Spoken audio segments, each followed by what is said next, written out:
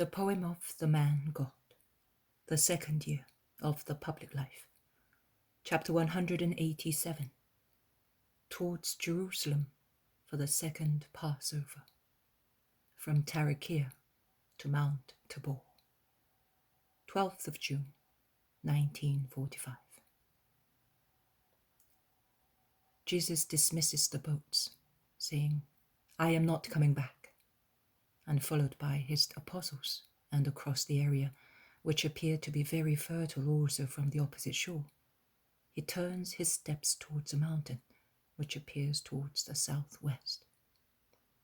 The apostles are walking in silence, communicating with one another only by casting glances.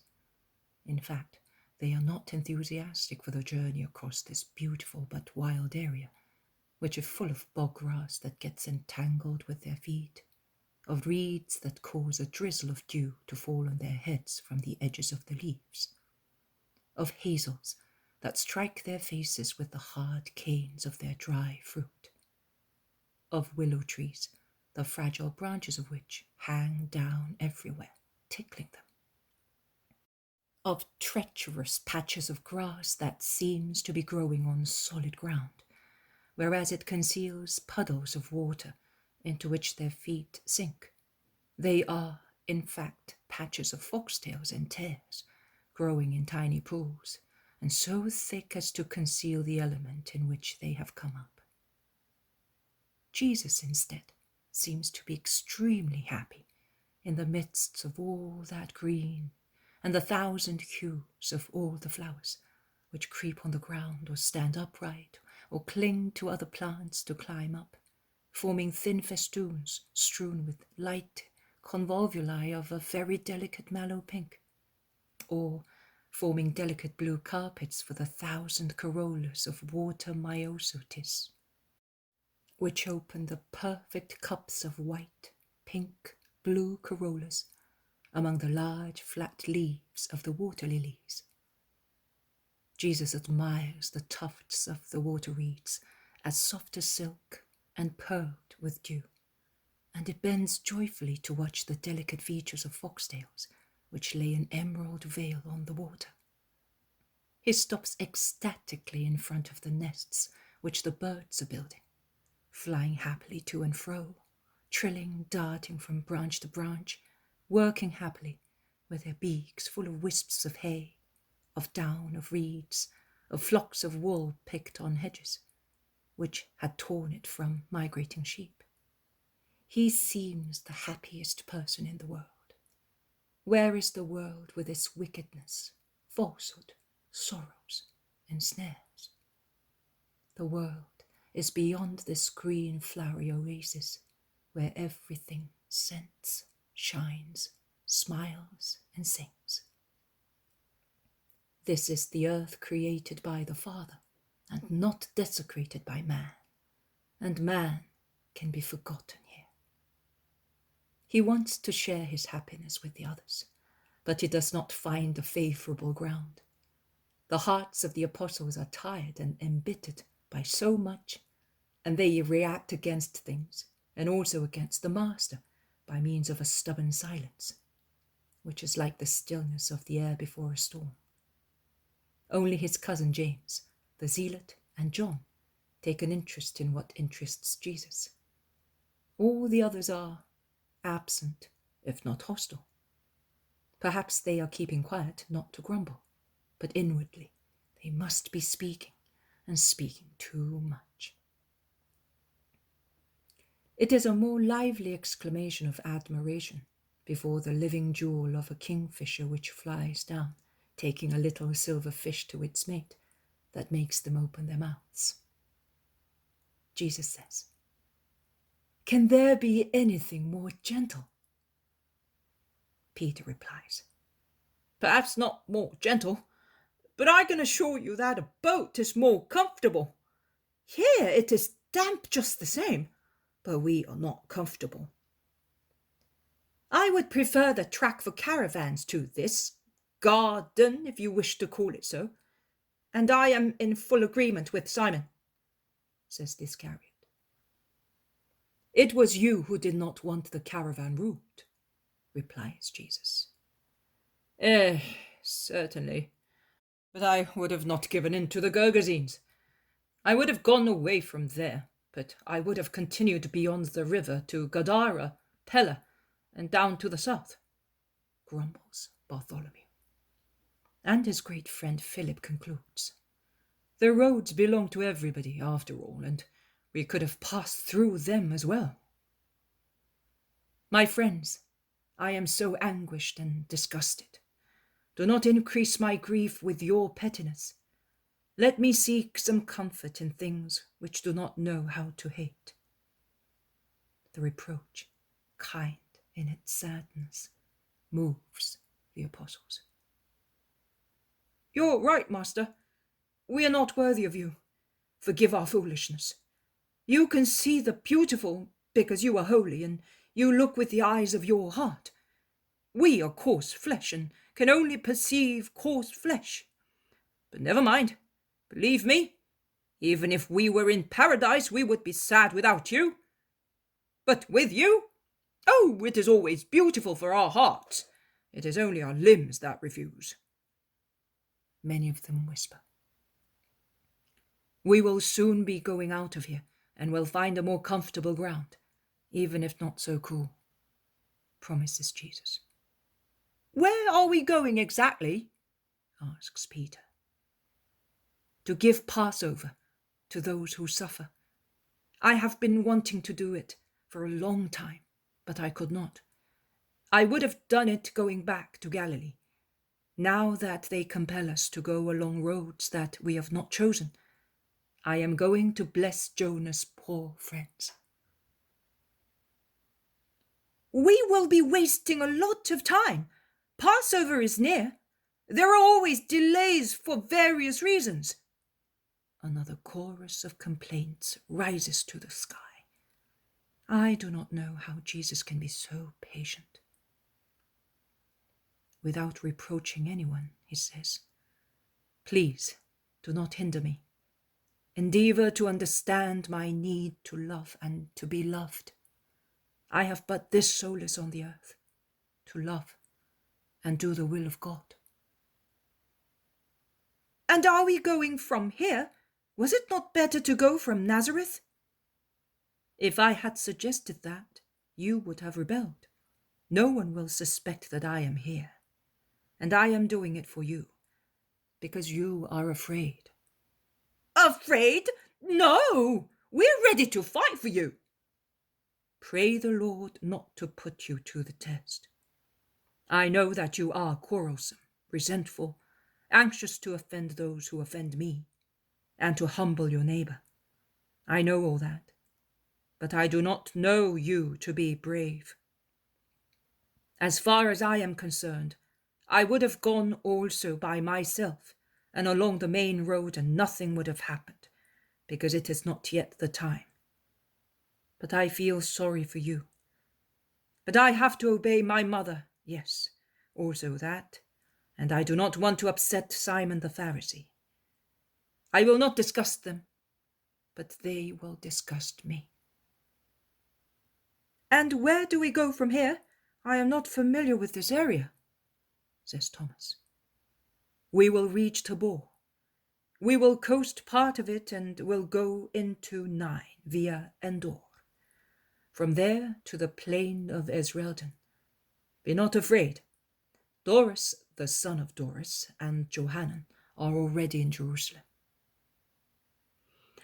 Oh, it will be beautiful. They say that from the summit, from a certain spot, one can see the great sea, the Sea of Rome. I like it so much. Will you take us to see it? John begs with his kind, childish face raised towards Jesus. Why do you like it so much? Asks Jesus, caressing him. I do not know. Because it is huge, and you cannot see its end. It makes me think of God. When we were up on Lebanon, I saw the sea for the first time, because I had never been anywhere else, except along the Jordan or on our little sea, and I was moved so much that I wept. so much blue, so much water, and it never overflows. What a wonderful thing! And the stars make paths of light on the sea. Oh, do not laugh at me. I looked at the golden way of the sun until I was dazzled, at the silvery way of the moon, until I could see nothing but whiteness, and I saw them getting lost far, far away. Those ways spoke to me. They said, God is in that infinite distance, and these are the ways of fire and purity, which a soul must follow to go to God.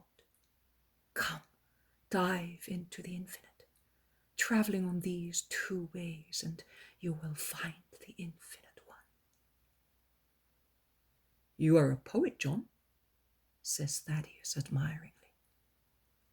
I do not know whether this is poetry. I know that it inflames my heart. But you have seen the sea also at Caesarea and at Ptolemy, and quite close too. We were on the beach. I do not see the need to go all that way to see some more sea water. After all, we were born on this water, remarks James of Zebedee.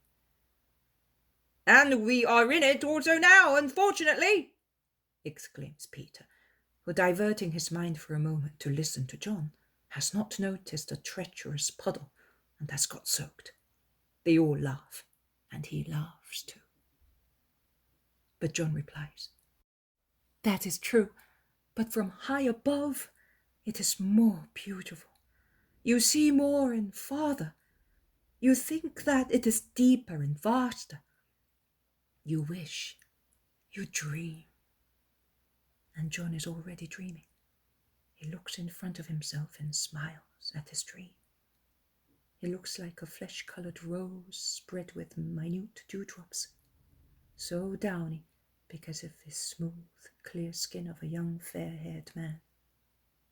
And as it gets sprinkled with a light perspiration, it looks more like the petal of a rose.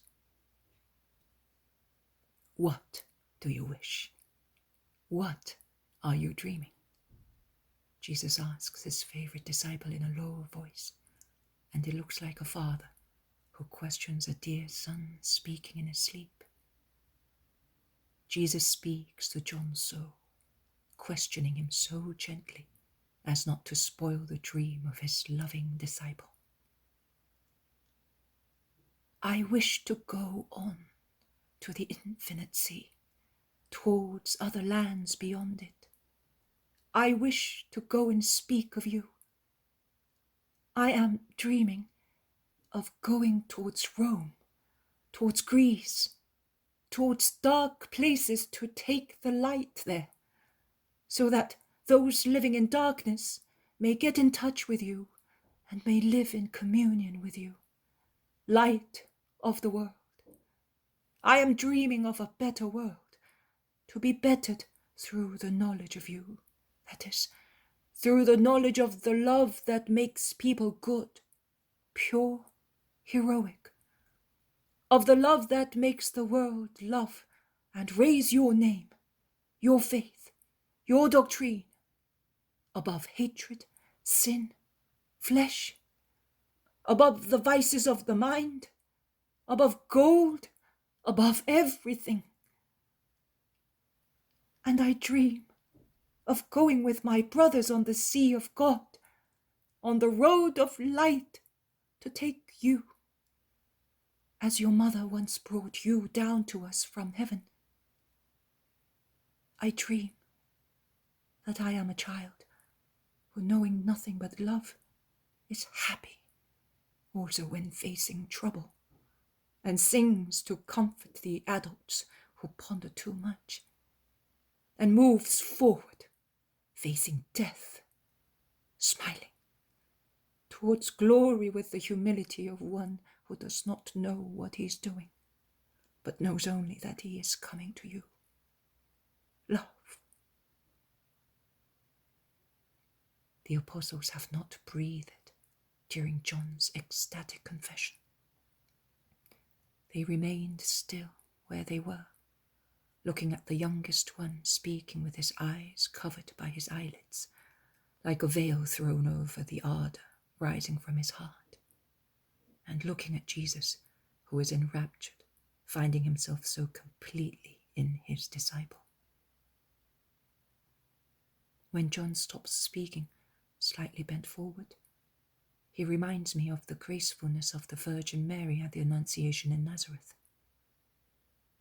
Jesus kisses his forehead, saying, "We shall go and contemplate the sea, to let you dream once again my future kingdom in the world." Lord, you said that afterwards we shall be going to Endor. Make me happy too, that I may get over the bitterness of that boy's judgment, says the Iscariot. "Oh, are you still thinking of that?" asks Jesus. Yes, always. I feel degraded in your eyes, and in the eyes of my companions. I think of what your thought. Why do you fret over trifles? I was not thinking of that trifle any longer. Neither were the others. You are reminding us. You are a child accustomed only to being caressed, and the word of a little boy seems the sentence of a judge to you. But you must not be afraid of that word, but of your actions and of God's judgment. But to convince you that you are as dear to me as previously, as always, I tell you that I will satisfy you. What do you wish to see at Endor? It is a poor village among the rocks. Take me there, and I will tell you. All right, but mind it does not cause you to suffer afterwards. If it cannot be painful for him to contemplate the sea, it cannot be harmful to me to see Endor. To see? But it is the desire of what one seeks to see in looking that can be harmful. But we shall go. And they resume the road towards Mount Tabor, the huge mass of which appears to be nearer and nearer, while the marshy aspects of the ground changes, as the soil becomes solid and dry, and the vegetation thinner, making room for taller plants and bushes of clematis and blackberries, the new leaves and early flowers of which are a pleasant sight.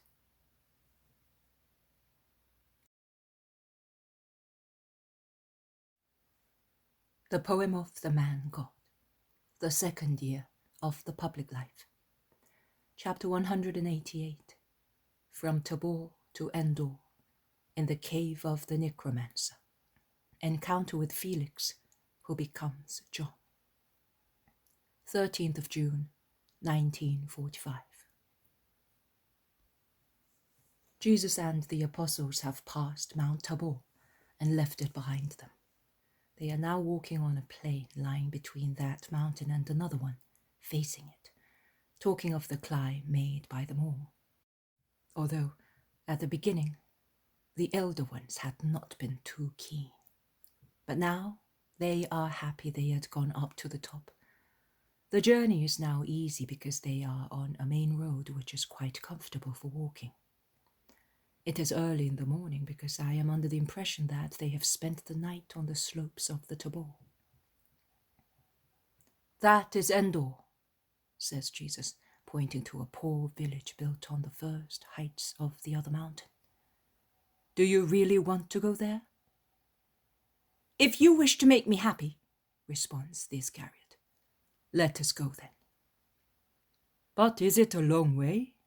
asks Bartholomew, who, because of his age, is not very keen on walking tools. "Oh, no, but if you wish to stay," says Jesus. "Yes, you may stay. I will go with the master," says Judas of Kerioth immediately. "Listen, before making up my mind, I would like to know what there is to be seen. From the top of the Mount Tabor, we saw the sea, and after the boy's speech, I must admit that I saw it properly for the first time, and I saw it as you see, with my heart. Here, I would like to know whether there is anything to learn, because in that case I will come, even if it's tiresome, says Peter. Do you hear that? You have not yet said what you intend doing. Be kind to your companions and tell us now, says Jesus invitingly. Did Saul not go to Endor to consult the Necromancer? Yes, he did. So? Well, Master, I would like to go there and hear you speak of Saul. In that case I will come too, exclaims Peter, full of enthusiasm. Let us go then. They walk fast along the last stretch of the main road, which they leave to follow a secondary road, which takes straight to Endor. It is a poor village, as Jesus said. The houses cling to the slopes, which beyond the village become steeper. Poor people live in them. Most of them must be shepherds who pasture their flocks on the sides of the mountain and in the woods of old oak trees. There are a few small fields of barley or similar fodder grains in favourable sites, and some apple and fig trees. There are only a few vines around the houses, decorating the walls, which are dark because the place is obviously a damp one. We will now ask where the place of the Necromancer was, says Jesus, and he stops a woman who is coming back from the fountain with pitchers. She looks at him curiously, then replies impolitely, I don't know. I have much more important things to worry about than such nonsense. And she goes away. Jesus turns to an old man who is carving a bit of wood. The Necromancer? Soul? Who bothers about them now? But wait, there is one here who has studied, and perhaps he knows. Come with me. And the old man climbs laboriously up a stony lane to a very poor and shabby-looking house. He lives here. I will go in and call him. Peter, pointing at some poultry scratching about in a dirty yard, says, This fellow is not an Israelite. But he says no more, because the old man comes back followed by a man, blind in one eye, who is as dirty and untidy as everything round his house. The old man says, See, this man says that it is over there, beyond that dilapidated house. There is a path, a stream, a wood, and some caves. The one at the top, where there are still traces of ruined walls on one side, is the one you are looking for. Is that right? No, you have muddled everything. I will go with these strangers. The man's voice is harsh and guttural, which increases everybody's feeling of uneasiness. He starts walking. Peter, Philip, and Thomas make repeated signs to Jesus to advise him not to go. But Jesus does not pay attention. He walks with Judas behind the man, and the others follow him, unwillingly. Are you an Israelite? Asks the man. Yes, I am. I too, or almost, although I do not look like one. But I lived a long time abroad, and I got into many habits, of which these fools here disapprove. I am better than the others, but they say that I am a demon, because I read a great deal. I breed poultry, which I sell to the Romans, and I can cure people by means of herbs. When young, because of a woman I quarrelled with the Roman, I was a centurion then, and I stabbed him. He died. I lost one eye and all my wealth, and I was sentenced to life imprisonment. But I knew how to cure people, and I cured the daughter of one of the guards. I thus won his friendship, and my freedom. A little of it. I used it to escape. I acted badly, because the man certainly paid for my flight with his life. But freedom seems so beautiful when one is a prisoner. Is it not really beautiful afterwards? No.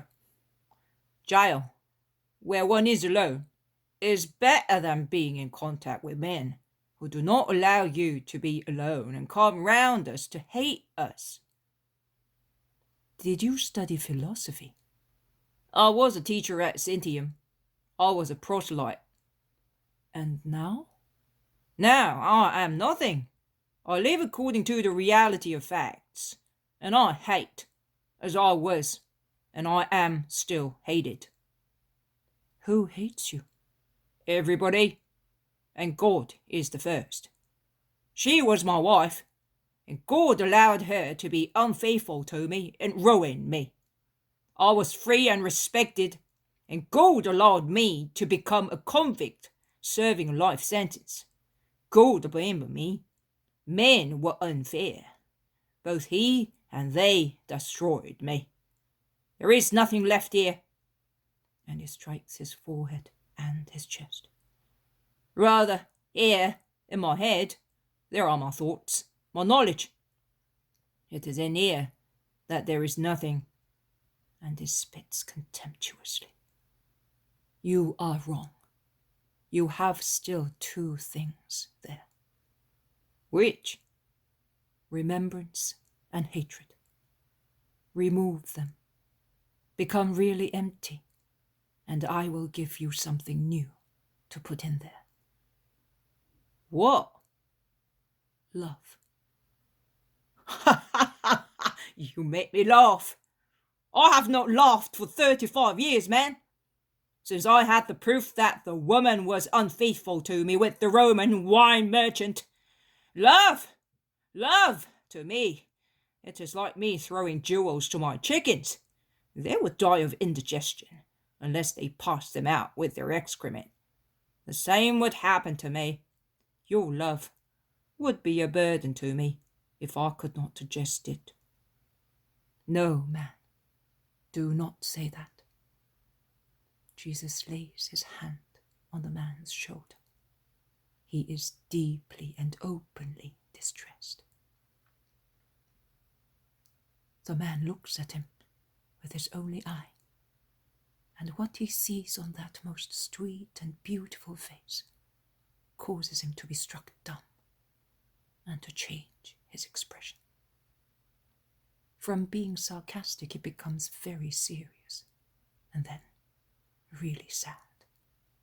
He lowers his head, and with a changed voice, he asks, Who are you? Jesus of Nazareth, the Messiah. You? I. Did you not know about me, since you read so much? I knew, but I did not know that you were alive. And above all, I did not know this. I did not know that you are good to everybody. Thus, also to murderers. Forgive me for what I said about God and love. Now I understand why you want to give me love. Because without love, the world is hell. And you, the Messiah, want to make a paradise of it. A paradise in every heart. Give me the remembrance and the hatred that makes you ill, and let me put love into your heart. Oh, I wish I had known you before. Then. But when I killed, you were certainly not born yet. But later, when I was free as a snake in a forest, I lived to poison people with my hatred. But you did also some good. Did you not say that you cured people by means of herbs? Yes, to be tolerated. But how many times I had to struggle against my desire to poison people by means of potions. See, I took refuge here because it is a place where the world is ignored, and which the world ignores. A cursed place. In other places I hated, and was hated, and I was afraid of being recognized. But I am wicked. You regret having harmed the prison guard. Do you not see that there is still some goodness in you? You are not wicked. Your only trouble is that you have a large open wound, which nobody is curing. Your goodness runs out of it as blood from a wound.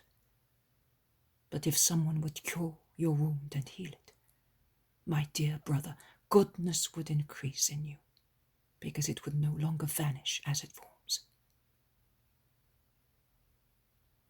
The man weeps with bent head, trying to conceal his tears. Only Jesus, who is walking beside him, notices them. He notices, but does not say anything further.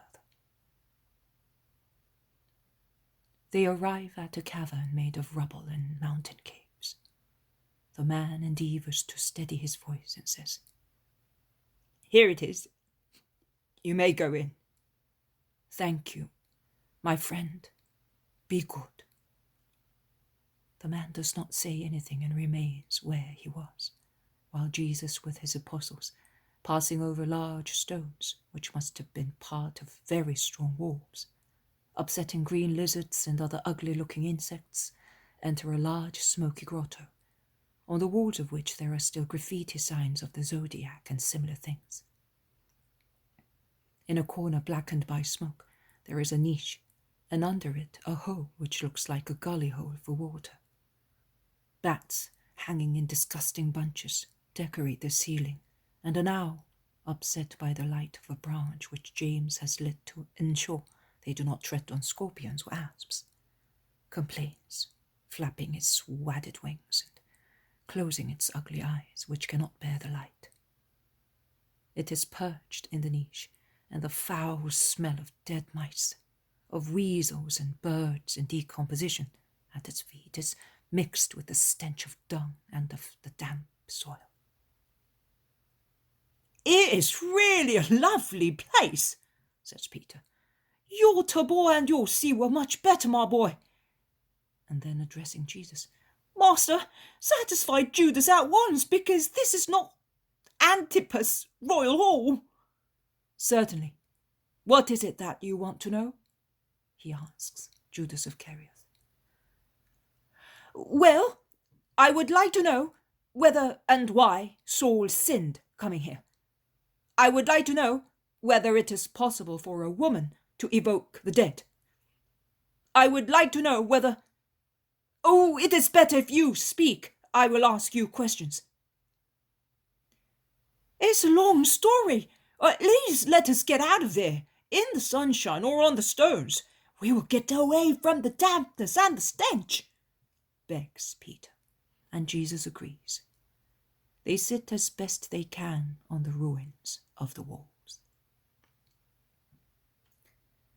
Saul's sin was only one of his sins. It was preceded and followed by many more, all of them grave. Double ingratitude towards Samuel, who had anointed him king, and who subsequently disappeared so as not to share with the king the admiration of the people. He was several times ungrateful for David, who saved him from Goliath and spared him in the caves at Engedi and Hakula. He was guilty of many acts of disobedience and of scandalizing his people. He was guilty of grieving his benefactor Samuel by lacking in charity.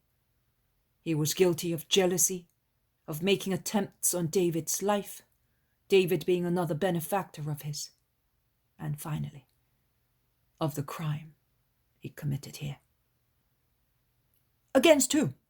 He did not kill anyone here." "He killed his soul in here. He finished killing it." "Why are you lowering your head?" "I am thinking, master." "You are thinking, I can see that. What are you thinking of? Why did you want to come?" You must admit it was not out of mere curiosity of a scholar. We always hear someone talk of magicians, necromancers, evoked spirits. I wanted to see whether I could discover anything. I would like to know how it is done. I think that since we are destined to amaze people in order to attract them, we should be, somehow, necromancers too. You are you, and you do things by means of your power. But we must ask for power, for help, in order to perform exceptional deeds, which are necessary. Are you mad? What are you saying? Shout many. Be quiet. Let him speak. He is not mad. Yes, I thought that by coming here, a little of the magic of bygone days would assume possession of me and make me greater. In your interest, believe me. I know that your present desire is a sincere one. But I will reply to you with eternal words, because they are words of the Bible, and the Bible will exist as long as man exists. Believed or mocked at, employed to defend the truth or scorned at, it will always exist. It is written, and Eve, seeing that the fruit of the tree was good to eat and pleasing to the eye, took it and ate it and gave some to her husband. Then their eyes were opened and they realized that they were naked, and they made themselves loincloths. And God said, "How did you realize that you were naked? Only because you ate of the forbidden fruit." And he expelled them from the garden of delights. And in the book of Saul, it is written, Samuel appearing said, "Why have you disturbed me, conjuring me up? Why do you consult me when the Lord has abandoned you? The Lord will deal with you as I told you, because you did not obey the voice of the Lord." Son, do not stretch your hand towards the forbidden fruit. It is imprudent even to go near it. Do not be curious to know ultramundane things, lest this satanic poison should conquer you. Avoid the occult and what cannot be explained. One thing only is to be accepted with holy faith, God. But avoid what is not God, and what cannot be explained by man's reason, or cannot be done by man's power, so that the sources of wickedness may not be opened for you, and you may realize that you are naked, repellent in your humanity, mixed with Satanism. Why do you wish to amaze people by means of obscure prodigies? Amaze them through your holiness, which should be as bright as things coming from God. Do not be anxious to rend the veils which separate the living from the dead. Do not disturb the deceased. Listen to them, if they are wise, while they are on the earth. Venerate them by obeying them also after their death. But do not upset their second life. Who does not obey the voice of the Lord loses the Lord. And the Lord has forbidden occultism, necromancy, Satanism, in all its forms. What more do you wish to know than the word already tells you? What more do you wish to perform than your goodness and my power enable you to perform? Do not crave for sin, but for holiness, son. Do not feel mortified. I am glad that you disclose your humanity. Many people, too many, like what you like. But the purpose of your desire, to be powerful to attract people to me, removes a heavy weight from that humanity and puts wings on it, but they are the wings of a night bird. No, my dear Judas, put wings as bright as the sun, wings of an angel on your spirit. By the simple breeze caused by flapping them, you will attract hearts and will lead them in your wake to God. Can we go? Yes, master. I was wrong. No, you have been an inquirer. The world will always be full of them. Come, let us get away from the stench of this place. Let us go towards the sun. In a few days it will be Passover, and afterwards we will go to your mother's. I conjure her up for you, your honest home, your holy mother. How peaceful it is. As usual, the recollection of his mother and the master's praise for her cheer Judas. They come out of the ruins, and they begin to descend the path they had walked up previously. The man, blind in one eye, is still there. Are you still here? Asks Jesus, pretending that he does not notice that his face is flushed because of the many tears he has shed. Yes, I am still here. I will follow you, if you allow me. I have something to tell you. Come with me, then. What do you want to tell me?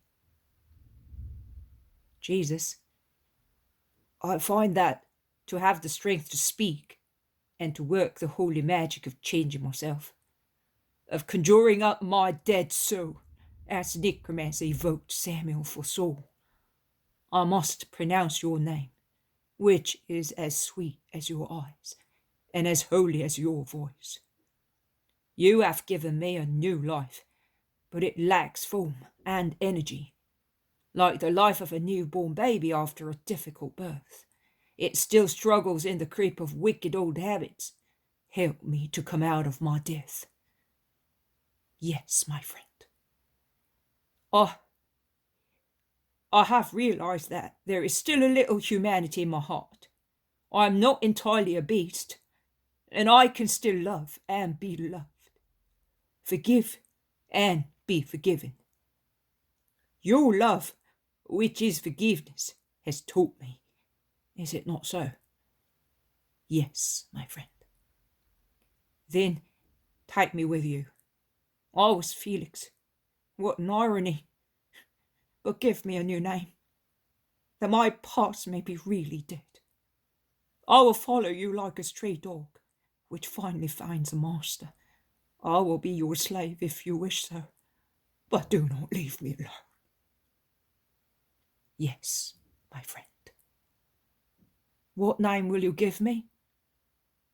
A name dear to me, John, because you are grace granted by God.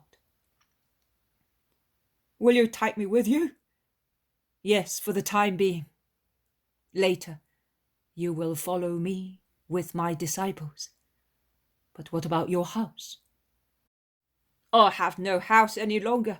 I will leave what I have to the poor. Just give me love and bread. Come. Jesus turns round and calls his apostles.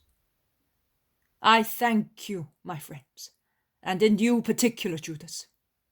Through you, Judas, through you all, a soul is coming to God.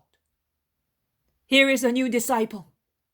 He is coming with us until we can entrust him to our brothers' disciples. Be happy because you have found a heart, and bless God with me. But the 12 do not really look very happy, but out of obedience and kindness they welcome him. If you do not mind, I will go ahead. You will find me at the door of my house. Yes, go. The man runs away. He seems another man. And now that we are by ourselves, I order you, and this is an order, to be kind to him, and not to mention his past to anybody.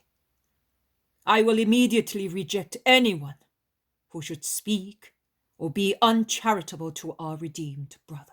Is that clear? And see how good the Lord is. We came here for a human purpose, and he allows us to go away after achieving a supernatural deed. Oh, I rejoice because of the joy now in heaven for the new convert. They reach the house. The man is there on the threshold, wearing a clean, dark tunic and a mantle to match it, a pair of new sandals, and carrying a large haversack over his shoulder. He closes the door, and then, what is strange in a man who might be considered hard-hearted, he takes a white hen, perhaps his pet, which squats tamely in his hands. He kisses it, weeping, and lays it down. Let us go, and forgive me, but my chicken always loved me. I used to speak to them, and they understood me. I understand you too, and I love you so much. I will give you all the love that the world denied you in 35 years. Oh, I know. I can feel it. That is why I am coming. But be indulgent to a man who loves an animal which has been more faithful to him than men. Yes, forget your past. You will have so much to do. And experienced as you are, you will do it very well.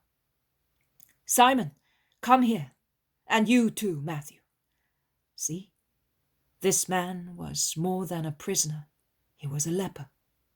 And this one, a sinner. And they are very dear to me, because they know how to understand poor hearts. Is that right? Thanks to your goodness, my lord. But you may rest assured, my friend, that everything is cancelled by serving him. Only peace remains, says the zealot. Yes, peace and a new youth take over from old vices and hatred. I was a tax collector. Now I am an apostle. The world is in front of us, and we know all about it. We are not absent-minded children who pass near the harmful fruit and the bending plant and do not see facts. We know. We can avoid evil and teach other people how to avoid it. And we can straighten up those who bend, because we know what a relief it is to be supported. And we know who supports him, says Matthew. That's true. Quite true. You will help me. Thank you. I feel as if I were passing from a dark, foul-smelling place to the open in a flowery meadow.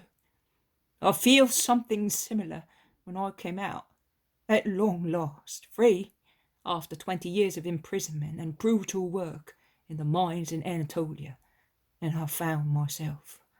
I escaped one stormy evening, on the top of a wild mountain, but in the open, in a place full of sunshine at dawn, and covered with scented woods. Freedom. But now it is better. Everything is more sublime. I had not been in chains for 15 years. But hatred, fear, and solitude were still like chains to me. But now they have been shaken off. Here we are at the house of the old man who brought you to me. Hey, man! The old man rushes towards them and is dumbfounded, seeing the fellow, blind in one eye, clean, wearing new clothes and smiling. Here, take this. It's the key of my house. I'm going away for good. I am grateful to you because you are my benefactor. You have given me a family. Do what you like with my property and look after my chicken. Treat them well. A Roman comes every Sabbath and buys eggs. You'll make a profit. Take care of my little hens, and may God reward you for it. The old man is astonished it takes the key and stands open-mouthed. Jesus says, "Yes, do as he told you, and I will be grateful to you too. I bless you in the name of Jesus." "The Nazarene, your mercy! I have spoken to the Lord. Women, men, the Messiah is here!" He screams like an eagle, and people rush from everywhere. "Bless us, they shout. Some shout, "Stay here!" And others, "Where are you going? At least tell us where you are going." "To Nain. I cannot stay." "We will follow you. Do you mind?" "Come. Peace and blessing to those who remain here." They go towards the main road and take it. The man, who is walking near Jesus and can hardly carry his haversack, draws Peter's curiosity. "What have you got in there that is so heavy?" he asks. "More clothes and some books. My friends after the chickens. I could not part with them, but they are heavy." "Yeah, science is heavy, of course. And who likes it, eh?" "They prevent me from getting mad." You must be fond of them. What books are they?" "Philosophy, history, Greek and Roman poetry." "Lovely, certainly lovely. But do you think you will be able to carry them with you?" "Perhaps I will be able to part with them, but you cannot do everything at once, can you, Messiah?" "Call me master. No, you cannot. But I will let you have a place where you will be able to keep your friends, your books. They may help you to discuss of God with the heathens." "Oh, how free your thought is from all restrictions." Jesus smiles, and Peter exclaims, "No wonder, he is wisdom." "And goodness, believe me." "And are you learned?" "Me? Most learned. I can tell an Alice from a cop, and my erudition ends there. I'm a fisherman, my friend." And Peter smiles humbly and frankly. "You are an honest man. It is a science you learn by yourself, and a very difficult one to learn. I like you. And I like you, because you are sincere. Also, when you accuse yourself, I forgive everything. I help everybody. But I'm a ruthless enemy of false people. They make me sick." "You are right. A false man is a delinquent." "A delinquent! You're right. Say, would you mind giving me your sack for a little while? In any case, you may be sure that I will not run away with books. I think you're finding it difficult." 20 years in a mine breaks your back. But why do you want to toil?" "Because the master has taught us to love one another like brothers." "Give them to me. And take my rags. My bag is not heavy. There is no history, no poetry in it. My history, my poetry, and the other things you mentioned, is he, my Jesus. Oh, Jesus."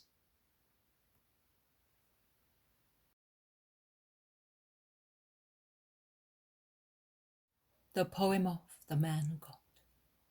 The second year of the public life. Chapter 189. The son of the Widow of Nain. 14th of June, 1945. Nain must have been a town of some importance in the days of Jesus. It is not a large town, but is well built, surrounded by its walls, lying on a low, pleasant hill. An offshoot of the Little Hermon, commanding a very fertile plain which stretches towards the northeast. One arrives here coming from Endor, after crossing a little river which flows into the Jordan. But neither the Jordan nor its valley can be seen any longer, because they are concealed by hills which form an arch shaped like a question mark in the east. Jesus follows a main road which links the lake region to the Hermon and its villages. Many inhabitants of Endor walk behind him, talking to one another animatedly. Only a short distance separates the group of the apostles from the walls, about 200 yards at most, and as the main road runs straight to one of the town gates, which is wide open because it is broad daylight, it is possible to see what is happening in the inner side of the walls. Thus, Jesus, who is speaking to the apostles and the new convert, sees a funeral coming towards them, with a great noise of weepers and similar Eastern displays. "Shall we go and see, master?" ask many, and many of the inhabitants of Endor are already rushing to see. "Yes, let us go," says Jesus condescendingly. "Oh, it must be a boy. See how many flowers and ribbons there are on the bier," says Judas of Kerioth to John. "Or it is probably a virgin," replies John. "No, it is certainly a young man, because of the shades they have used, and there is no myrtle either," says Bartholomew. The funeral comes out to the other side of the walls. It is not possible to see what there is on the bier, which is carried shoulder high by the bearers.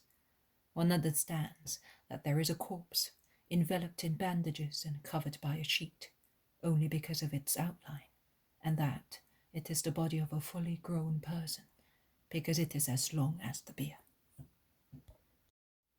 A veiled woman is walking beside it, weeping, supported by relatives or friends.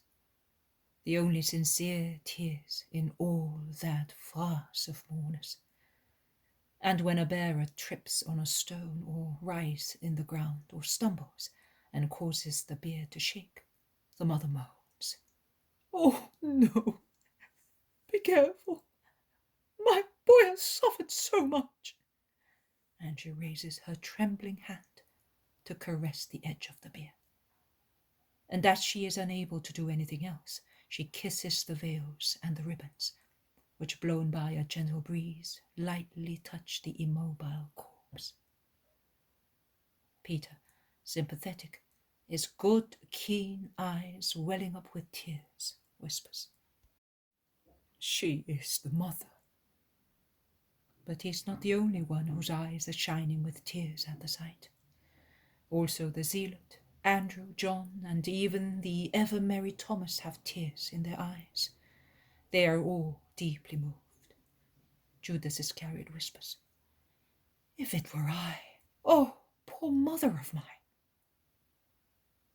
Jesus, the kindness of whose eyes is so deep as to be unbearable, directs his steps towards the bier. The mother, who is now sobbing louder because the funeral is about to turn towards the open sepulchre, pushes him aside resolutely when she sees that Jesus wants to touch the bier. I wonder what she is afraid of in her grief. She shouts, "He's mine!" and looks at Jesus with staring eyes. "I know, mother. He is yours." "He's my only son. Why should he die? He was so good and dear. He was my joy. And I am a widow. Why?" The crowd of the hired mourners mourn more loudly, forming a chorus with the mother, who continues, "Why he and not I?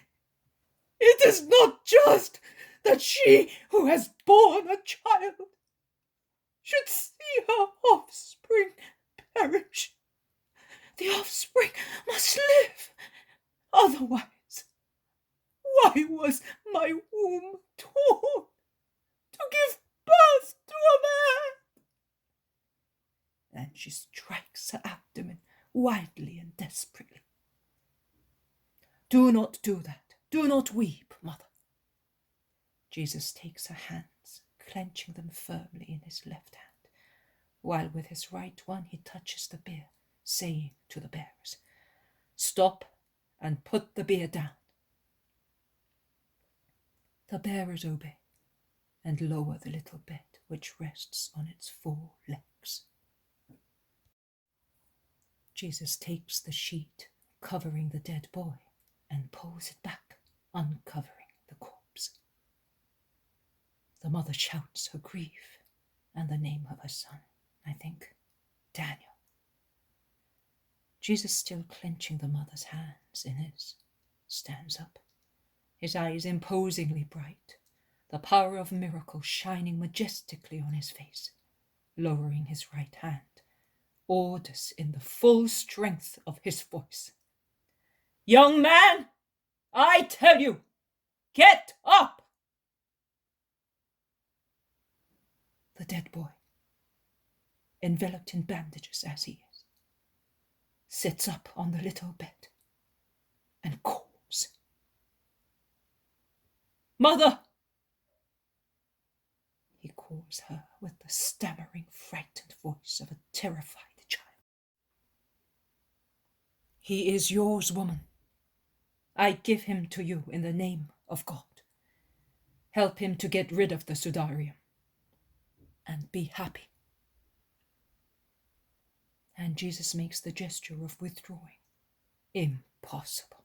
The crowds rivet him to the bier, on which the mother has thrown herself, groping for the bandages, endeavouring to be quick, while the imploring, childish moaning repeats, "Mother!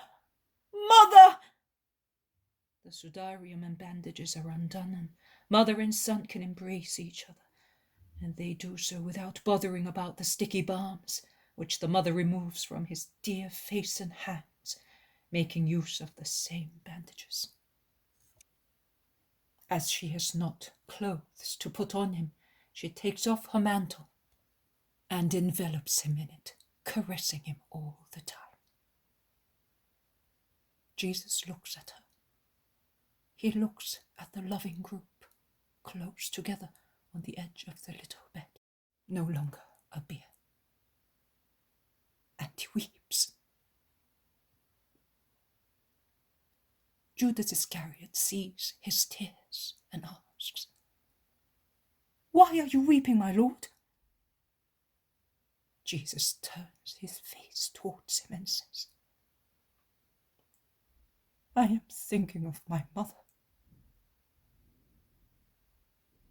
The brief conversation draws the woman's attention to her benefactor. She takes her son by the hand. She supports him because his limbs are still somewhat numb, and kneeling down, she says, "You too, my son, bless this holy man who has restored you to life and to your mother." And she bends to kiss Jesus' tunic, while the crowd sing hosannas to God and to his Messiah, who by now is well known for what he is, because the apostles and the people of Endor have taken upon themselves to tell who he is who worked the miracle. And the crowds exclaim, "Blessed be the God of Israel! Blessed be the Messiah, his Messiah! Blessed be Jesus, son of David! A great prophet is risen among us! God has really visited his people! Hallelujah! Hallelujah!" At last, Jesus can steal away and enter the town. The crowd follow and pursue him, exulting in their love. A man rushes towards Jesus and bows deeply to him. "Please come and stay under my roof." "I cannot. Passover prevents me from making any stop except those programmed." "In a few hours it will be sunset, and this is Friday." "Exactly. That is why I must reach my halting place before sunset. I thank you just the same, but do not keep me back." "I am the head of the synagogue." "So you mean that you are entitled to have me?" "Man, if I had arrived here only 1 hour later, that woman would not have had her son restored to her. I am going to other unhappy people who are waiting for me.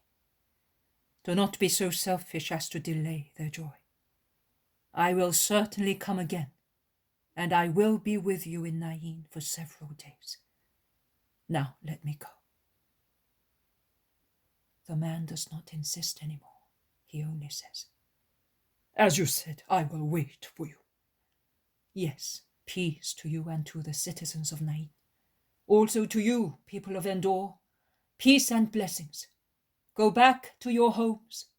God has spoken to you through the miracle. Endeavor, through the power of love, to have all your hearts restored to goodness." A last chorus of hosannas. Then the crowds let Jesus go, and he crosses the town diagonally and goes out into the country towards Esdraelon.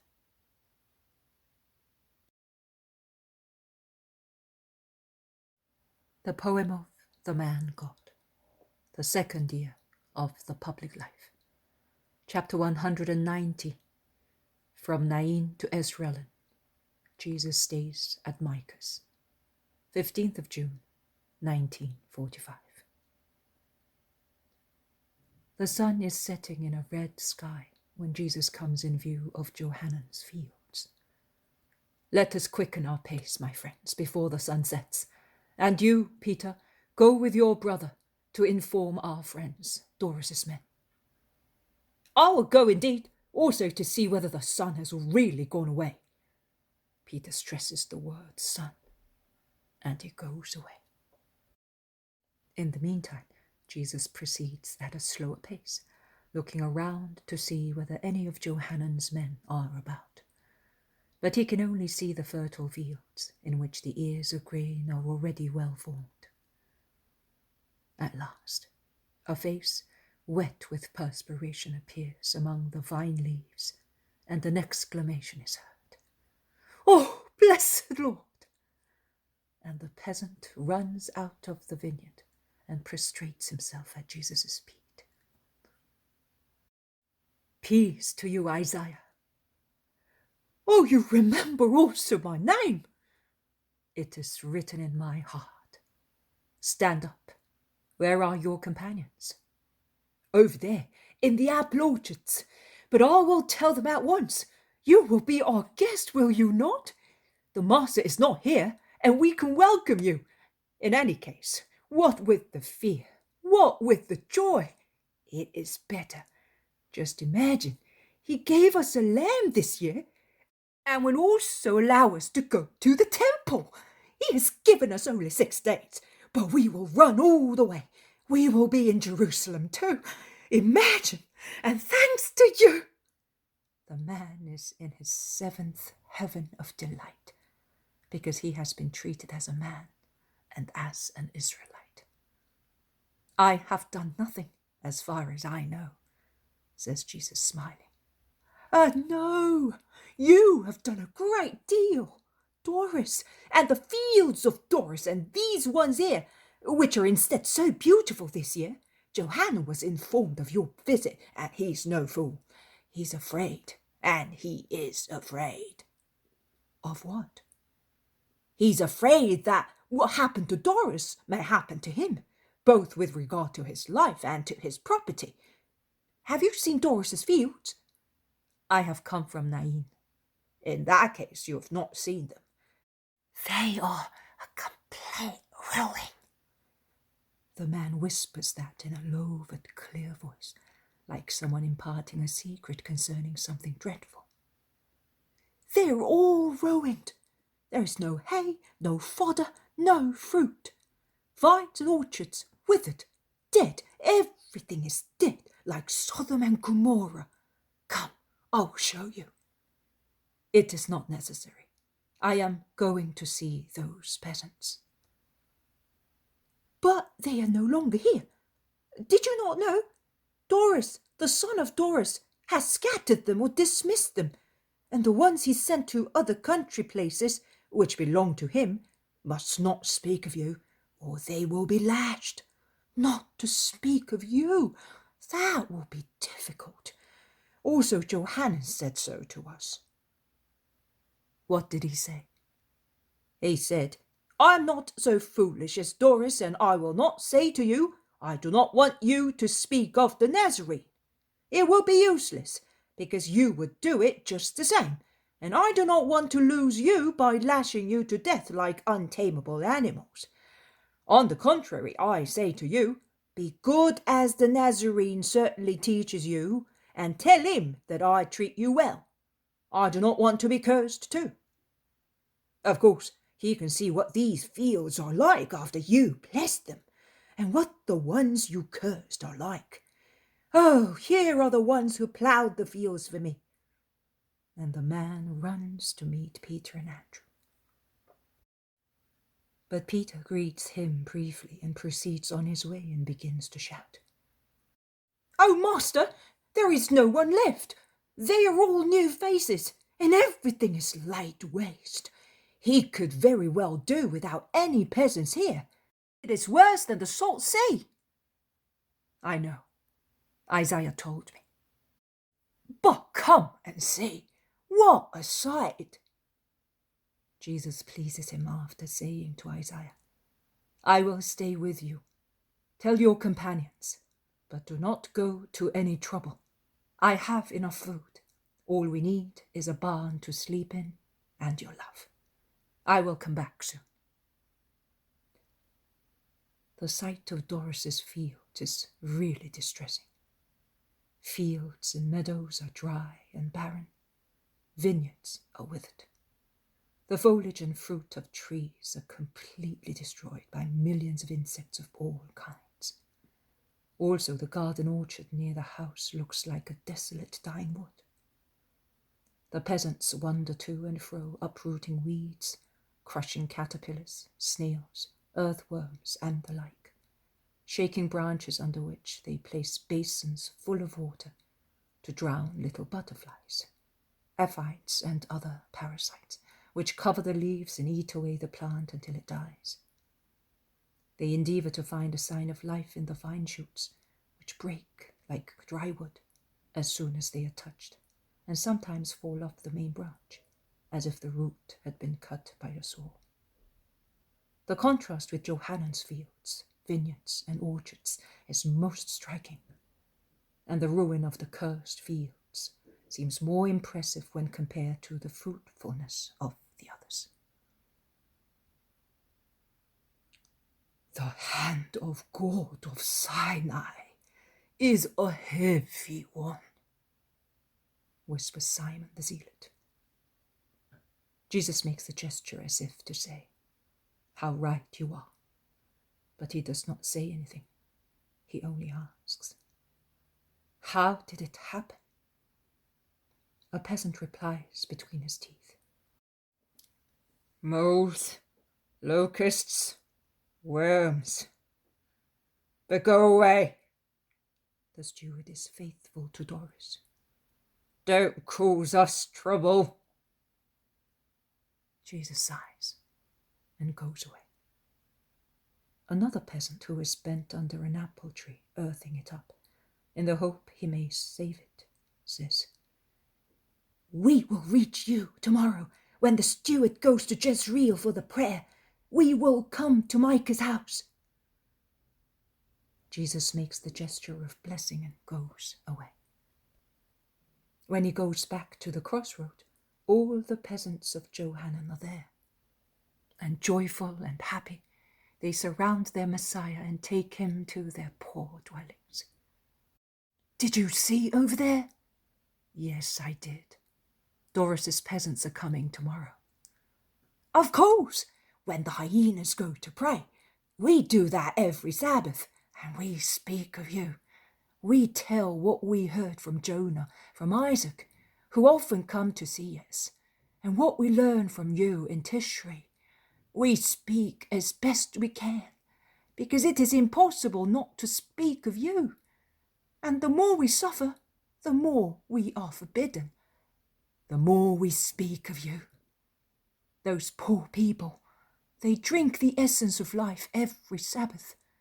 But how many there are in this plain who are in need of knowing you at least, and yet they cannot come here. I will see to them as well, and may you be blessed for what you do." The sun is setting while Jesus enters a kitchen blackened by smoke. The Sabbath rest begins.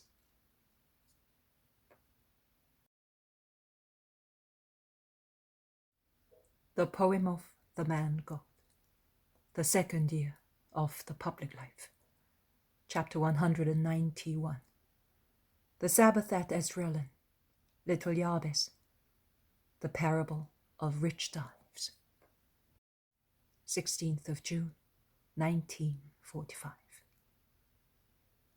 Give Micah enough money so that tomorrow he may pay for what he borrowed today from the peasants of this area, says Jesus to the Iscariot, who usually handles the common possessions.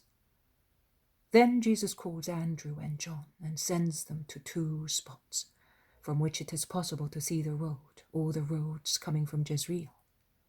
He calls also Peter and Simon and sends them to meet the men of Doris, with instructions to stop them at the boundary between the 2 estates. He then says to James and Judas, "Take the foodstuffs and come with me." The peasants of Johanan, women, men, and children, follow them. The men are carrying 2 small amphoras, which, however, are not very small, and which must be full of wine. They are jars rather than amphoras, and contain about 10 liters each. Please do not take my estimate as an article of faith. They go towards a thick vineyard, which is already all covered with new leaves, at the end of Johanan's property. Beyond it there is a large ditch, which is kept full of water, with I wonder how much work. "Say, Johanan quarrelled with Doris over this ditch. Johanan said, 'It is your father's fault if everything is ruined. If he did not want to adore him, he should have been afraid of him instead of provoking him.' And Doris shouted like a demon, 'It was this ditch that saved you. The insects did not cross it.' And Johanan replied, 'Why is all your property ruined then, when previously your fields were the nicest ones in Esdraelon? It's God's punishment, believe me. You went beyond the limit. This water, it has been here all the time, and that is not what saved me.' And Doris shouted again, 'Which proves that Jesus is a demon.' 'He was a just man,' Johanan shouted back, and they continued for some time while they had breath. Later, Johanan spent a lot of money to divert the torrent, to find other underground water sources, and to dig more ditches on the boundary line between him and his relative, and he made them deeper and told us what we told you yesterday. After all, he is happy that it happened. He was so envious of Doris. He now hopes that he will be able to buy everything because Doris will end up by selling everything at a very low price." Jesus benignly listens to all the confidential information while waiting for Doris's poor peasants, who arrive without any delay and prostrate themselves on the ground as soon as they see Jesus in the shade of a tree. "Peace to you, my friends. Come here. The synagogue is here today, and I am your head of it. But first I wish to be the father of your family. Sit around me, that I may give you some food. The groom is with you today, and we will have a wedding banquet." And Jesus uncovers a basket, from which he takes some loaves of bread, handing them to the amazed peasants of Doris. From another basket he takes the foodstuffs he had been able to find: cheese, cooked vegetables, and a little kid or lamb, cooked whole, which he divides among the unhappy men. He then pours out some wine and hands round a coarse chalice, so that everybody may drink.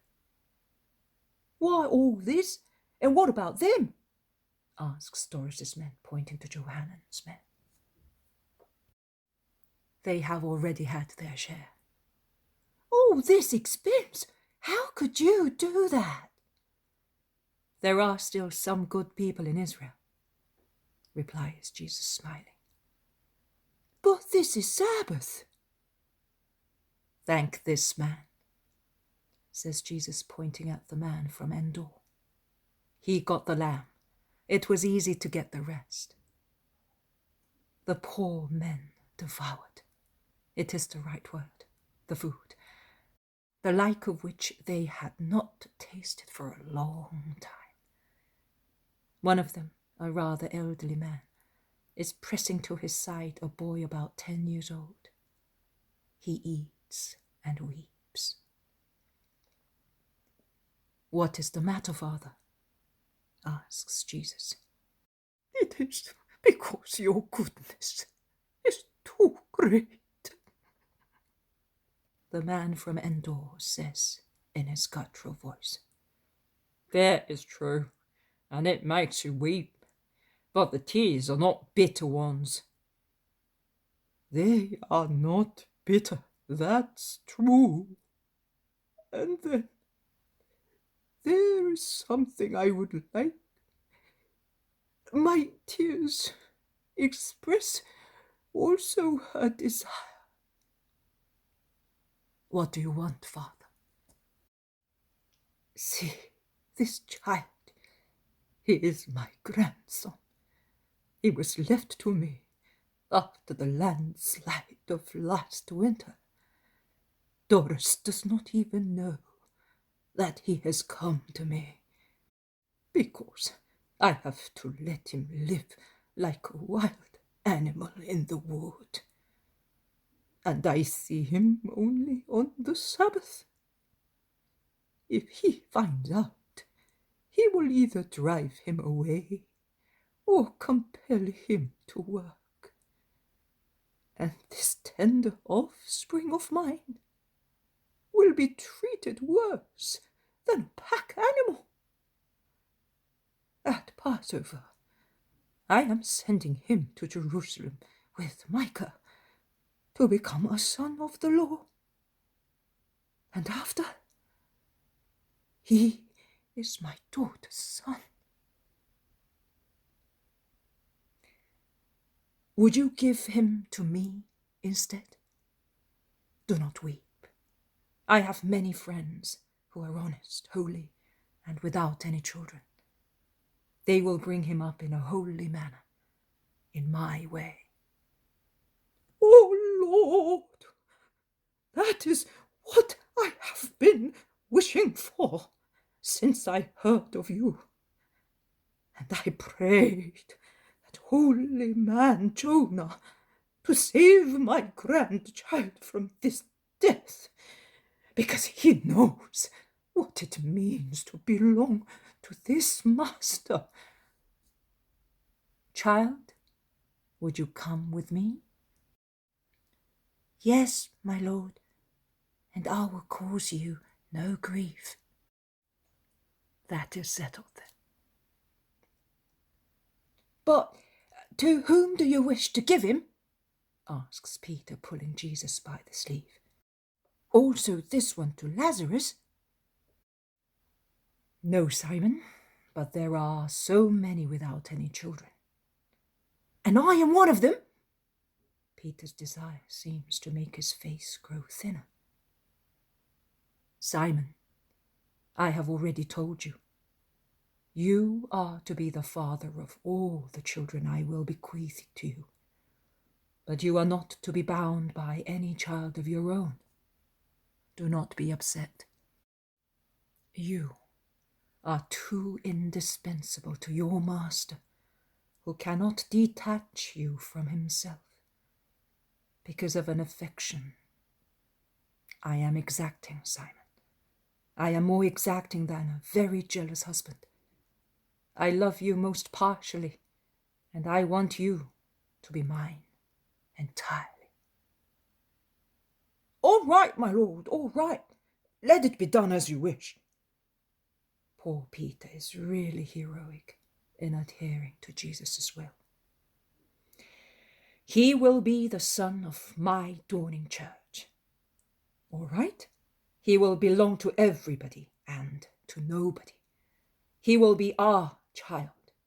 He will follow us when distances will allow him to, or he will come to us, and the shepherds will be his guardians, as in every child they love their child Jesus. Come here, my child. What is your name? Jabez of John, and I am from Judah, says the boy without hesitating. Yes, we are Judeans, confirms the old man. I used to work in Doris's land in Judea, and my daughter got married to a man from that area. He worked in the woods near Arimathea, and last winter I saw the disaster. The boy was spared because that night he was far away with a relative. In actual fact, the boy was appropriately named Jabez. I said to my daughter at once, "Why do you not remember the ancient tradition?" But her husband insisted in giving him that name. So he is Jabez. The child will call on the Lord, and the Lord will bless him, and will extend his lands, and the hand of the Lord will be with him, and will keep harm away from him. That is what the Lord will grant him to comfort you, Father, and the souls of the dead, and to console the orphan. And now that we have separated the needs of the body from those of the soul, by an act of love for the boy, listen to the parable that I have thought out for you. There was once a very rich man. He wore the most beautiful garments, and in his purple and byssus clothes he used to strut about in squares and at home, respected by his citizens as the most powerful man in the country, and by his friends who gratified his pride to gain benefits thereby. They feasted every day in his halls, where the multitude of his guests, all rich and none therefore needy, crowded, flattering Dives. His banquets were famous for the copiousness of food and of choice wines. In the same town there lived a beggar, a great beggar. He was great in his misery, as the other was great in his wealth. But under the crust of the human misery of Lazarus the beggar, there was hidden a treasure, which was even greater than Lazarus's misery and Dives' wealth. And it was Lazarus's true holiness. He had never infringed the law, not even when urged by need, and above all, he had complied with the precept of love for God and for his neighbor. He, as is wont with poor people, used to go near the doors of rich people to ask for alms, so that he would not starve to death. And every evening he would go to Dives' house, hoping to receive at least the crumbs of the pompous banquets which took place in the magnificent halls. He would lie in the street near the door and wait patiently. But if Dives noticed him, he would have him driven away, because that underfed body, covered with sores and ragged clothes, was too sad a sight for his guests. That is what Dives used to say. In actual fact, it was because the sight of so much misery and goodness was a continuous reproach to him. His well-fed dogs, adorned with precious collars, were more pitiful than he was, and they used to go near poor Lazarus and lick his sores, showing their great joy at being caressed by him. They even took the remnants of the bountiful tables to him, so that Lazarus survived malnutrition, thanks to the animals. If he had relied on man, he would have died. because man did not even allow him to enter the halls after the banquet to pick up the crumbs which had fallen from the tables. One day Lazarus died. No one on earth noticed it. No one mourned him. Nay, Dives rejoiced not seeing on that day or afterwards that misery which he called a disgrace near his door. But the angels noticed it in heaven. And when he was about to breathe his last in his cold, barren cave, the celestial cohorts were present, and in a bright, dazzling light they picked up his soul, and singing hosannas, they took it to the bosom of Abraham. Some time went by, and Dives died. Oh, what a grand funeral! The whole town, already aware of his agony, crowded in the square where his abode was, some to be noticed as friends of the great man, some out of curiosity, some to gain favour with their heirs, and they all joined in the mourning, and their cries rose to the sky, and with their cries also the false praises of the great, just benefactor who had died. Can the word of man change God's judgment? Can human apology cancel what is written in the book of life? No, it cannot. What has been judged is judged, and what has been written is written, and notwithstanding the grand funeral, the soul of Dives was buried in hell.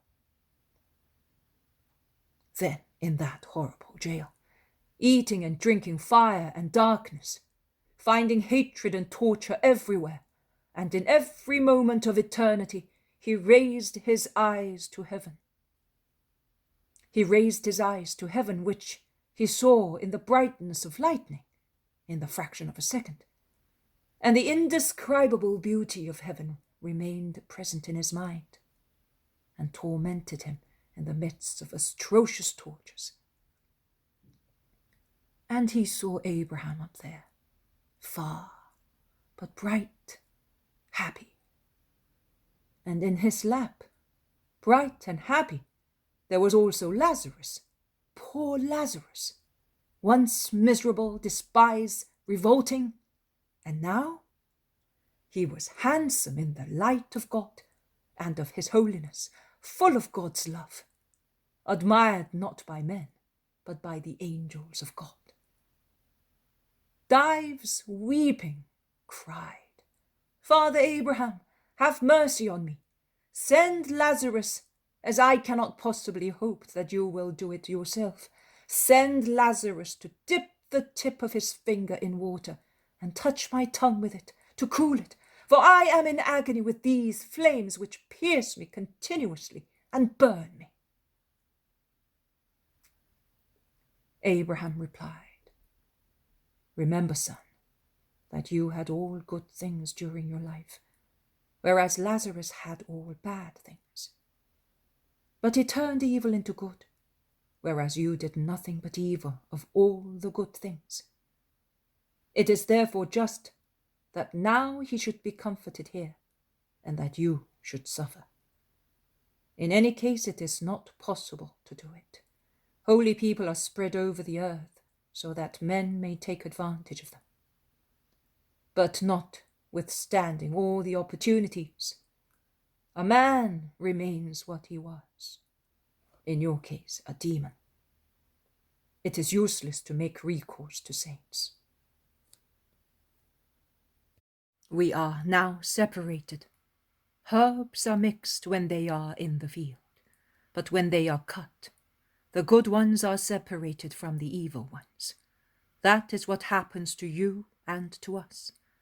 We were together on the earth, and you rejected and tortured us in every possible way. You forgot us, acting against the law of charity. We are now divided.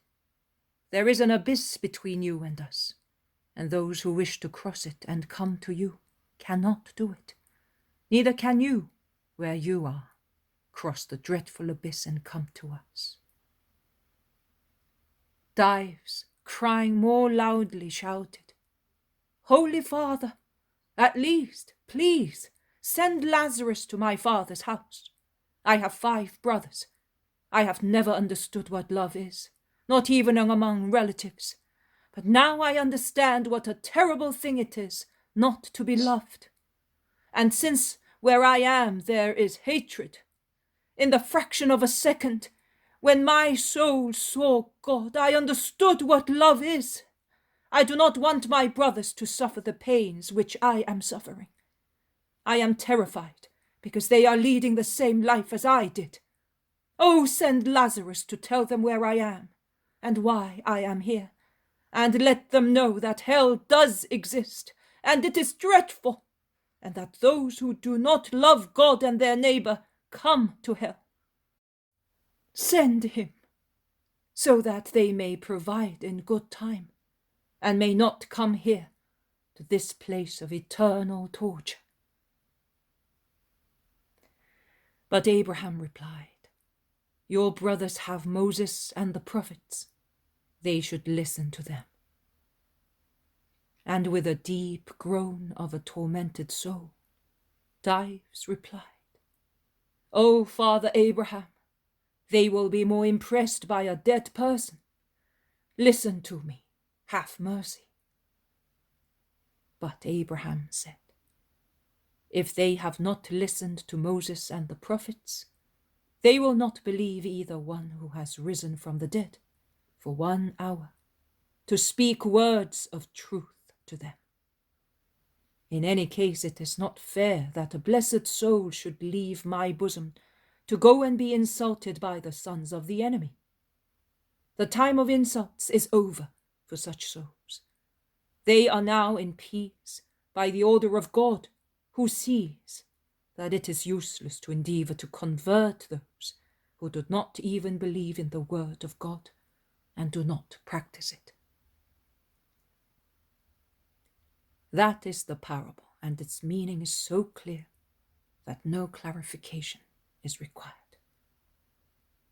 My Jonah lived here and really achieved the holiness of Lazarus, whose glorious position near God is made clear by the protection he grants to those who hope in him. Jonah can come to you as a friend and protector, and he will come if you are always good. I would like, and I tell you now, what I told him last spring. I would like to be able to help you all, also materially, but I cannot, and I am sorry for that. I can but point heaven to you. I can only teach you the great wisdom of resignation and promise the future kingdom to you.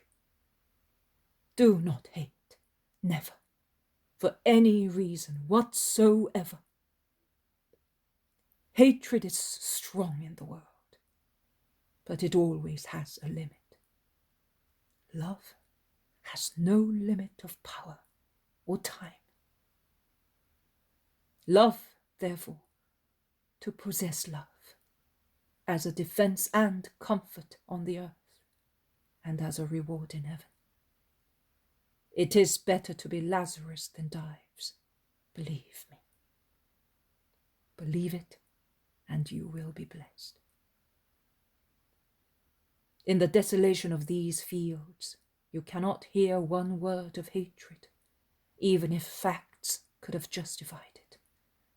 Do not misunderstand the miracle. I am love, and I would not have struck.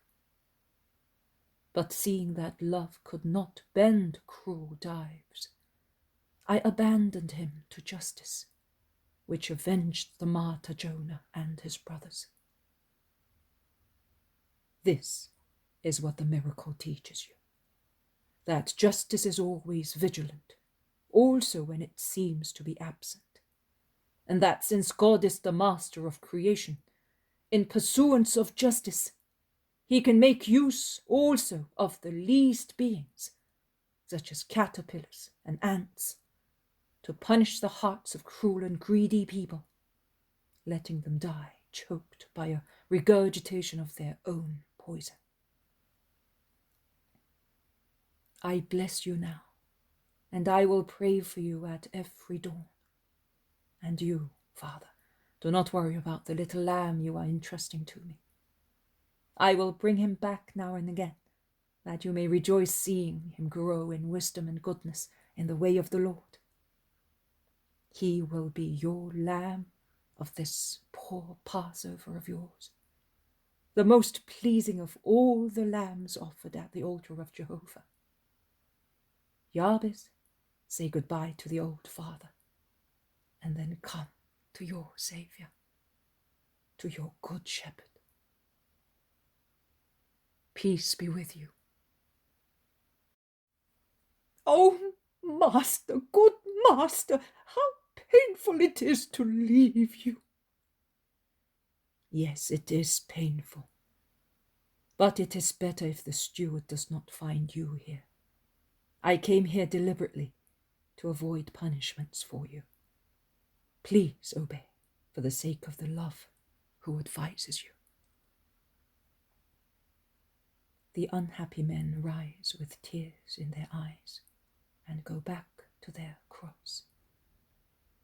Jesus blesses them once again, and then, holding the boy by the hand and with the man from Endor on the other side, he goes back to Micah's house along the same way he came. Andrew and John join him and the disciples after their watch. Footnote number 1. Jabez was not considered a lucky name. See Chronicles 1st, chapter 4, verses 9 to 10.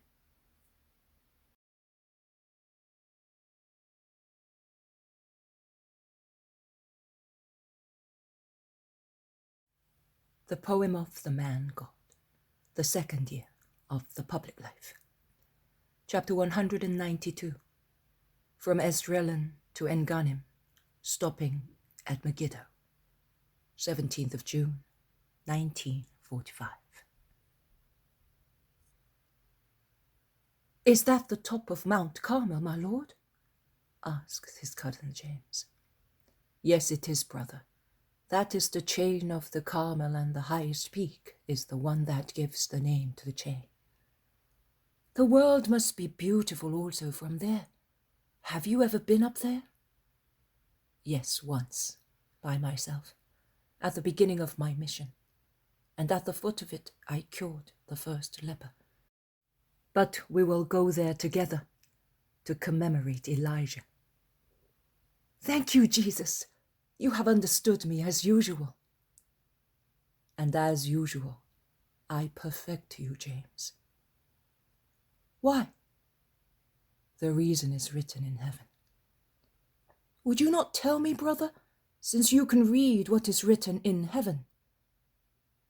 Jesus and James are walking one beside the other, and only little Jabez, who is held by the hand by Jesus, can hear the confidential conversation of the two cousins, who smile, looking at each other's eyes. Jesus embraces James's shoulders with his arm to draw him closer to himself and asks, Do you really want to know? Well, I will tell you by means of a riddle, and when you find the answer, you will be wise. Listen. After assembling the false prophets on Mount Carmel, Elijah stepped out in front of all the people. How long, he said, do you mean to hobble first on one leg, then on the other? If the Lord is God, follow him. If Baal, follow him. The people did not reply. Elijah then said to the people, I alone am left as the prophet of the Lord. And the only strength of the lonely prophet was his cry, Answer me, Lord, answer me, so that this people may know that you are the Lord God, and are winning back their hearts. Then the fire of the Lord fell and consumed the Holocaust. Guess, my brother. James is pensive with his head lowered, and Jesus looks at him smiling. They walk for a few yards thus. Then James asks, "Is it in connection with Elijah or with my future?" "With your future, of course." James becomes thoughtful again and then whispers, "Am I perhaps destined to invite Israel to follow away with sincerity? Am I destined to be the only one left in Israel? If so, do you mean that all the others will be persecuted and scattered, and that I will pray for you for the conversion of this people, as if I were a priest, as if I were a victim? But if it is so, Jesus, inflame me as from now." "You are already inflamed, but you will be carried away by fire like Elijah. That is why you and I will go, all alone, on Mount Carmel to speak." "When? After Passover?" "Yes, after a Passover. And then I will tell you many things." A lovely little river which flows towards the sea and is in flood because of the springtime rains and the thawing snow prevents them from proceeding. Peter runs towards them and says, "The bridge is further up, where the road from Ptolemy to Engannim passes." Jesus goes back submissively and crosses the little river by a strong stone bridge. Immediately afterwards they meet some little mountains and hills, but they are of little importance. "Will we be at Engannim by evening?" asks Philip. "Certainly. But we have the boy now. Are you tired, Jabez?" Jesus asks fondly. "Be as frank as an angel." "A little, Lord, but I will do my best to walk." "This boy is very weak," says the man from Endor in his guttural voice. "No wonder," exclaims Peter, "considering the life he has been leading for months. Come here, I will carry you in my arms." "Oh no, sir, don't tire yourself. I am still able to walk." Come here. You are certainly not heavy. You look like an underfed little bird." And Peter puts him astride his square shoulders, holding him by the legs. They walk fast, because the sun is now strong and urges them to reach the shady hills. They stop in a village, the name of which I hear is Megiddo, to take some food and rest near a very cool fountain, which is also noisy because of the abundance of water that gushes out into a dark stone basin. But no one in the village takes an interest in the travellers, anonymous among many other more or less rich pilgrims, who, on foot or riding donkeys or mules, are going towards Jerusalem for Passover. There is already a holiday atmosphere, and there are many boys among the travellers exhilarated at the idea of the ceremony for their coming of age. 2 boys of well-to-do families, who have come to play near the fountain while Jabez is there with Peter, who takes the boy with him everywhere, attracting him with 1,000 little things, asks the boy, "Are you going also to become a son of the law?" Jabez replies shyly, "Yes," almost hiding himself behind Peter. "Is that man your father? Are you poor?" "Yes, I am poor." The 2 boys, probably the sons of Pharisees, look him over ironically and curiously, and then says, "One can see it." It can be seen, indeed. His tunic is really shabby. Perhaps the boy has grown, and although the hem of the tunic has been let down, the garment, a brown faded by inclement weather, hardly reaches halfway down his thin legs. His little feet are badly shod in 2 shapeless sandals, held together by strings which must torture his feet. The boys, with the ruthless selfishness typical of many children, and with the cruelty of ill-mannered urchins, say, "Oh, in that case you will not have a new suit of clothes for your feast. We, instead. Is that right, Joachim? Mine is all red, with mantles to match. His, instead, is sky blue, and we will have sandals with silver buckles, a precious belt, and a tallet held by a pale gold leaf, and a heart of stone, I will say," bursts out Peter, who has finished cooling his feet and drawing water to fill all the flasks. "You are bad boys. The ceremony and your clothes are not worth a fig if your hearts are not good. I prefer my boy. Go away, you proud urchins. Go amongst the rich, but respect the poor and the honest. Come, Jabez. This water is good for your tired feet. Come here that I may wash them. You will walk better afterwards. Look how these strings have hurt you. You must not walk any more. I will carry you in my arms until we reach Engannim. I will find a shoemaker there, and I will buy you a new pair of sandals." And Peter washes and dries the little feet, which had not received so many caresses for a long time. The boy looks at him, hesitates, then bends over the man who is tying his sandals and embraces him with his emaciated arms, saying, "How good you are!" and kisses his grey hair. Peter is moved.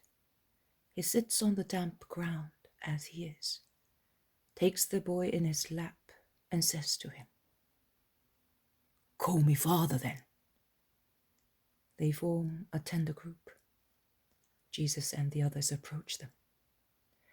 But before the 2 parties meet, the proud 2 little fellows already mentioned, who had remained there inquisitively, ask, "But is he not your father?" "He is father and mother to me," replies Jabez without hesitation. "Yes, dear, you are right, father and mother.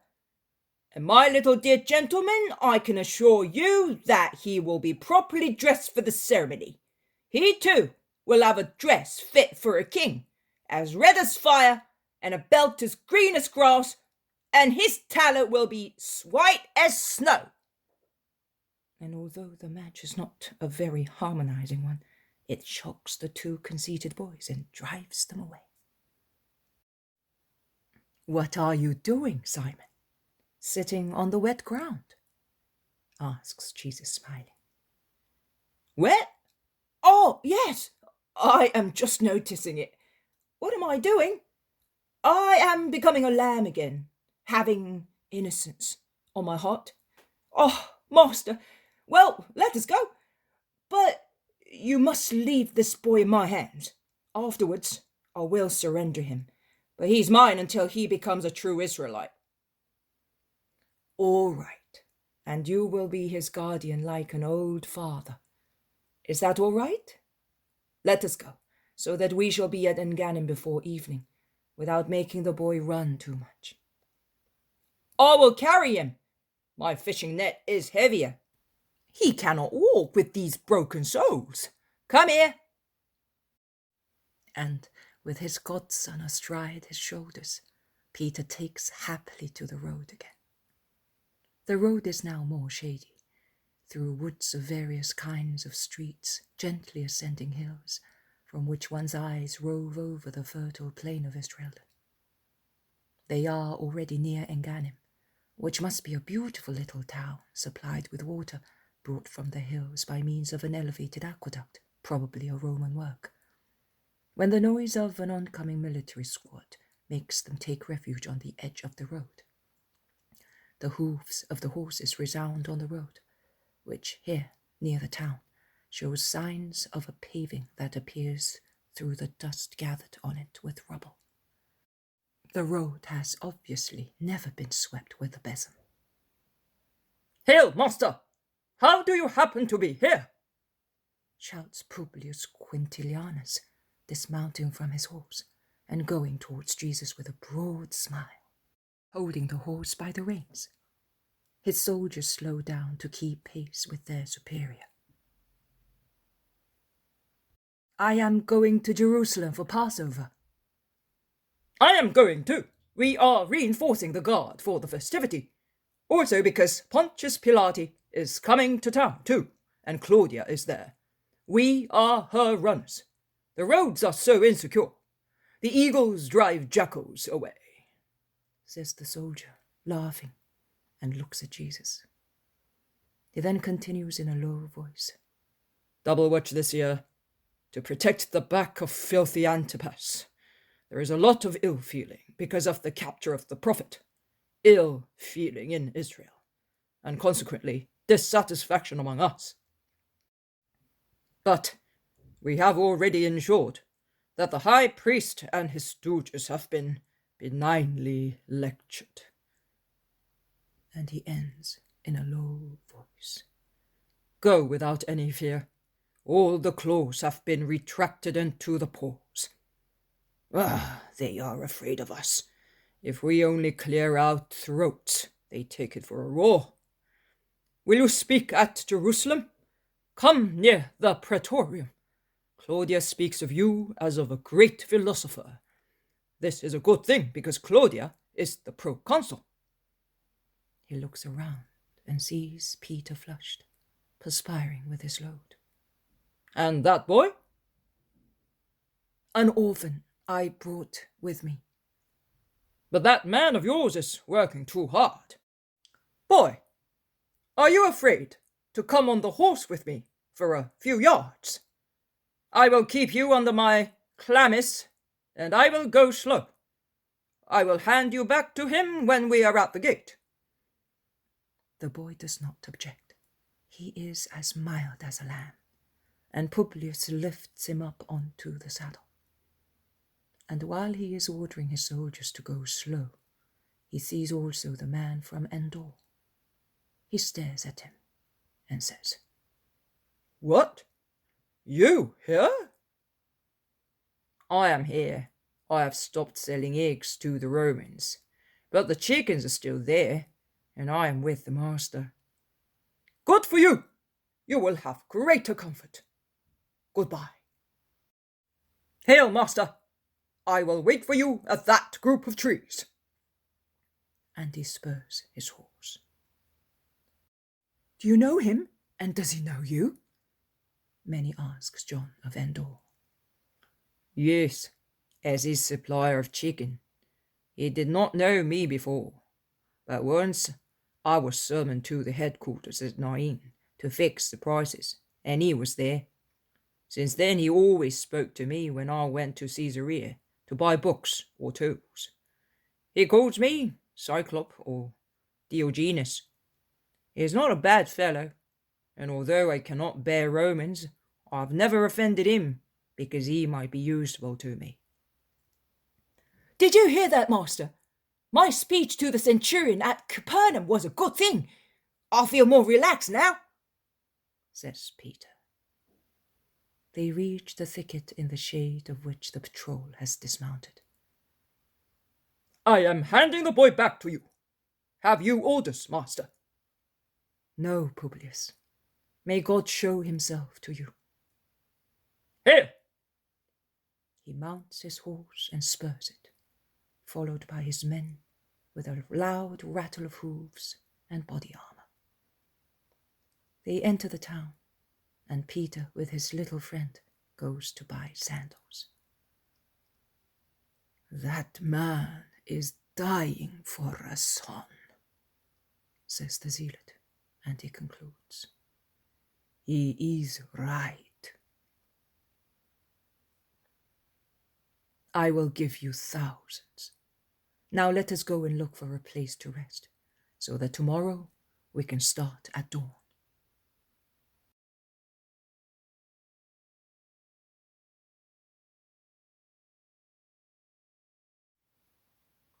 The poem of the Man God, the second year of the public life. Chapter 193. From Engannim to Shechem in 2 days. 18th of June, 1945. Jesus goes on his way towards Jerusalem along roads which are more and more crowded with pilgrims. A heavy shower during the night has made the road somewhat muddy, but on the other hand, it has removed dust and made the air clearer. The fields look like gardens, diligently tended by skilled men. They all walk fast, because they are well rested after a night's sleep, and because the boy, with his new sandals, no longer suffers when walking. On the contrary, as he becomes more and more familiar, he chatters with this one and that one, and confidentially informs John that his father's name was also John, and his mother's Mary, and that he therefore is very fond of John also. But, he concludes, I love you all, and in the temple I will pray so much for you and for the Lord Jesus. It is moving to see how this group of men, most of whom have no children, are so paternal and full of attention for the youngest of Jesus' disciples. Even the countenance of the man from Endor softens when he forces the little one to swallow a beaten egg, or when he climbs up among the woods, which make the hills as well as the higher mountains green, to pick acidulous branches of shrubs or scented stems of wild fennel, which he takes to the boy to quench his thirst, without overburdening his stomach with water. He also draws his attention to the different aspects and sights of the country, which is split here by large valleys, at the bottom of which run main roads, to take his mind off the length of the journey. The old teacher of Sintium, ruined by human wickedness, revives because of this boy, a wretch like himself, and the wrinkles of misfortune and bitterness smooth into a gentle smile.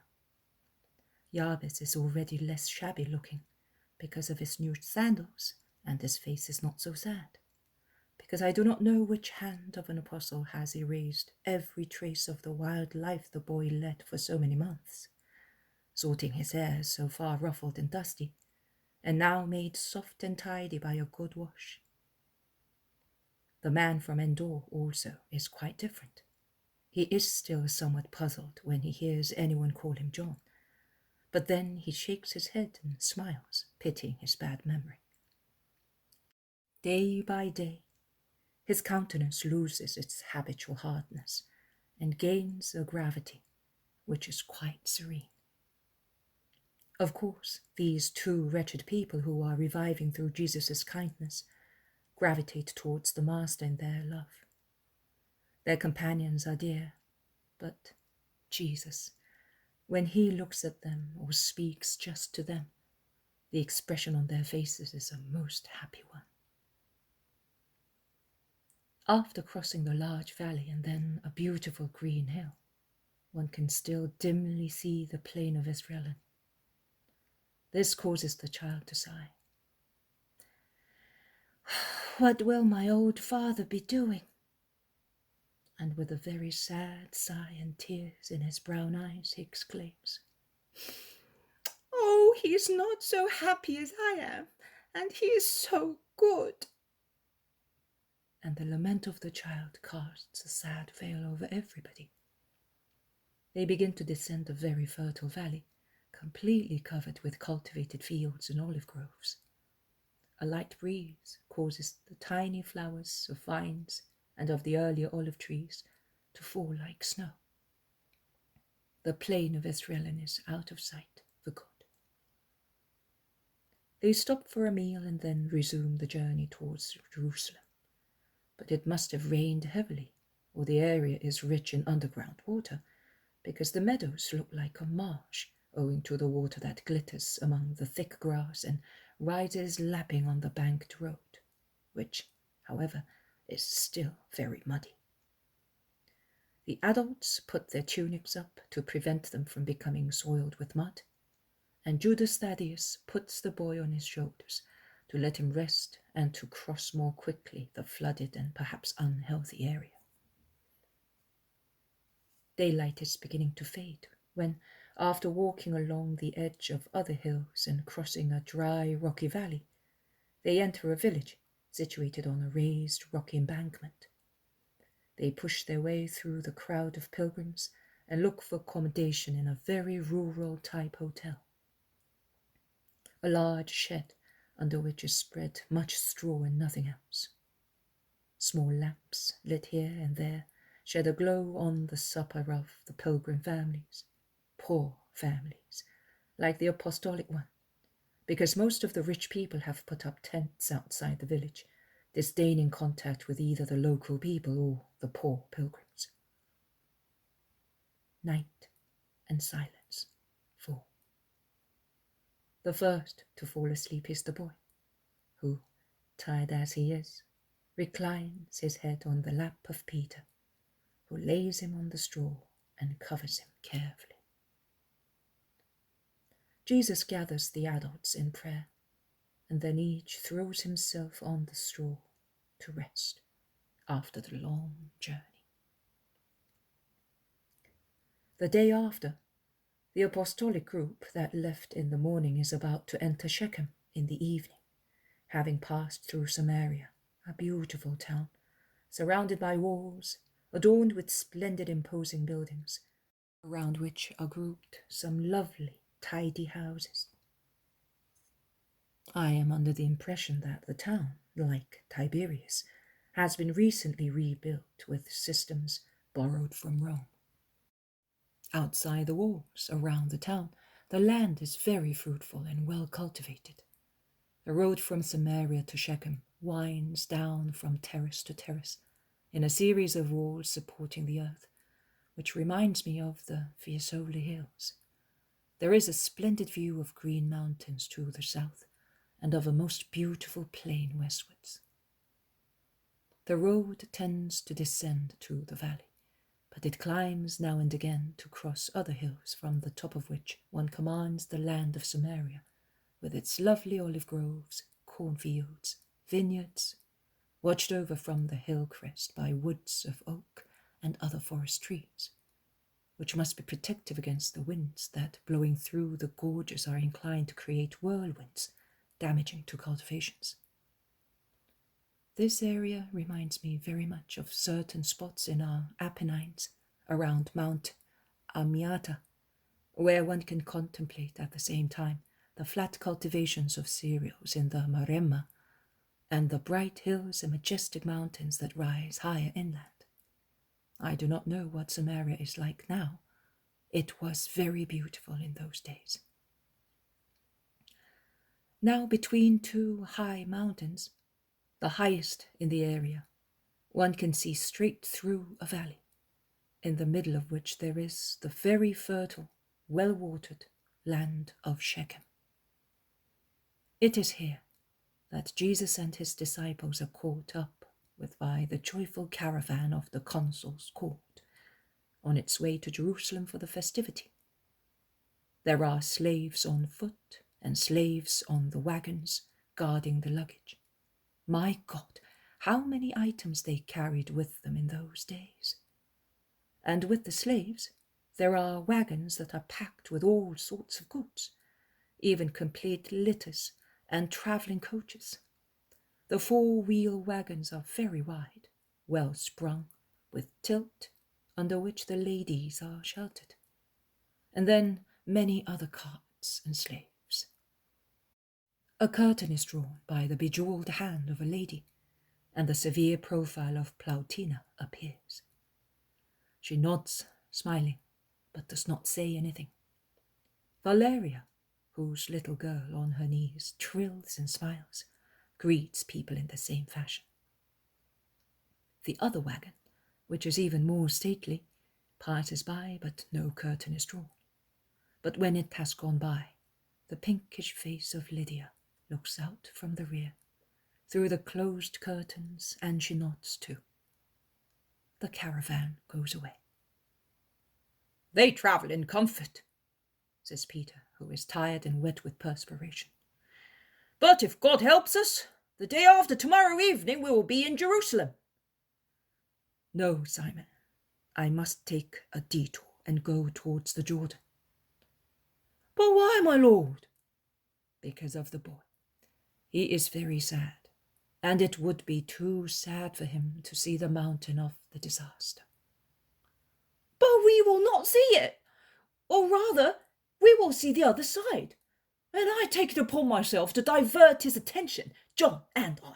His attention is easily distracted. Poor little dove without a nest. To go towards the Jordan, well, it is better this way. A straight road, shorter, safer. No, this one, see? Also the Roman ladies are taking it. Along the sea and the river there is the risk of fever during the first summer rains. It is healthy here. In any case, when are we going to arrive if we lengthen the way? Consider how agitated your mother must be after that unpleasant business of the Baptist. Peter wins, and Jesus agrees. In that case, we will stop early and have a good rest, and tomorrow we will leave at dawn to be at Gethsemane in the evening of the day after tomorrow. The day after Friday we will go to Bethany to see my mother, and we will leave John's books there, as they have been quite a burden for you, and we will find Isaac there, and will entrust him with this poor brother of ours. And the boy? Are you handing him over at once? Jesus smiles. No, I am giving him to my mother, who will prepare him for his feast.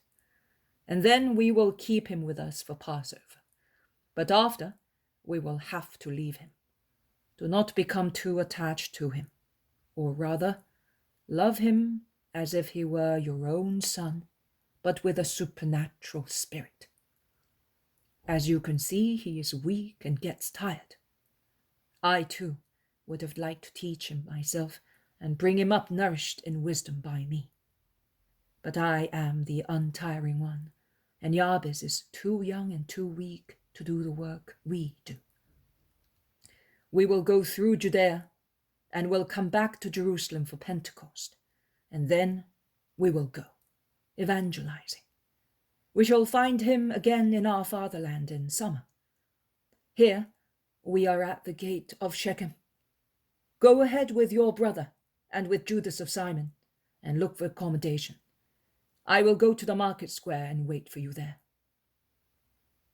They part, and Peter goes away looking for a shelter, while the others walk with difficulty in the streets, crowded with people, shouting and gesticulating, with donkeys, wagons, all going to Jerusalem for the oncoming Passover. The shouting, calling, and cursing of people, added to the braying of donkeys, cause a noise that resounds very loudly under the vaults, which link one house to another, a noise that resembles the rumble of certain shells when placed near one's ear. The echo travels from vault to vault, where the shades become darker, and the crowds, like an impetuous torrent, rush into the streets, insinuating themselves everywhere, looking for a roof, a square, a meadow, wherein to pass the night. Jesus, holding the child by the hand, leaning against a tree, is waiting for Peter in the square, which for the occasion is always full of vendors. Let us hope that no one sees us and recognizes us, says the Iscariot. How can you recognize a grain of sand among the sands? Replies Thomas. Don't you see the crowds? Peter comes back. Outside the town there is a shed with some hay. I could not find anything else. Neither shall we look for anything else. It is even too much for the Son of Man.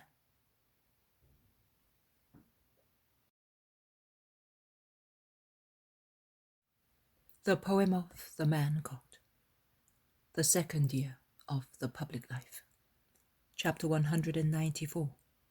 From Shechem to Beeroth. 19th of June, 1945. as a river grows larger when new tributary streams flow into it. So the road from Shechem to Jerusalem is becoming gradually more and more crowded, as believers heading for the holy city pour onto it along secondary roads from villages. A situation which is of great help to Peter in distracting the attention of the boy who is now passing near the hills, where he was born and where his parents are buried under a landslide. The child is not aware of it. After a long march interrupted, after Shiloh, on a steep hill, had been left behind to the left, by a pause to rest and take some food in a green valley resounding with pure crystal clear waters, the pilgrims set forth again and cross a little calcareous mountain, which is rather barren, and on which the sun is blazing down mercilessly. They then begin to descend through a range of most beautiful vineyards, which with their festoons adorn the crags of the calcareous mountains. The area is most sunny. Peter smiles significantly and makes a sign to Jesus, who, in turn, smiles. The boy does not notice anything, engrossed as he is in listening to John of Endor, who is speaking to him of other lands he has visited, where the most sweet grapes grow, that, however, are not so much used to make wine as to make cakes, which are more delicious than honey cakes. They are now climbing a very steep hill, because they have left the dusty, crowded main road and have taken this shortcut through woods. And when they reach the summit, they can distinctly see in the distance a huge bright light shining above an agglomeration, perhaps whitewashed houses. "Jabez," calls Jesus, "come here. Can you see that golden spot? It is the house of the Lord. There you will swear to obey the law. But do you know it well?" "My mother used to speak to me about it, and my father taught me the precepts. I can read, and I think I know what they told me before they died." The boy, who had come smiling when Jesus called him, is now weeping with his head lowered and his trembling hand in Jesus' hand. "Do not weep. Listen. Do you know where we are? This is Bethel. Holy Jacob dreamt of the angels here. Do you know? Do you remember?" "Yes, Lord. He saw a ladder that, from the earth, reached up to heaven, and the angels went up and down. And my mother used to say that when one dies, if one has always been good, one sees the same thing and goes up that ladder to the house of God. My mother used to tell me many things, but now she does not tell me any more. I have them all in here, and that is all I have of hers." Tears streamed down his little sad face.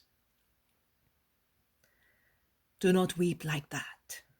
Listen, Jabez, I also have a mother, and her name is Mary, and she is holy and good and can tell many things. She is wiser than a teacher and more gentle and beautiful than an angel. We are going to see her now. She will love you so much, and she will tell you many things. And then John's mother is with her, and she is very good too, and her name is Mary. And there is the mother of my brother Judas, and she is as sweet as a honey cake, and her name is Mary too. They will love you so much, because you are a clever boy, and for my sake, because I love you so much. And you will grow up with them, and when you are big, you will be a holy man of God. Like a doctor, you will preach Jesus, who has given you a new mother here. and who will open the gates of heaven to your dead mother and to your father, and will open them also to you when your hour comes. You will not even need to climb the long ladder of heaven when you die. You will have climbed it during your lifetime, being a good disciple, and you will find yourself up there at the gate of paradise, and I will be there, and I will say to you, "Come, my friend and son of Mary, and we shall be together." Jesus' bright smile, while walking slightly bent to be closer to the raised face of the child who was walking beside him with his hand held by Jesus. And the wonderful story, wipe his tears and make him smile. The boy, who is far from being dim of wit, but is only stunned by grief and the hardships he had suffered, is interested in the story and asks, "You said that you will open the gates of heaven. Are they not closed because of the great sin? My mother used to say that no one could enter until forgiveness had come and the just were waiting for it in limbo." It is so. But preaching the word of God, I will go to the Father. And having obtained forgiveness for you, I will say to him, "Father, I have fulfilled your will. Now I want my reward for my sacrifice. Let the just who are waiting come to your kingdom." And the Father will say to me, "Let it be done as you wish." And I will then come down, and I will call all the just, and at the sound of my voice, limbo will open its gates, and the holy patriarchs, the bright prophets, the blessed women of Israel will come out rejoicing. And do you know how many children? There will be children of all ages, as many as the flowers in a flowery meadow. And they will follow me, singing, and will ascend to the beautiful paradise. And will my mother be there? Most certainly. You did not say to me that she will be with you at the gate of heaven when I am dead too. There is no need for her and for your father to be at the gate. Like bright angels, they will fly continuously from heaven down to the earth, from Jesus to their little Jabez. And when you are about to die, they will do what these two little birds over there in that hedge are doing. Can you see them? And Jesus takes the boy in his arms to let him see better. See how they are sitting on their little eggs? They are waiting for them to hatch. Then they will spread their wings over the brood to protect them from all evils. And then, when they are grown and ready to fly, they will support them with their strong wings and will take them up, up, up towards the sun. Your parents will do the same with you. Will it be just like that? Exactly like that. But will you tell them to remember to come? That is not necessary, because they love you. But I will tell them. Oh, how I love you! The child, who is still in Jesus' arms, presses against his neck and kisses him with such joyful effusion that is really moving. Jesus kisses him too and puts him down. Well, let us go on towards the holy city. We must arrive there tomorrow, towards evening. Why such a hurry? Can you tell me? Is it not the same if we arrive the day after tomorrow? No, it would not be the same, because tomorrow is Paris Eve, and after sunset one can walk only for 6 stadia. You are not allowed to go farther because the Sabbath and its rest have begun. So, one idles about on the Sabbath? No, you pray the Most High Lord. What is his name? Adonai. but saints can pronounce his name. Also, good children, tell me if you know. Jave. The boy pronounces it thus, a very soft G, which is almost a J, and a very long A. And why does one pray the Most High Lord on the Sabbath? Because he told Moses when he gave him the tables of the law. Oh, did he? And what did he say? He said that we must keep it holy. For 6 days you shall labour, but on the 7th day you shall rest and make others rest, because that is what I did too after the creation. What? Did the Lord rest? Did he become tired creating? And was it he who created? How do you know? I know that God never tires. He was not tired because God does not walk or move his arms, but he did it to teach Adam and us, and to have a day on which we think of him. And he created everything, most certainly. The book of the Lord tells us. But was the book written by him? No, but it is the truth, and one must believe it unless one wants to go to Lucifer. You said that God does not walk and does not move his arms. How did he create then? What is he like? A statue? He is not an idol, he is God. And God is... Let me think and remember what my mother said, and even better than she did, that man that in your name goes to visit the poor people at Esdraelon. My mother used to say, to make me understand God, God is like my love for you. It has no body, but it exists. And that little man, but with such a gentle smile, would say, God is an eternal spirit, one and trine. And the second person became flesh for the sake of us poor people. And his name is... Oh, my Lord! Now that I think of it, it's you! The child, dumbfounded, prostrates himself on the ground, adoring. They all run, thinking that he has fallen. But Jesus, with his finger on his lips, beckons them to be silent, and then says, "Stand up, Jabez.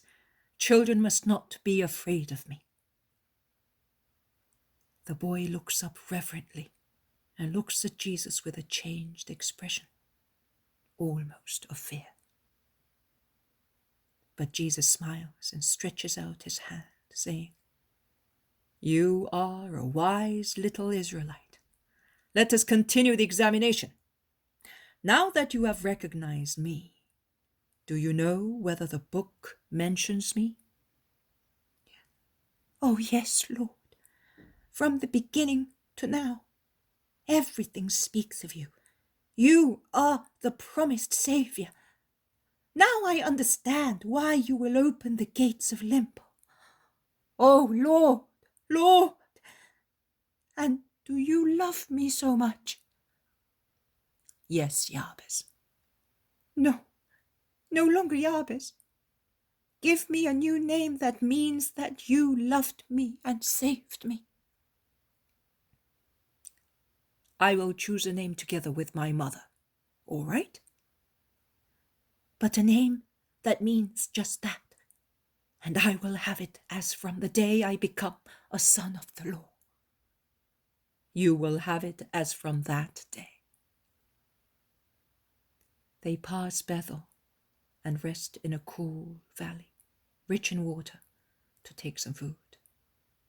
Jabez is half stunned by the revelation and eats in silence, accepting with veneration every mouthful that Jesus hands to him. But he slowly takes heart again, and after playing happily on the green grass with John while the others are resting, he goes back to Jesus, together with his smiling friend John. and the three chat together. You did not tell me who speaks of me in the book. The prophets, Lord, and even before. The book speaks of you when Adam was expelled, and then to Jacob, Abraham, and Moses. Oh, my father told me that he went to John, not this one, the other John, the one of the Jordan, and he, the great prophet, called you the Lamb. Oh, now I understand the Lamb of Moses. You are Passover. Jesus teases him. But which prophet spoke best of him? Isaiah and Daniel. But I like Daniel more, now that I love you as my father. Can I say that? That I love you as I loved my father? Yes? Well, now I prefer Daniel. Why? Who speaks most of the Christ is Isaiah. Yes, but he speaks of the sorrows of the Christ. Daniel instead speaks of the beautiful angel and of your coming. It is true. He also says that Christ will be sacrificed. But I think that the Lamb will be sacrificed with one single blow, not as Isaiah and David said. I always wept when my mother read them, and she did not read them any more. He is almost weeping even now while caressing Jesus' hand. Forget about it for the time being. Listen, do you know the precepts? Yes, my lord. I think I know them. I used to repeat them when I was in the wood, so that I would not forget them. Also because I wanted to hear the words of my mother and my father. But now I will not weep any more. Tears, however, are shining in his eyes. Because I have you. John smiles and embraces Jesus, saying, the same words as mine. All those who are children in their hearts speak the same language. Yes, because their words come from one wisdom only. But now we ought to go, so that we can be in Beeroth very early. The number of people is increasing, and the weather looks threatening. There will be a rush for shelters, and I do not want you to be taken ill. John calls his companions, and they set forth again towards Beeroth, across a plain which is not very well cultivated, but is not so barren as the little mountain they climbed after Shiloh.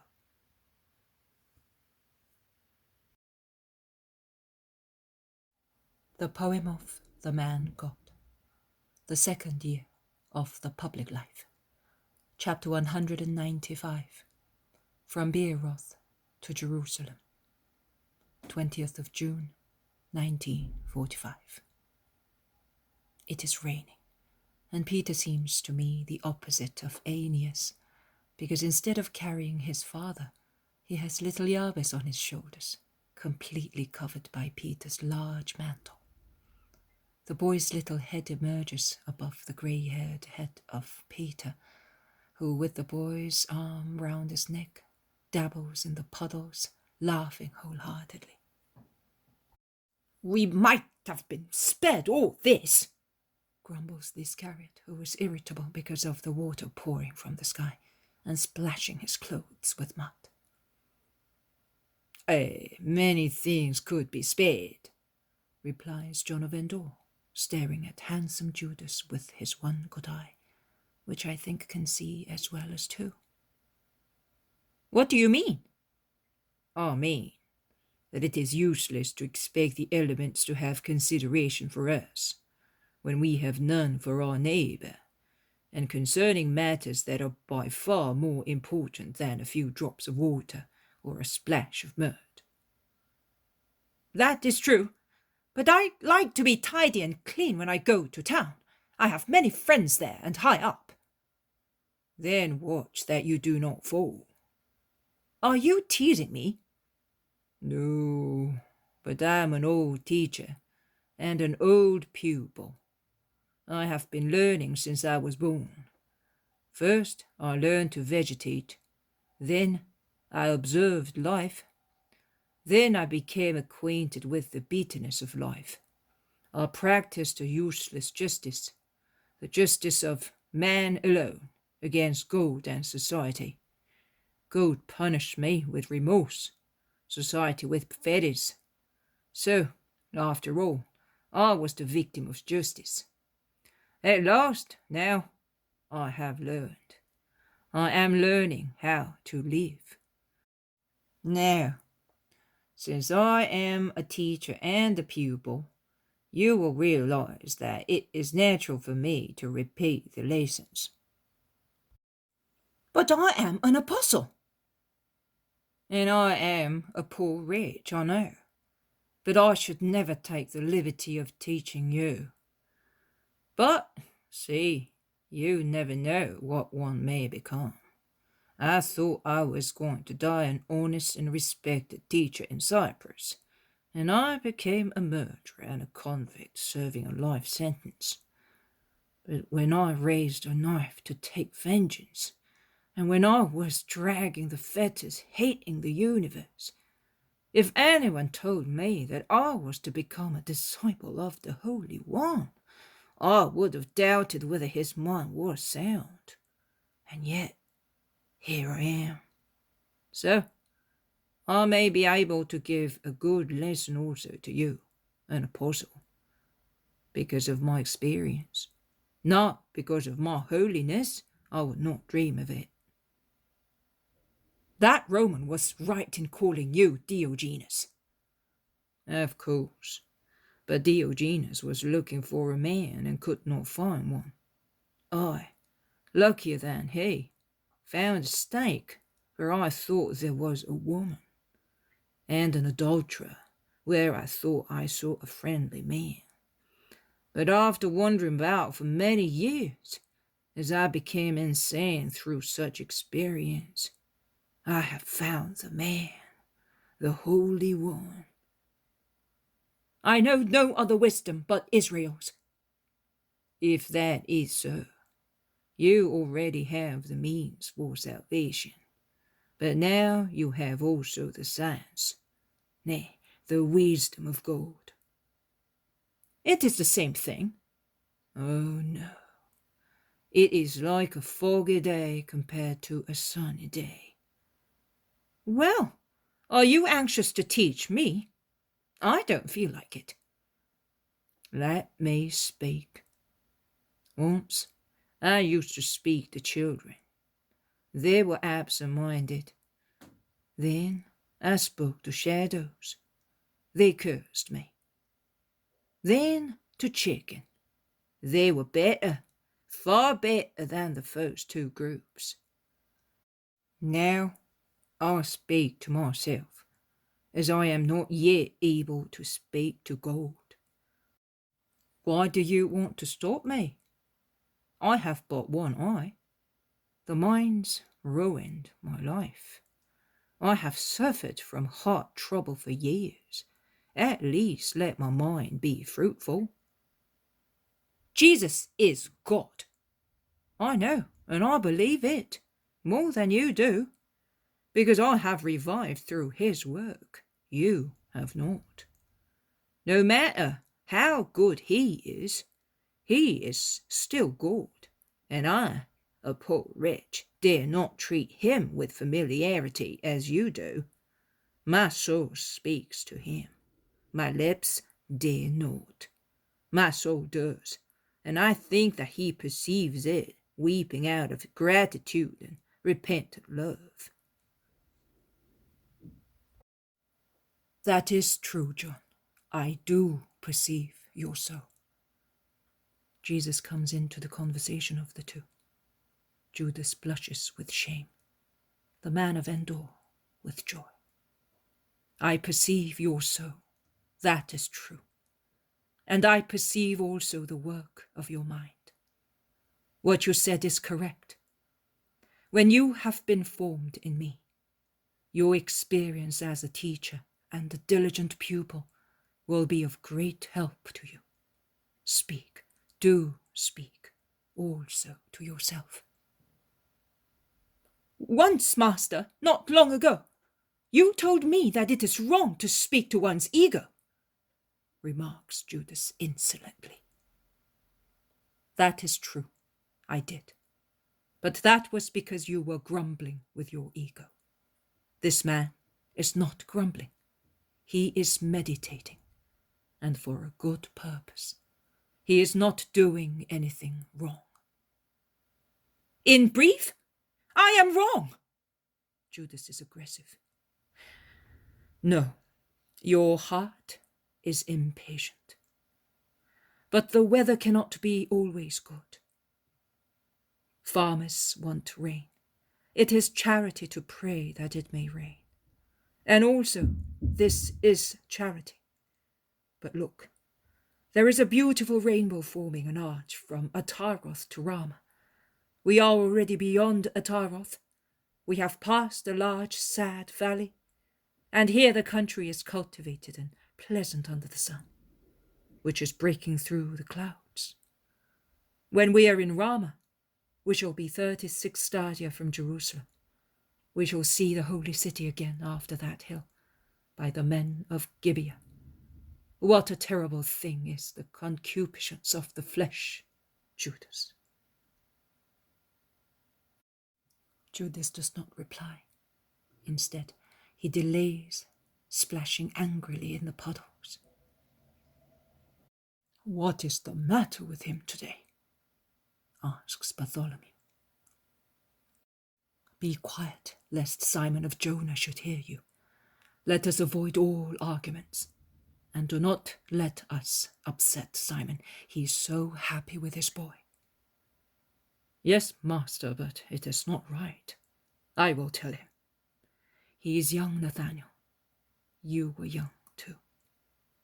Yes, but he should not be lacking in respect towards you. He raises his voice without wishing to do so. Peter rushes towards them. What's the matter? Who is lacking in respect? The new disciple? And he looks at John of Endor, who had discreetly withdrawn when he understood that Jesus was correcting the apostle, and is now speaking to James of Alphaeus and Simon Zealot. Not in the least. He's as respectful as a young girl. Oh, good. Otherwise, his only eye was in danger. Well, it must be Judas then. Listen, Simon. Could you not busy yourself with your little friend? You took him away from me, and now you want to become engaged in a friendly conversation I am having with Nathaniel. Do you not think that you want to do too many things? Jesus smiles so gently that Peter becomes uncertain about his own thoughts. He looks at Bartholomew, who, however, has raised an aquiline face and is scanning the sky. Peter's suspicion fades away. Peter's attention is completely diverted by the apparition of the holy city, which is now near and is visible in all the beauty of its hills, olive groves, houses, and above all of the temple, a sight which must always have been a source of emotion and pride for Israelites. The warm April sun of Judea has soon dried up the slabstones of the consular road. Puddles of water have disappeared completely. The apostles are tidying themselves on the side of the road. They let down the tunics which they had pulled up. They wash their feet in a clear stream. They tidy their hair and drape their mantles. Also Jesus does that. I see them all doing it. The entrance into Jerusalem must have been an important matter.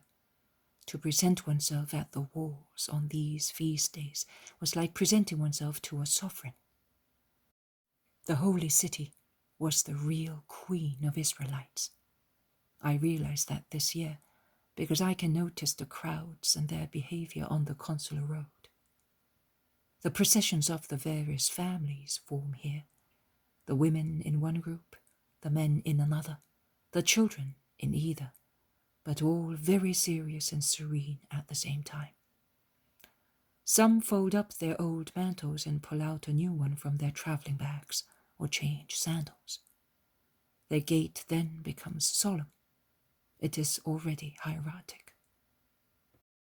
In each group there is a soloist who gives the tone, and the hymns, the glorious old hymns of David, are intoned. And people look at one another more lovingly, as if they had been pacified by the sight of the house of the Lord. And they look at the holy house, a huge cube of marble surmounted by golden domes, placed like a pearl in the center of the imposing enclosure of the temple. The apostolic procession is formed as follows: Jesus and Peter in front, with a boy between them.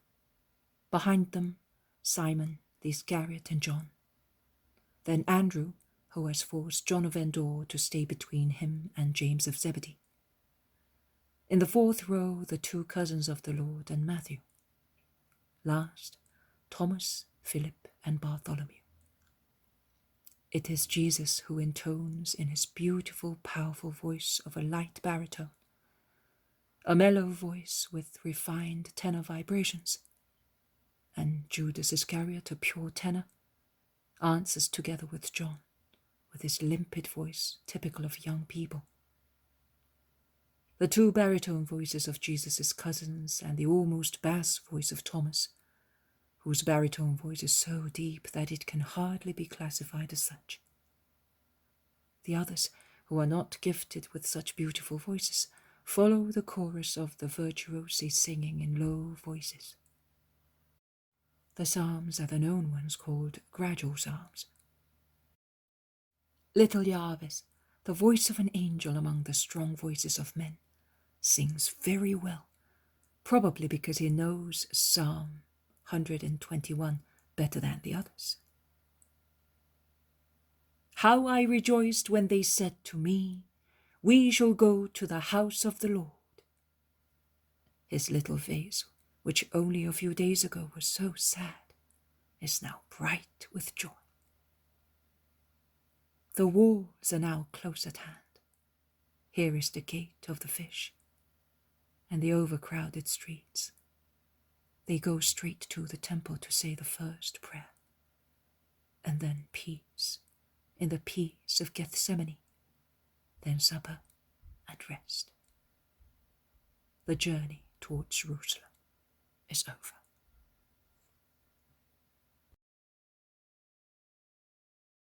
The poem of the Man God, the second year of the public life. Chapter 196, the Sabbath at Gethsemane, 21st of June, 1945. The group has spent most of the Sabbath morning resting their tired bodies and cleaning their clothes, which had become dusty and creased during the journey.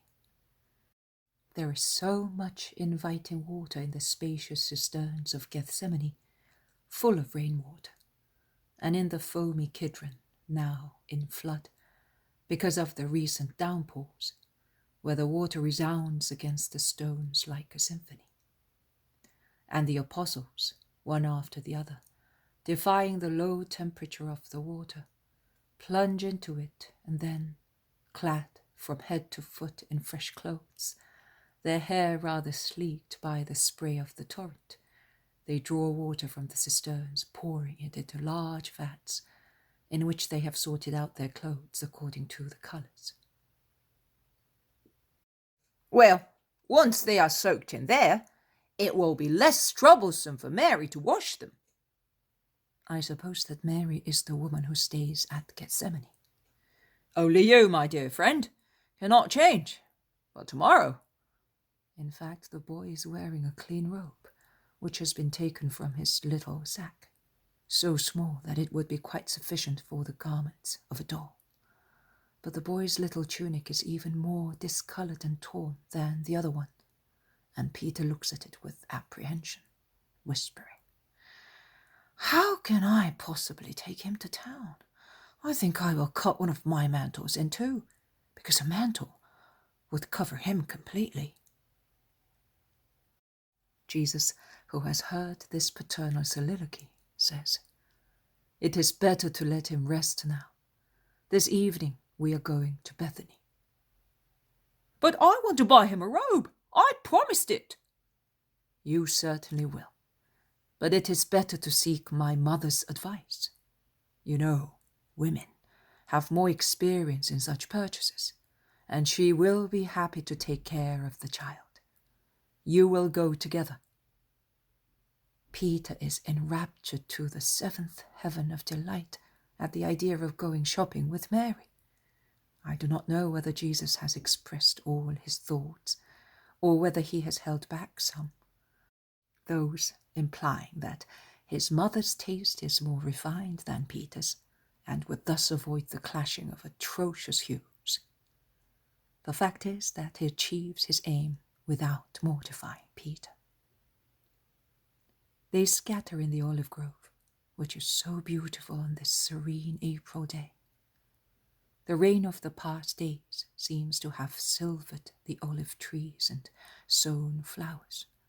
So bright are the leaves in the sun, and so numerous the little flowers at the foot of each tree. Birds are singing and flying everywhere. The town is lying over there, west of an onlooker. It is not possible to see the crowds thronging inside, but one can see the caravans going towards the Gate of the Fish and to others, with names unknown to me, on this eastern side, and the travellers are swallowed by the town as if it were a hungry mouth. Jesus is walking up and down, watching Jabez, who is playing with John and the younger ones. Also the Iscariot, who has got out of yesterday's huff, is cheerful and plays. The elder ones watch and smile. "What will your mother say of this child?" asks Bartholomew. "I think she will say he's very thin," says Thomas. "Oh no, she will say, 'Poor child,'" replies Peter. "Instead, she will say to you, 'I am glad that you love him,'" objects Philip. "His mother would never have doubted it. But I don't think she will say anything. She will press him to her heart," says the zealot. "And you, master? What do you think she will say?" She will do what you said. She will think many things, nay, all of them, and will say them in her heart. And when kissing him, she will only say, "May you be blessed," and she will take care of him as if he were a little bird fallen from its nest. One day, listen, she told me of when she was a little girl. She was not yet 3 years old, because she was not yet in the temple, and her heart was full of love, emanating like flowers and olives pressed and crushed in a mill, all her oils and perfumes. And in a rapture of love she said to her mother that she wanted to be a virgin to please the Saviour more, but that she would have liked to be a sinner in order to be saved. And she almost wept because her mother could not understand her and could not tell her how it is possible to be pure and a sinner at the same time. Her father satisfied her by bringing her a little sparrow which he had saved when it was about to be drowned on the edge of a fountain. He explained the parable of the little bird, saying that God had saved her in advance, and therefore she was to bless him twice. And the little Virgin of God, the most great Virgin Mary, practiced her first spiritual maternity on behalf of the little bird, which she let free when it was strong enough. But the bird never left the kitchen garden in Nazareth, where, flying and twittering, it comforted the sad house and the broken hearts of Anne and Joachim when Mary was in the temple. It died shortly after Anne breathed her last. It had fulfilled its duty. My mother had dedicated herself to virginity for love. But since she was a perfect creature, maternity was in her blood and spirit. Because woman is created to be a mother, and it is an aberration if she is deaf to such sentiment, which is love of second power. Also the others have come near slowly. What do you mean, master, by love of second power? Asks Judas Thaddeus. My brother, there are many loves and various powers. There is the love of first power, the one given to God. Then there is the love of second power, the love of a mother or of a father. Because if the previous one is entirely spiritual, this one is spiritual by two parts and carnal by one. It is true that human affection is mixed in it, but the superior sentiment prevails, because a father and mother, who are such in a wholesome and holy way, do not only feed and caress the body of their child, but they give also nourishment and love to the mind and the spirit of their creature. And what I am saying is so true, that those who devote themselves to children, even if only to educate them, end up by loving their pupils as if they were of their own flesh. In fact, I was very fond of my pupils, says John of Endor. I understood that. You must have been a good teacher by the way you deal with Jabez. The man of Endor bows and kisses Jesus' hand without speaking. Please, go on with your classification of loves, begs the zealot. There is the love for one's wife, love of third power, because it is made. I am always talking of wholesome and holy loves, half of spirit and half of flesh.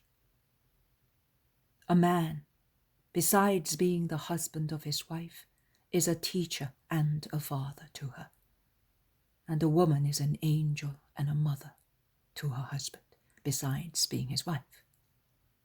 These are the three highest loves. And the love for our neighbour, are you not wrong? Or have you forgotten it? Asks the Iscariot. The others look at him dumbfounded and furious because of his remarks.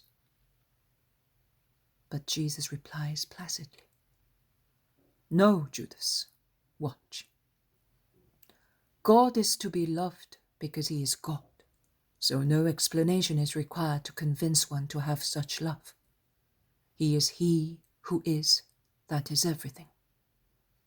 And man, nothing, who participates of everything, because of the soul infused in him by eternal God, without which soul man would be one of the many animals that live on the earth, or in the water, or in the air. He must adore him from a sense of duty and to deserve to survive in everything. That is, to deserve to be part of the holy people of God in heaven, a citizen of the Jerusalem, which will know neither profanation or destruction forever. The love of man, and particularly of woman, for their offspring, is indicated as an order in the words of God to Adam and Eve after he had blessed them, seeing that he had made a good thing. On a remote sixth day, the first sixth day of creation, God said to them, Be fruitful and multiply and fill the earth. I can see your tacit objection, and this is my reply to you. Since before sin, everything in creation was regulated by and based on love, that multiplication of children would have been a holy, pure, powerful, perfect love. And God gave it as his first commandment to man, be fruitful and multiply. Therefore, love your children after me.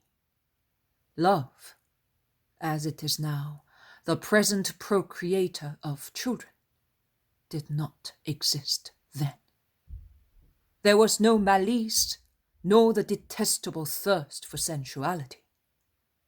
Man loved woman, and woman loved man, naturally, not naturally according to nature as we understand it, or rather as you men understand it, but according to the nature of children of God, supernaturally. Sweet were the days of love of the two who were brothers, because born of one father, and yet were husband and wife, who loved and looked at each other with the innocent eyes of twins in a cradle. And man felt the love of a father for his wife, bone from his bones and flesh from his flesh, what a son is for his father. And the woman experienced the joy of being a daughter, protected by a very high love, because she felt that she had in herself something of the wonderful man who loved her with innocence and angelical ardor in the beautiful meadows in Eden. Later, in the sequence of commands that God, smiling, gave to his beloved children, there comes what Adam himself, gifted by grace with an intelligence inferior only to God's, decreed, speaking of his wife and of every woman through Eve, a decree of the thought of God, which was clearly reflected by the spotless mirror of Adam's spirit, a flower in thought and in word. Man will leave his father and his mother, and will join himself to his wife, and they will become one body. If there had not been the three pillars of the three above-mentioned loves, could there have been love for one's neighbor? No, it could not have existed. The love of God makes God a friend and teaches love. Who does not love God, who is good, cannot certainly love his neighbor, who in most cases is faulty. If there had been no conjugal love and paternity in the world, there could have been no neighbors, because a neighbor is the son of man. Are you convinced? Yes, master, I had not thought of that. It is difficult indeed to go back to the sources. Man has been stuck in mud for thousands of years, and those sources are so high up on the summits. The first one, above all, is a source that comes from an immense height, God. But I will take you by the hand and lead you to the sources. I know where they are. And the other loves? Asks together Simon Zealot and the man from Endor. The first one of the second series is the love for our neighbor. In actual fact, it is the fourth in power. Then comes the love for science. Finally, the love for work. Is that all? That is all. But there are many more loves, exclaims Judas of Kerioth. There are other hungers, but they are not loves. They are the negation of love. They deny God. They deny man. They cannot be love because they are negations, and negation is hatred. If I deny consent to evil, is that hatred? Asks Judas Iscariot once again. Poor me! You are more captious than a scribe. Can you tell me what is the matter with you? Is the rarefied air of Judea affecting your nerves like a cramp? Exclaims Peter. No, I'd like to learn and to have many clear ideas. It is quite possible we may have to speak to scribes, and I do not want to be short of arguments. And do you think that in the moment of need, you will be able to pull out the colour required from the sack where you stock all the rags? Asks Peter. Rags? The words of the master? Are you swearing? Don't pretend you are scandalized. They're not in rags in his mouth, but once they have been mishandled by us, they become rags. Try and give a piece of precious spices to a boy. It will soon become a dirty, torn rag. And that is what happens to us.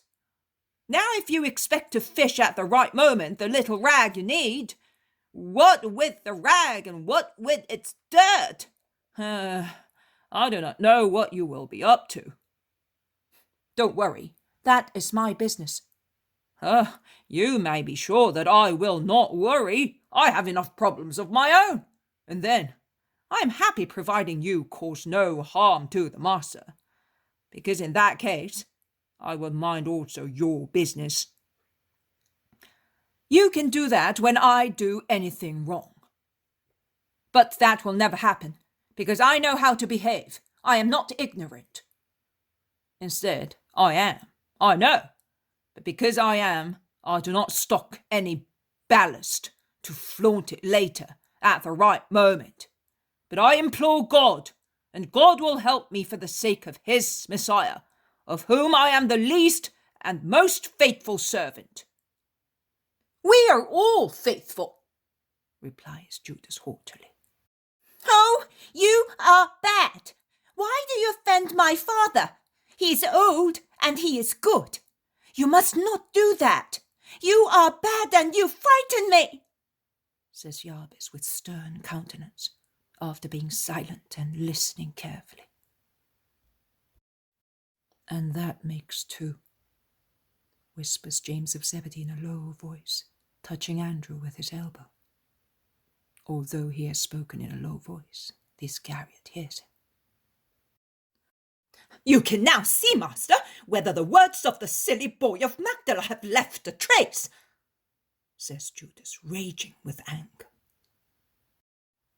Would it not be more pleasant to continue listening to the lesson of the master, instead of behaving like angry kids? Asks peaceful Thomas. Of course, master. Tell us more about your mother. Her childhood is so bright. The very reflection of that brilliance makes our souls pure. And I, a poor sinner, need that light so badly, exclaims Matthew. What shall I tell you? There are so many episodes, one more touching than the other. Did she tell you about them?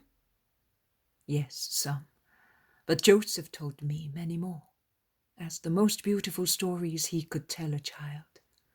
And also Alphaeus of Sarah, who was a few years older than my mother, and was her friend during the short period she was at Nazareth. Oh, please tell us, begs John. They are all sitting in a circle in the shade of the olive tree, with Jabez in the centre, staring at Jesus as if he were listening to a heavenly tale.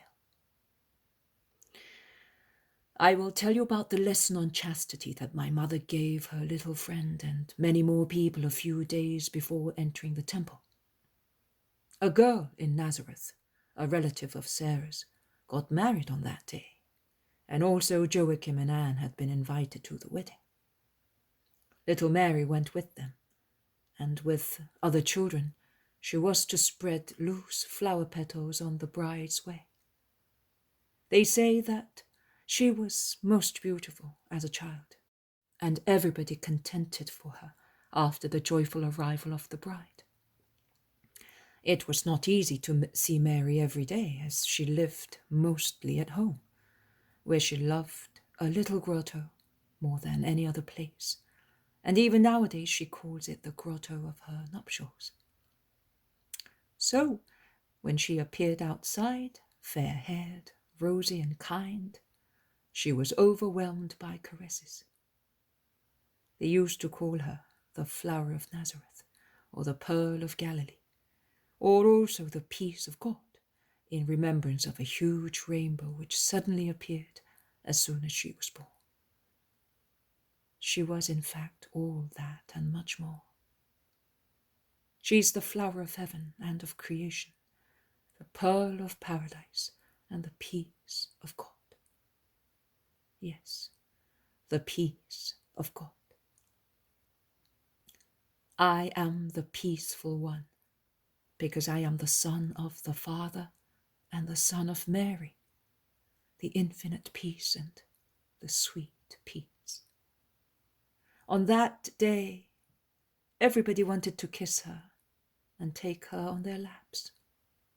And as she was averse to being kissed and touched, she said with kind gravity, "Please do not rumple me." They thought she was talking of her linen dress, held tight to her waist, to her wrists and neck by a blue band, or of her little wreath of blue flowers, with which Anne had adorned her head to keep her light curls in place. And they assured her that they would not crease her dress or the wreath. But, sure of herself, a little 3-year-old woman standing in the middle of a circle of adults, she said seriously, "I am not thinking of what can be mended. I am speaking of my soul. It belongs to God, and it does not wish to be touched but by God." They objected. "But we are kissing you, not your soul." She replied, "My body is the temple of my soul, and the spirit is its priest. People are not allowed to enter the enclosure of priests. Please, do not enter the enclosure of God." Alphaeus, who was then about 8 years old and was very fond of her, was greatly impressed by that reply, and the following day, seeing her near her little grotto, he asked her, "Mary, when you are grown up, would you marry me?" He was still under the excitement of the nuptial feast at which he had been present. And she answered, "I am very fond of you, but I do not see you as a man. I will tell you a secret. I see only the soul of a living being, and I love it so much with all my heart. But I see only God as the true living being, to whom I will be able to give myself." That is one of the episodes. The true living being. That is a very deep word, exclaims Bartholomew. And Jesus, humbly and smiling, replies, "She was the mother of wisdom." Was she? But was she not 3 years old? She was. I already lived in her, as God was in her, in his most perfect unity and Trinity, since she was conceived. Excuse me, if I, a sinner, dare speak, but did Joachim and Anne know that she was the chosen virgin? Asks Judas Iscariot. No, they did not know. In that case, how could Joachim say that God had saved her in advance? Does that not refer to her privilege over sin? Yes, it does. But Joachim spoke inspired by God, like all the prophets. He himself did not understand the sublime supernatural truth that the Spirit spoke through his lips, because Joachim was just. So just as to deserve that paternity. And he was humble. There is no justice where there is pride.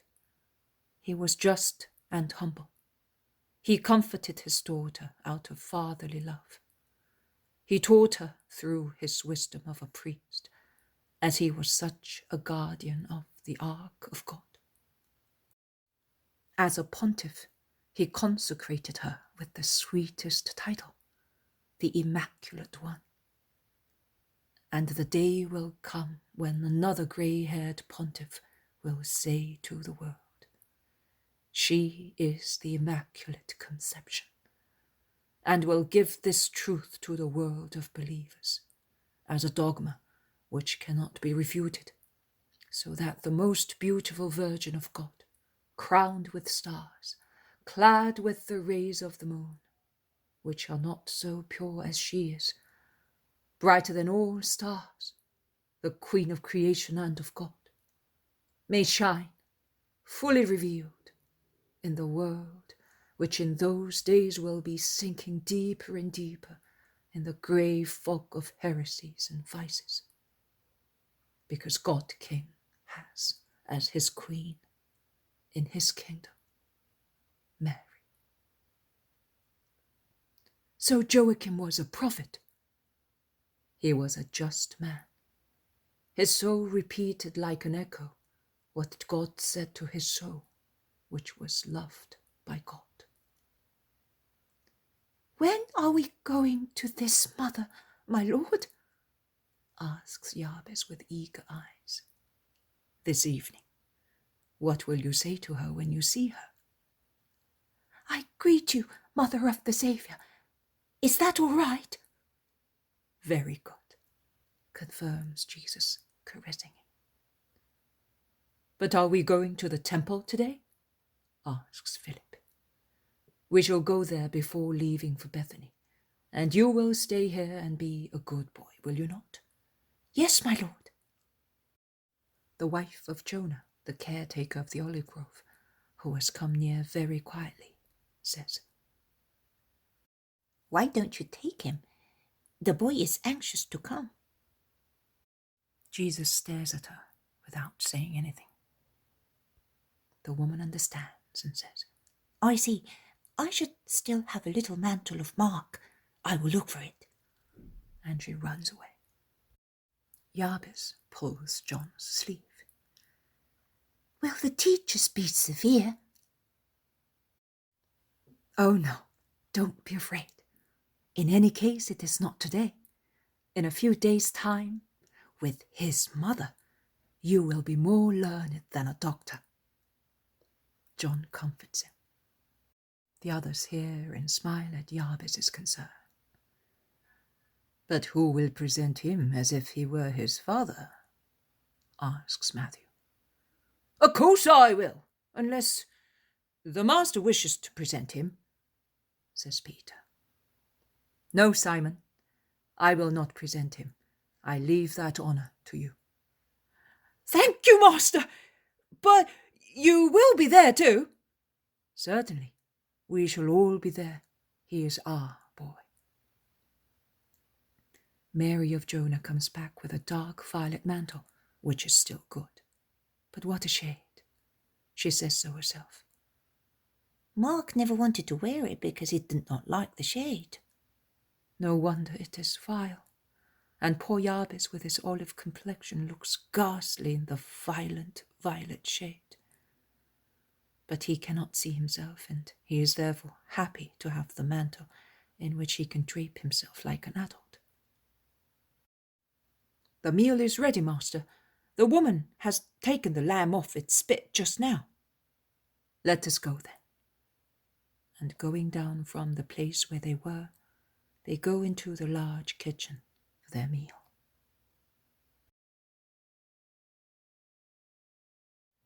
The poem of the man God, the second year of the public life.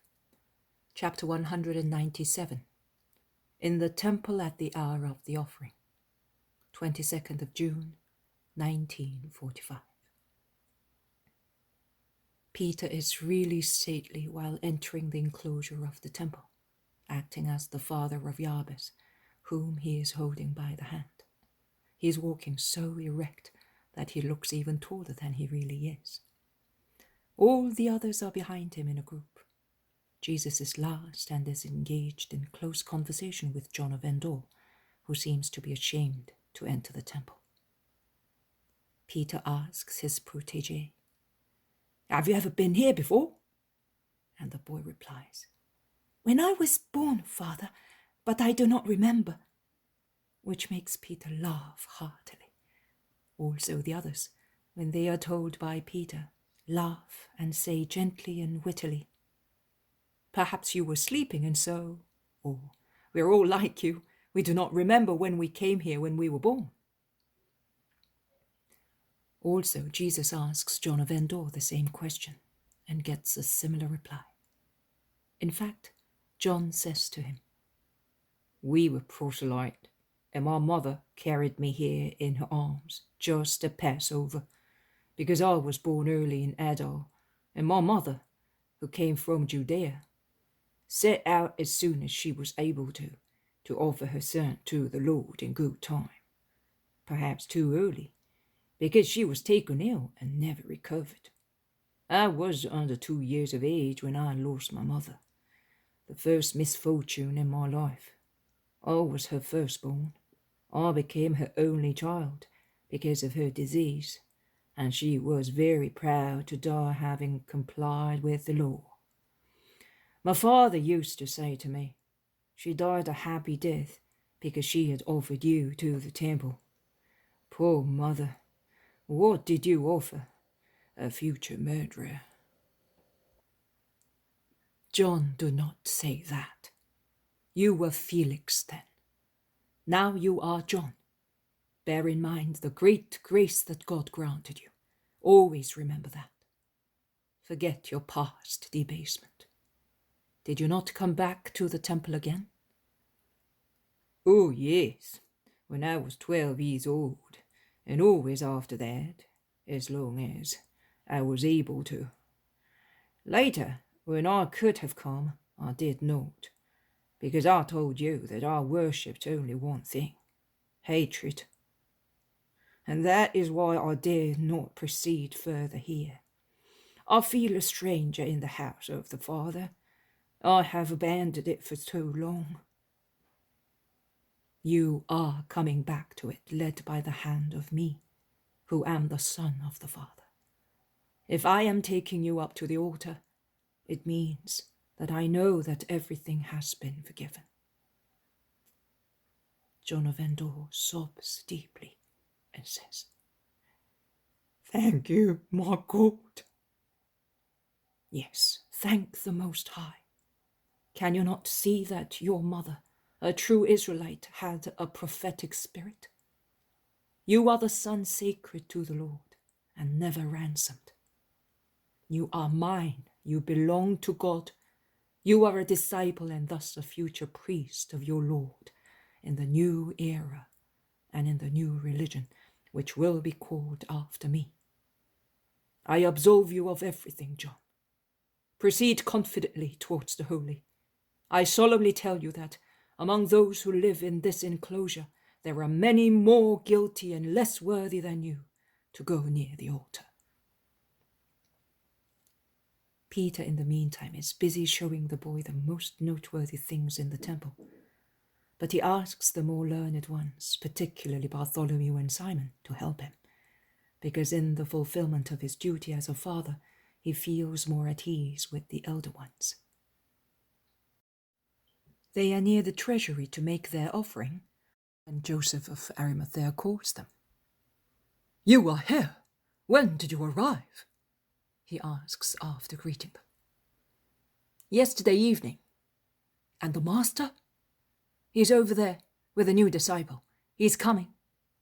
Joseph looks at the boy and asks Peter, "One of your grandsons?" "No. Yes, Well, nothing by blood, a great deal by faith, everything by love. I do not understand. He is a little orphan, so nothing by blood. A disciple, therefore a great deal by faith. A son, so everything by love.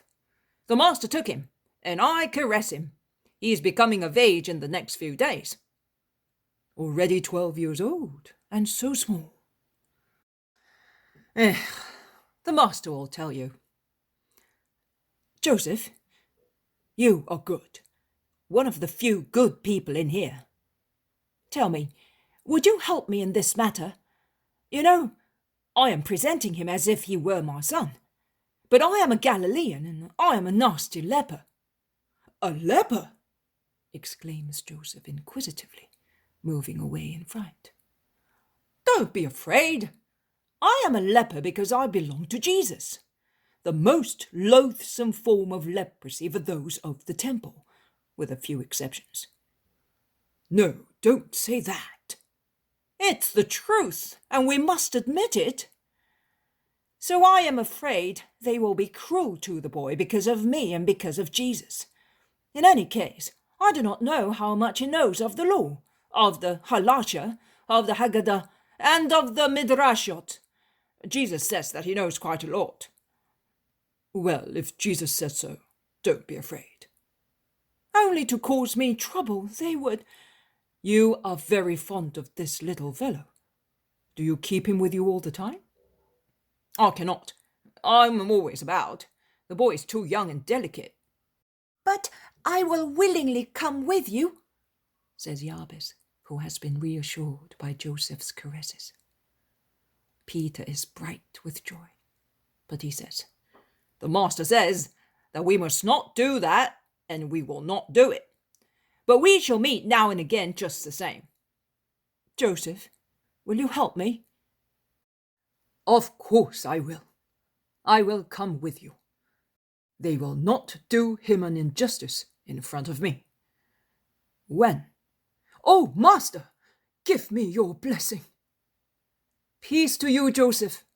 I am happy to see you, and I am glad that you are in good health. I am happy too, master, and also your friends will be pleased to see you. Are you staying at Gethsemane? I was there, but after the prayer I am going to Bethany. To Lazarus? No, to Simon's. My mother, the mother of my brothers, and the mother of John and James are also there. Will you come and see me? Are you asking me? I will come with great joy, and it is a great honor, for which I thank you. I will come with some friends. Be careful, Joseph, with friends, suggests Simon Zealot. Oh, you already know them. Prudence teaches. Do not let the air know. But when you see them, you will understand that they are friends. Well, Master, Simon of Jonah was telling me about the ceremony for the little one. You arrived when I was asking when you intend having it. I want to be there too. On the Wednesday before Passover, I want him to keep Passover as a son of the law. Very good, that is settled. I will come and join you at Bethany, but I will come with my friends on Monday. Agreed. Master, I must leave you. Peace be with you. It is the hour of incense. Goodbye, Joseph. Peace be with you. Come, Jabez. This is the most solemn hour of the day. There is another one in the morning. It is right that man should bless the Lord to be blessed during the day in all his deeds. But in the evening it is more solemn. Light fades, work ends, night falls. The fading light reminds us of the fall into sin, and in fact, sinful deeds are generally accomplished during the night. Why? Because man, no longer engrossed in his work, can be more easily entrapped by the evil one who avails himself of his allurements and nightmares. It is therefore right, after thanking God for protecting us during the day, that we should implore him to deliver us from night phantasms and temptations. Night, sleep, the symbols of death. Blessed be those who, after living with the blessing of the Lord, go to sleep in a bright dawn and not in darkness. The priest who offers incense does so on behalf of us all. He prays for all the people in communion with God, and God entrusts him with the blessing for the whole people of his children. See how great the ministry of a priest is. I would feel as if I were closer to my mummy. If you are always a good disciple and a good son to Peter, you will become one.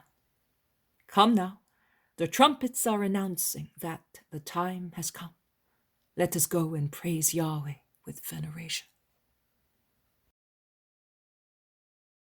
The poem of the man God, the second year of the public life. Chapter 198. Jesus meets his mother at Bethany. 23rd of June, 1945. Jesus is walking fast with his disciples towards Lazarus' town along a shady road which links the Mount of Olives to Bethany. One could say that the green ramifications of the mountain stretch as far as the countryside of Bethany. Jesus is recognized even before entering the town, and voluntary messengers run in all directions to inform people of his arrival. Thus, Lazarus and Maximus arrive running from one side, Isaac with Timonius and Joseph from another, and the third group to arrive is Martha with Marcella, who lifts her veil to bend down and kiss Jesus' tunic. Immediately after Mary of Alphaeus and Mary Salome reach the spot, they greet the Master and then embrace their sons. Little Jabez, still held by the hand by Jesus, is tossed about by so much rushing and watches everything dumbfounded. John of Endor, feeling like a stranger, withdraws to the end of the group and stands aside. Suddenly, in the lane leading to Simon's house, Jesus' mother comes forward. Jesus drops Jabez's hand and gently pushes his friends to one side to hasten towards her. The well-known words resound in the air like a solo of love above the whispering of the crowd. Son! Mother! They kiss each other, and in Mary's kiss there is the anguish of a mother who has been afraid for a long time, and now that the terror which has seized her is dissolving, she feels the tiredness of the effort she had made and evaluates the risks he has run. Jesus, who understands, caresses her, saying, "Beside my angel I had yours, mother, watching over me. No harm could have befallen me." May the Lord be praised for that. But I suffered so much. I wanted to come sooner, but in order to obey you, I had to come a different way. But it was a good thing, because your order, mother, bore good fruit as usual. It was your obedience, son. It was your wise order, mother. They smile at each other like two lovers. Is it possible that this woman is the mother of this man? Where are the 16 years of difference in age? The freshness and grace of Mary's face and of her virginal body make her a sister of her son, who is in the fullness of a handsome manliness. Are you not asking me why it bore good fruit? Asks Jesus, smiling all the time. I know that my Jesus conceals nothing from me. My dear mother. He kisses her again. People have kept away a few yards, pretending not to be watching the scene. But I wager that there is not one of all the eyes that seem to be looking elsewhere that does not cast sidelong glances at the loving scene. The one who is most keen in watching is Jabez. whom Jesus left when he ran to embrace his mother, and who has been left all alone, because owing to the quick succession of questions and answers, everybody's attention was diverted from the poor boy. He looks, then bends his head, endeavours to restrain his tears, but he cannot, and bursts out weeping, moaning, "Mommy! Mommy!" Everybody turns round. Jesus and Mary are the first, and everybody endeavours to help or find out who the boy is. Mary of Alphaeus rushes towards him with Peter. They are together, and they both ask, "Why are you crying?" But before Jabez can catch his breath and speak while shedding so many tears, Mary has run towards him, taken him in his arms, saying, "Yes, my little child, your mother. Do not cry any more, and excuse me if I did not see you before. My friends, here is my little son." It is obvious that Jesus, in the few seconds while approaching the boy, must have said to her, "He is a little orphan I brought with me." Mary realized the rest.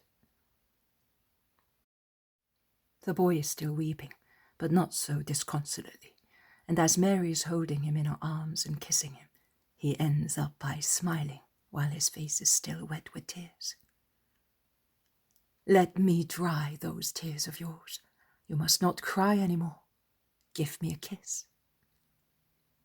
Jabez was expecting nothing but that, and after being caressed by bearded men, he is overjoyed in kissing Mary's smooth cheek.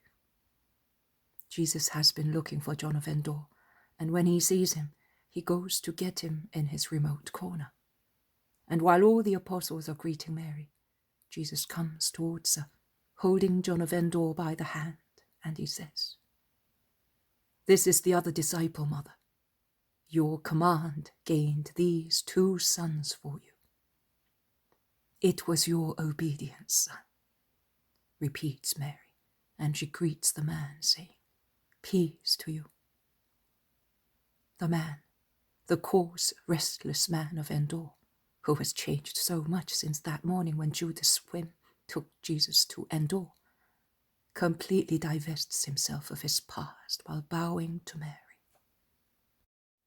I think it is so because his face, after bowing, looks really serene and truly at peace. They all set out towards Simon's house, Mary with Jabez in her arms, Jesus holding John of Endor by the hand. And then around them and behind them, Lazarus and Martha, the apostles with Maximinus, Isaac, Joseph, and Timonius. They enter the house on the threshold of which Simon's old servant greets Jesus and his master with deep respect. "Peace to you, Joseph, and to this house," says Jesus, lifting his hand to bless after laying it on the old servant's white head. Lazarus and Martha, after their first expression of joy, are somewhat sad, and Jesus asks them, "Why, my friends?" "Because you are not staying with us, and because everybody comes to you except the soul that we would like to be yours.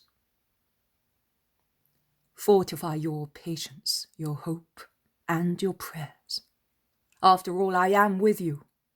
This house is but the nest from which the Son of Man will fly every day to his dear friends, so close in space.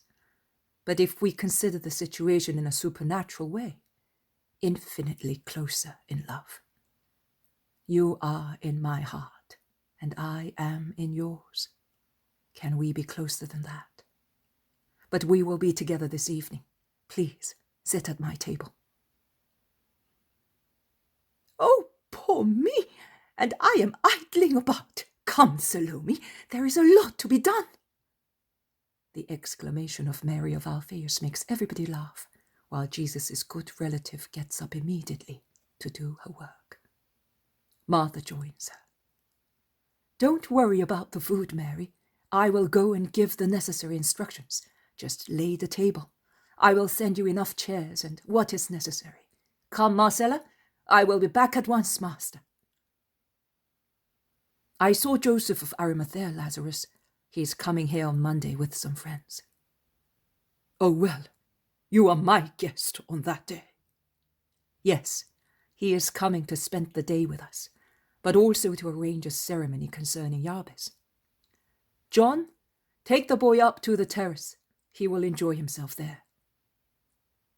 John of Zebedee, who is always obedient, gets up at once, and shortly afterwards the boy can be heard chattering and running about on the terrace that surrounds the house. The child, Jesus explains to his mother, his friends, the women among whom there is also Martha, who has rushed back so that she would not miss one moment of joy near the Master, is the grandson of one of Doris's peasants. I passed through Esdraelon. Is it true that the fields are a complete ruin and that he wants to sell them? They are a ruin. Whether he wants to sell them, I do not know.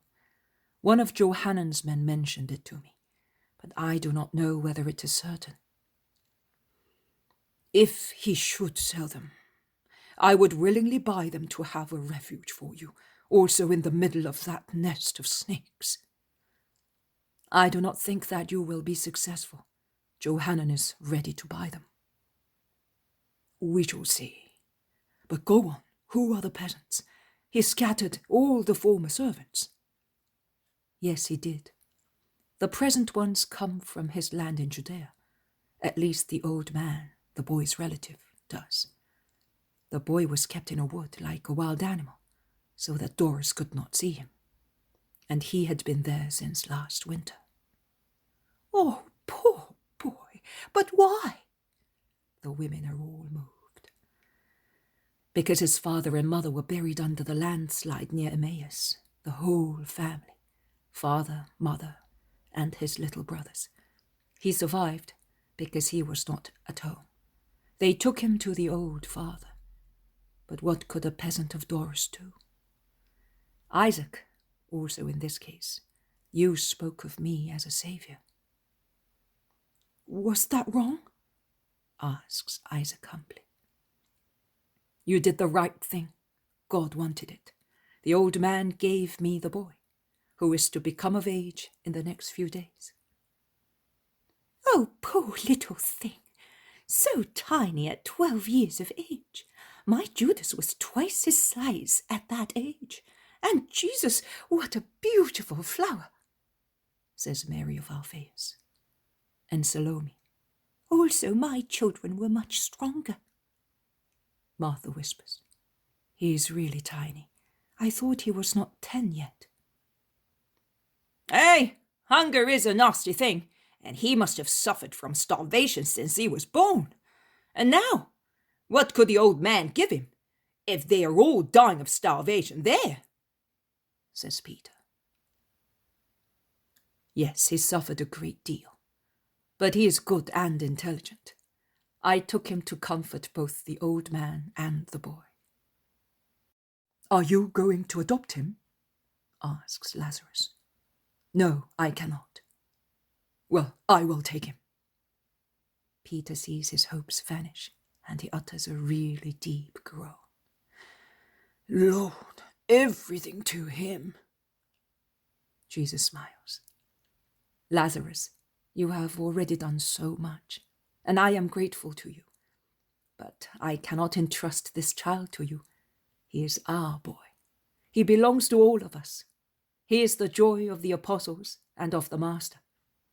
Besides, he would be brought up in luxury here.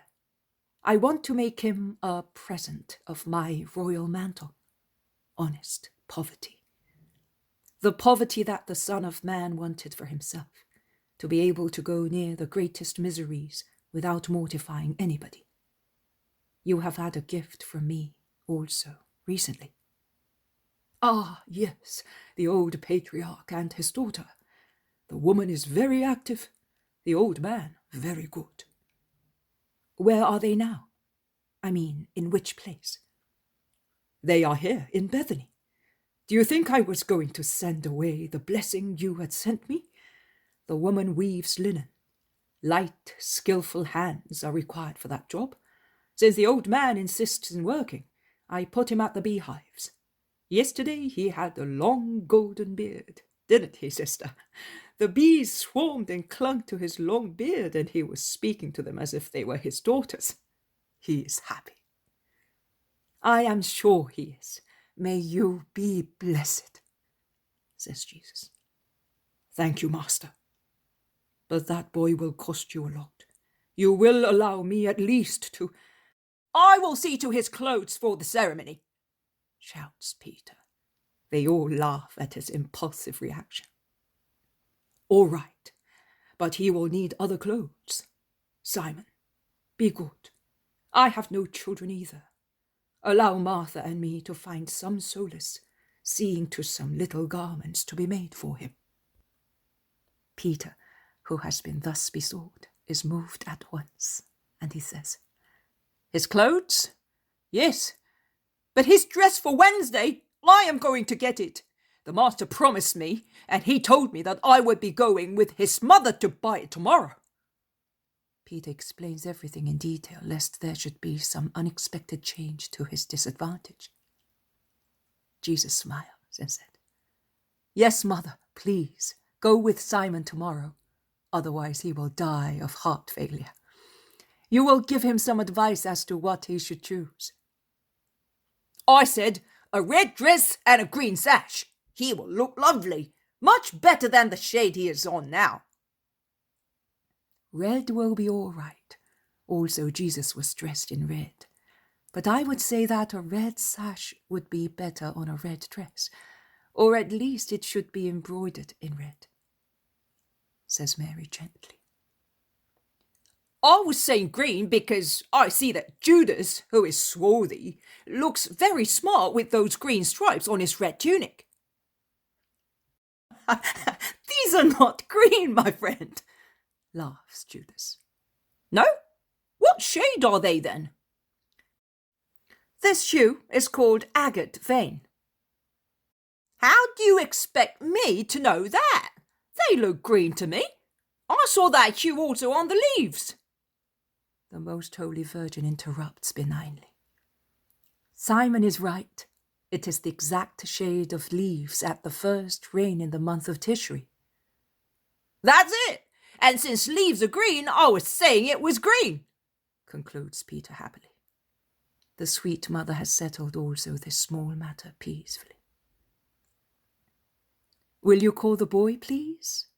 Begs Mary, and the child arrives at once with John. What is your name? Asks Mary, caressing him. It was Jabez, but I am expecting a new one. Are you? Yes, Jabez wants a name, meaning that I have saved him. You will find one for him, mother. A name of love and of salvation. Mary is pensive. She then says, Marziam, you are the little star in the sea of those saved by Jesus. Do you like it? Thus it will remind you also of me, besides of salvation. It is beautiful, says the boy joyfully. But isn't it a woman's name? Asks Bartholomew. With L at the end instead of M, when this tiny drop of mankind is grown up, you can change his name into the name of a man. For the time being, he has the name which his mother has given him. Is that right? The boy says yes, and Mary caresses him. Her sister-in-law says to her, This wool is good, and she feels Jabez's mantle. But its shade, what do you think? I would dye it very dark red. It will come out lovely. We will do it tomorrow evening, because he will have his new mantle. We cannot take it off him now. Martha says, Would you come with me, my little boy? I will take you to a place near here to see many things, Then we will come back here. Jabez does not object. He never refuses, but he seems somewhat afraid to go with the woman who is almost unknown to him. He says shyly and gently, "Could John come with me?" "Of course." They go away, and during their absence, the various groups continue their conversations. They narrate, comment, and sigh on human harshness. Isaac tells what he had been able to find out about the Baptist. Some say he's at Machaerus, some at Tiberias. His disciples have not yet come back. But did they not follow him? Yes, but near Doko, those who had captured him crossed the river with their prisoner, and no one knows whether they went up to the lake or down to Machaerus. John, Matthias, and Simeon are moving round to find out, and they will certainly not abandon him. And you, Isaac, will certainly not abandon this new disciple. He will stay with me for the time being. I want him to celebrate Passover with me. I will celebrate it in Jerusalem in Johanna's house. She saw me and offered a room for me and my companions. They are all coming this year, and we shall be there with Jonathan. Also those from Lebanon? Yes, perhaps John's disciples will not be able to come. Johannan's men are coming, did you know? Are they? I will be at the door near the priests offering sacrifices. I will see them and take them with me. They will be arriving at the last moment. Their time is very limited, but they have a lamb. I have one too, a marvellous one. Lazarus gave me it. We will sacrifice this one, and they can keep theirs for their journey back home. Martha comes back with John and the boy, who is wearing a little white linen dress and a red overall. On his arm he's carrying a mantle which is also red. Do you remember them, Lazarus? See, things are always useful. They smile at each other. Jesus says, Thank you, Martha. Oh, my Lord, I have a mania for keeping things. I inherited it from my mother. I still have many of my brother's robes. They are dear to me because they were handled by my mother. Now and again I take one to give it to a child. I will now give them to Marciam. They are a little long for him, but they can be shortened. When Lazarus became of age, he did not want them any more. The typical passing fancy of a child. And he got his own way because my mother adored her Lazarus. She caresses her brother fondly, and Lazarus takes a beautiful hand, kisses it, and says, And do you not? They smile at each other. That is a gift of Providence, remarks many. Yes, my whim has done a good turn. Perhaps I shall be forgiven because of that. Dinner is ready, and everyone sits at his place. It is late in the night when Jesus can speak to his mother in peace. They have gone up to the terrace, and sitting one beside the other, hand in hand, they speak and listen to each other. Jesus is the first to give an account of the things that happened. Then Mary says, Son, after your departure, immediately after, a woman came to me. She was looking for you. A great misery and a great redemption. But the poor creature needs to be forgiven by you so that she may persevere in her decision. I entrusted her to Susanna, saying that she had been cured by you. That is true. I could have kept her with me if our house were not like a seaport where all the boats come in, and many with evil intentions. And the woman is disgusted with the world by now. Do you want to know who she is? She is a soul. But tell me her name, that I may receive her without any mistake. She's Aglae, the Roman mime and sinner, whom you began to save at Hebron. She looked for you and found you at the clear water, and she has already suffered because of her revived honesty. How much she has suffered. She told me everything. How horrible. Her sin? That, and I would say how much more. How horrible the world is. Oh, my son, do not trust the Pharisees in Capernaum. They wanted to use the unhappy creature to harm you. They would have used even her. I know, mother. Where is Aglaé? She will be coming with Susanna before Passover. Very well. I will speak to her.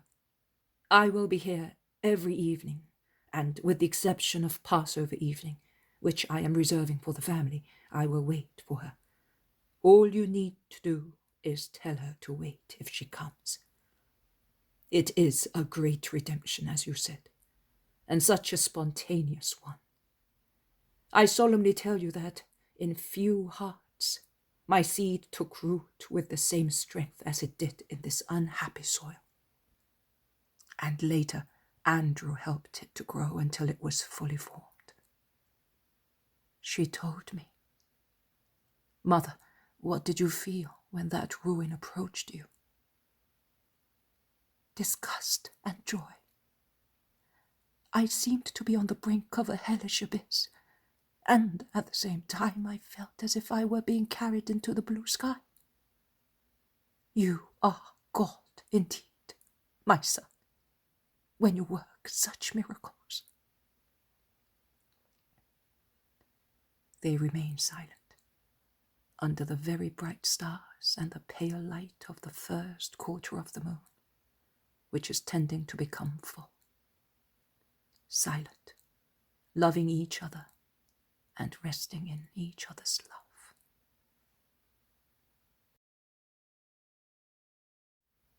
The poem of the man God. The second year of the public life. Chapter 199. Jesus goes to the lepers of Siloam and Ben Hinnom. The power of Mary's word. 24th of June, 1945. The beautiful morning invites people to leave their homes and beds and go for a walk, and the people living in the zealot's house get up very early, and like bees at sunrise, they go out to breathe the pure air in Lazarus's orchard round the hospitable house. They are soon joined by Lazarus's guests, that is, Philip, Bartholomew, Matthew, Thomas, Andrew, and James of Zebedee. The sun shines in joyfully through all the windows and wide open doors, and illuminates the simple, tidy rooms with a golden hue, which brightens the shades of clothes and enlivens the hues of hair and eyes. Mary of Alphaeus and Salome are busy serving the men who enjoy a hearty appetite. Mary instead is watching one of Lazarus's servants who is sorting Marthiam's hair, cutting it with greater skill than his first barber even did. "That will do for the time being," says the servant. "Later, when you have offered God the curls of your childhood, I will cut it shorter. The warm season is coming, and you will feel better without any hair on your neck. And your hair will grow stronger. It is dry weak, and has been neglected. See, Mary, it needs some attention. I will now put some oil on it to keep it in place. Can you smell the lovely scent, my boy? It is oil which Martha uses. It is very good. Almond palm and medulla of the finest quality with a rare essence. My mistress told me to keep this little jar for the boy. Oh, here you are. You now look like the son of a king." And the servant, who is probably the barber of Lazarus's house, pats Marthiam on the cheek, greets Mary, and goes away looking quite satisfied. "Come and let me dress you," says Mary to the boy who has on only a short tunic with short sleeves. I think it is a shirt, or what was used in those days as a shirt. By its fine linen I gather that it must have belonged to Lazarus when a boy. Mary takes off the towel in which Marciam was enveloped and puts on him a linen vest puckered round the neck and cuffs, and a red woolen robe with wide neck and sleeves. The shining snow-white linen protrudes from the neck opening and the sleeves of the red dull cloth. Mary's skillful hands must have adjusted the length of the robe and of the sleeves during the night, and it now fits the boy, particularly when Mary girds his waist with a soft sash adorned with a woolen white and red tassel. The child no longer looks like the poor little creature of a few days earlier. Now go and play, but do not get dirty while I get ready, says Mary, caressing him, and the boy bounds out happily, looking for his big friends. Thomas is the first one to see him. How lovely you are! Fit for a wedding. You make me cut a poor figure, says Thomas, who is always merry and genial, and he takes him by the hand, saying, Let us go and see the women. They are looking for you to feed you. They go into the kitchen, and Thomas causes the two Marys, who are bent over the kitchen stove, to start, when he shouts in his loud voice, There is a young man here looking for you. And laughing, he introduces the boy who was hiding behind his robust back. Oh dear! Come here that I may give you a kiss. Look, Salome, how lovely he is, exclaims Mary of Alphaeus. He is indeed. All he needs now is to become more robust. But I'll see to that. Come here that I may kiss you too, replies Salome. But Jesus is going to entrust him to the shepherds, objects Thomas. Not on your life. My Jesus is mistaken here. What can you men do or pretend you can do? You're only good at quarrelling, because incidentally you are rather quarrelsome, like little goats, which are fond of one another and gore one another with their horns. At eating, speaking, and you have 1,000 needs, and you claim the master to pay all his attention to you. Otherwise you become sulky. Children need mothers, is that right? What is your name? Marciam. Of course, but blessed be my Mary, she could have given you an easier name. It's almost like hers, exclaims Salome. Yes, but hers is more simple. There aren't those letters in the centre of it. They are too many. The Iscariot, who has just come in, says, She gave a name which is precise in its meaning, according to the genuine old language. All right, but it is difficult, and I will take one letter away and say Marziam. It's easier, and the world will not collapse because of that. Is that right, Simon? Peter, who is passing by the window, speaking to John of Endor, looks in and asks, What do you want? I was saying that I shall call the boy Marziam. It is easier. You're right, woman. If the mother allows me, I will call him thus too. But how wonderful you look. So do I, eh? Look. In fact, he is perfectly tidy. His cheeks have been shaved, his hair cut, his beard trimmed and scented with oil. His clothes show no creases, and his sandals are so clean that they look like new ones. I do not know what he has polished them with. The women admire him, and he laughs happily. The boy has finished eating and goes out to meet his great friend, whom he always calls Father. And there is Jesus coming from Lazarus' house, together with the ladder. The boy runs towards him, and Jesus says, Peace be with us, Marciam. Let us change the kiss of peace. Lazarus, greeted by the boy, caresses him and gives him a sweet. They all gather round Jesus. Also Mary, wearing a turquoise woolen dress on top of which a darker mantle is draped, comes towards her son, smiling. We can go then, says Jesus. You, Simon, with my mother and the boy, if you still wish to buy his robes, now that Lazarus has seen to it. Of course I do. And then I will be able to say that once I walked beside your mother, a great honor. Go then. Simon, you will take me to your leper friends. Really, master? Then, if you don't mind, I will run ahead to gather them. You will reach me. You know where they are. All right, go. The others can do what they like. You are all free until Wednesday morning. At the 3rd hour, everybody is to be at the Golden Gate. I am coming with you, master, says John.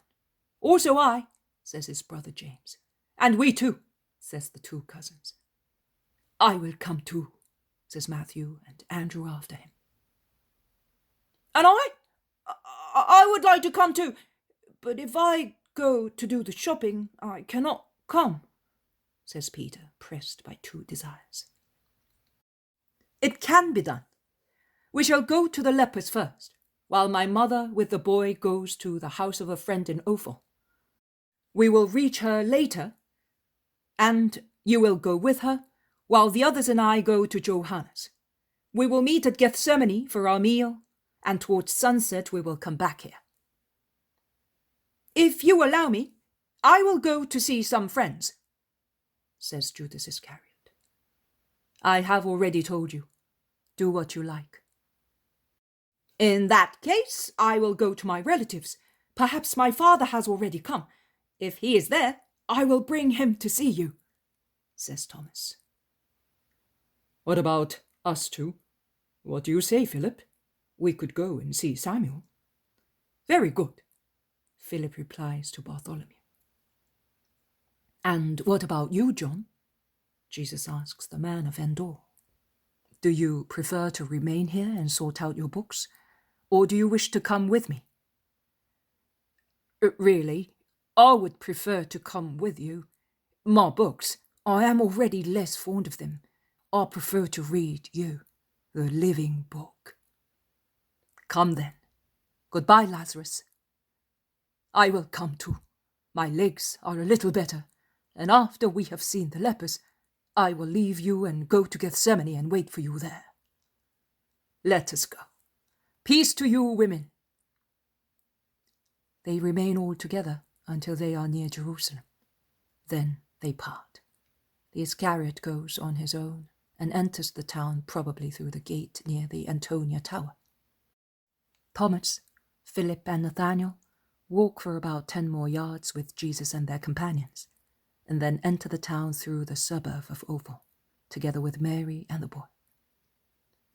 And now let us go and see those unhappy people, says Jesus, and turning his back to the town, he goes towards a desolate place on the slope of a rocky hill, which lies between the 2 roads from Jericho to Jerusalem. A strange place, similar to a flight of steps after the first slope, up which climbs a path, so that there is a drop of at least 3 yards from the first terrace to the path, and the same from the second one. It is an arid, dead, extremely sad place. Master, shouts Simon the Zealot, I am here. Stop where you are, that I may show you the way. And the Zealot, who was leaning against a rock to be in the shade, comes forward and leads Jesus up the steps of a path leading towards Gethsemane, but separated from it by the road that from the Mount of Olives goes to Bethany. Here we are. I lived among the tombs of Siloam, and my friends are here. Some of them. The others are at Ben Hinnom, but cannot come. They would have to cross the road and would be seen. We shall go also to them. Thank you, on their part and mine. Are they many? Winter has killed most of them, but here There are still 5 of those to whom I had spoken. They are waiting for you. There they are, on the edge of their prison. There are probably 10 monsters. I say probably, because if 5 who are standing up are clearly visible, the others, because of the greyish hue of their skin, the deformity of their faces, and the fact that they hardly protrude from the stone barrier, cannot be counted accurately, and they may be more than 5 or less. Among those standing up, there is only one woman. One can tell by her white, dishevelled hair, hanging coarse and dirty over her shoulders down to her waist. There is no other sign by which one could tell her sex, because the disease, which is in an advanced stage, has reduced her to a skeleton, destroying all feminine forms. Likewise among the men, only one still has traces of moustaches and a beard. All the others have been depilated by the destructive disease. They shout, "Jesus, our Saviour, have mercy on us!" And they stretch out their deformed or ulcerated hands. "Jesus, Son of David, have mercy on us!" "What do you want me to do for you?" asks Jesus, looking towards their misery. "We want you to save us from sin and from the disease." "Your will and repentance will save you from sin." "But if you wish, you can cancel our sins, at least those. If you do not want to cure our bodies." "If I say to you, choose either one or the other, which one would you prefer?"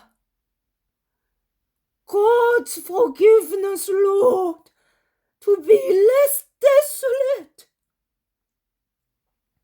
Jesus has a gesture of approval. He smiles brightly, raises his arms, and shouts, "Let it be granted! I want it!" Granted. The grace might be granted for their sins, or for their disease, or for both. And the 5 unhappy people remain uncertain. But the apostles have no uncertainty, and they can but shout their hosannas when they see their leprosy disappear as fast as a flake of snow that falls on a fire. The 5 then understand that the full grace has been granted to them. Their shouting resounds like a cry of victory. They embrace one another and throw kisses at Jesus, as they cannot prostrate themselves at his feet. They then turn to their companions, saying, "And you still refuse to believe? What miserable wretches are you?" "Good, be good. Your poor brothers need time to think. Say nothing to them. Faith is not imposed. It is preached with peace, kindness, patience, and perseverance. That is what you will do after your purification, exactly as Simon did with you. After all, the miracle preaches by itself. You who have been cured will go to the priest as soon as possible. You who are still ill, wait for us this evening. We will bring you some food. Peace be with you." Jesus descends again onto the road, followed by the blessings of everybody. "And now let us go to Ben Hinnom," says Jesus.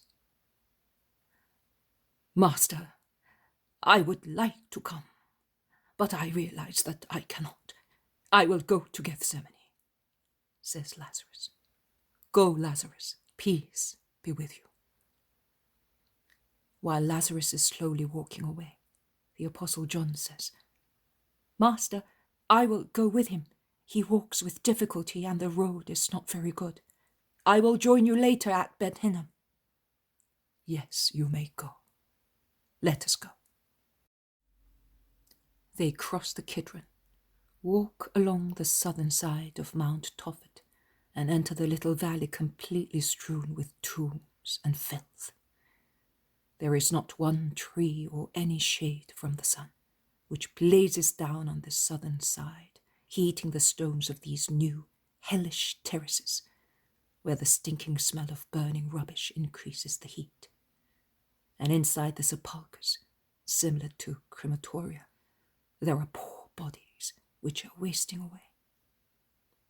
Siloam may be unpleasant in winter, damp as it is in facing north, but this place must be dreadful in summer.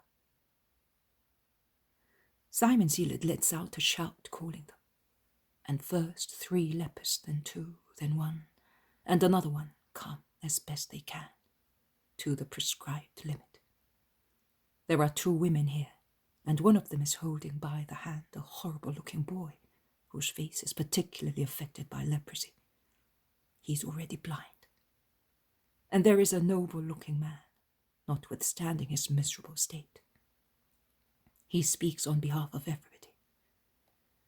Blessed be the Messiah of the Lord, who has come down to our Gehenna to free from it those who hope in him. Save us, O Lord, because we are perishing.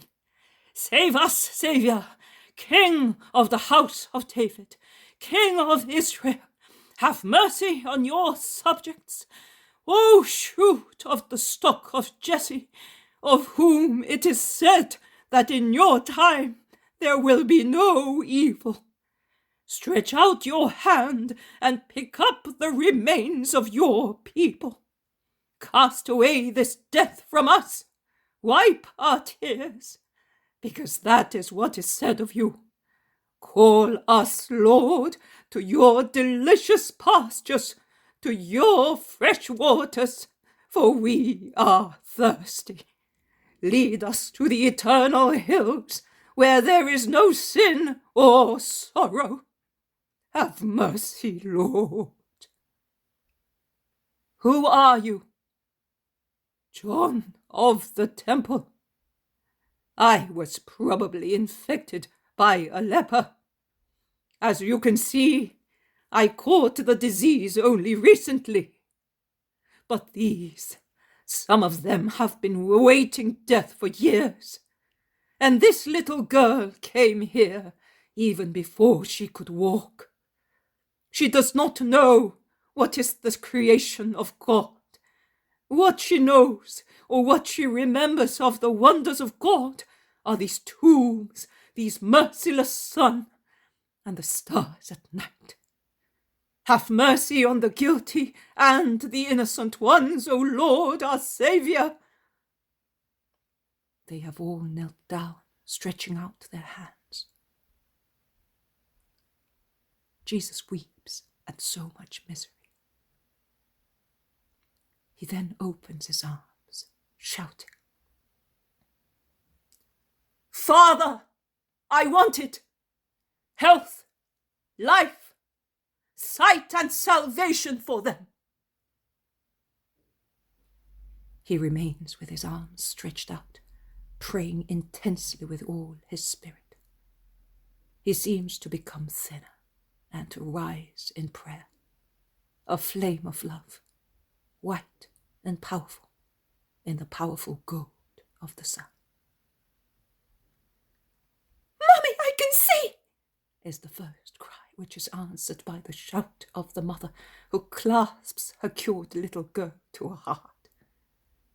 Then the shouts of the others and of the apostles. The miracle has been worked. John, as you are a priest, you will lead your companions in the right. Peace be with you.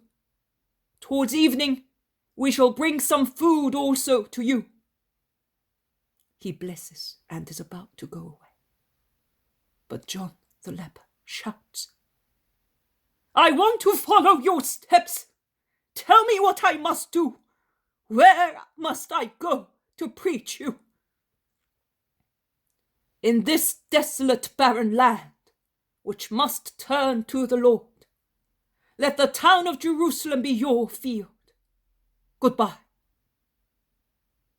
"And now let us go to my mother," he says to the apostles. "But where is she?" ask many of them. "In a house known to John, in the house of the girl who was cured last year." They enter the town, covering a good deal of the thickly populated suburbs of Ophel, until they reach a little white house. With his usual kind salutation, he enters the house, the door of which is half open, and one can hear the sweet voice of Mary, the silvery voice of Annalea, and the thick voice of her mother. The girl prostrates herself, adoring, and the mother kneels down. Mary stands up. They would like to keep the master with his mother, but Jesus promises to go back some other day. He blesses them and says goodbye. Peter goes away with Mary and is very happy. They are both holding the boy by his hands, and they look like a happy family. Many people turn round to look at them. Jesus watches them go away, smiling. "Simon is happy," exclaims the zealot. "Why are you smiling, Master?" asks James of Zebedee. "Because I see a great promise in that group." "Which promise, brother? What do you see?" asks Thaddeus. "This is what I see. That I shall be able to go away with a peaceful mind when the time comes. I need not be afraid for my church. Then it will be small and slender like Marcian. But my mother will be there to hold it by the hand and to be its mother. And there will be Peter as its father. In his honest, rough hands, I can place the hand of my dawning church without any worry. He will give it the strength of his protection. My mother, the strength of her love, and the church will grow. Like Marcian, he is really the symbol child. May God bless my mother, my Peter, and their child and ours. Now let us go to Johannes." And once again in the evening, we are in the little house in Bethany. Many have already withdrawn because they were tired. Peter is walking up and down the path, often looking up to the terrace where Jesus and Mary are sitting talking. John of Endor, instead, is speaking to the zealot, sitting under a pomegranate tree in full blossom. Mary has already spoken a great deal because I can hear Jesus say, "Everything you told me is just, and I will bear in mind its justice. And I say that also your advice concerning Annalea is right. It is a good sign that the man has accepted it so readily. It is true that the people high up in Jerusalem are dull-minded and envious. I could also say that they are filthy. But in the humble people there are pearls of unknown value. I am glad that Annalea is happy. She belongs more to heaven than to the earth, and perhaps the man, who has now understood the concept of the Spirit, realizes that, and he respects her almost religiously. His intentions to go elsewhere so that no human sentiment may upset the pure vow of his girl proves it. Yes, my son, man perceives the perfume of virgins. I remember Joseph. I did not know which words to use. He was not aware of my secret, and yet he helped me to disclose it with the intuition of a saint. He had perceived the scent of my soul. Also John, see how peaceful he is. and everybody seeks him, even Judas of Kerioth, although... No, son, Judas has not changed. I know, and you know. We do not speak because we do not want to start war. But even if we do not speak, we know. And even if we do not speak, the others realize. Oh, my Jesus, the younger disciples told me today at Gethsemane, the episode at Magdala, and the other one of Sabbath morning. Innocent children speak, because they see through the eyes of their angels. But also old people have an idea. They are not wrong. He is an elusive being. Everything is elusive in him. And I am afraid of him, and I have on my lips the same words of Benjamin at Magdala and of Marthiam at Gethsemane, because I feel the same disgust for Judas as children do. Not everybody can be John. I do not pretend that. In that case, it would be paradise on the earth. But see, you told me about the other John, a man who killed. But I feel only sorry for him. Judas frightens me. Love him, mother. Love him for my sake. Yes, son, I will. But not even my love will serve. It will only make me suffer and make him guilty. Oh, why did he come to you? He upsets everybody. He offends Peter, who deserves all respect. Yes, Peter is very good. I would do anything for him, because he deserves it. If he heard you, he would say with his good, frank smile, "Ah, my lord, that is not true." And he would be right. Why, mother? But Jesus smiles, because he has already understood. Because you are not satisfying him by giving him a son. He told me all his hopes, his desires, and your refusals. And did he not tell you the reasons justifying them? Yes, he did, and he added, "It is true, but I am a man, a poor man. Jesus persists in seeing a great man in me. But I know that I am a poor fellow, and so he could give me a child. I got married to have them, and I will die without any." And he said, pointing at the boy who, delighted because of the lovely dress bought by Peter, had kissed him, saying, "Beloved father," he said, "See, when this little creature, whom only 10 days ago I did not know, says that to me, I feel that I become softer than butter and sweeter than honey, and I weep, because every day that goes by takes this child away from me." Mary becomes silent, watching Jesus, studying his face, waiting for a word. But Jesus has placed his elbow on his knee, resting his head on his hand, and is silent, looking at the green expanse of the orchard. Mary takes his hand and caressing it, she says, "Simon has this great desire. When I went with him, he did nothing but speak to me about it. And his reasons are so good that I could say nothing to keep him quiet.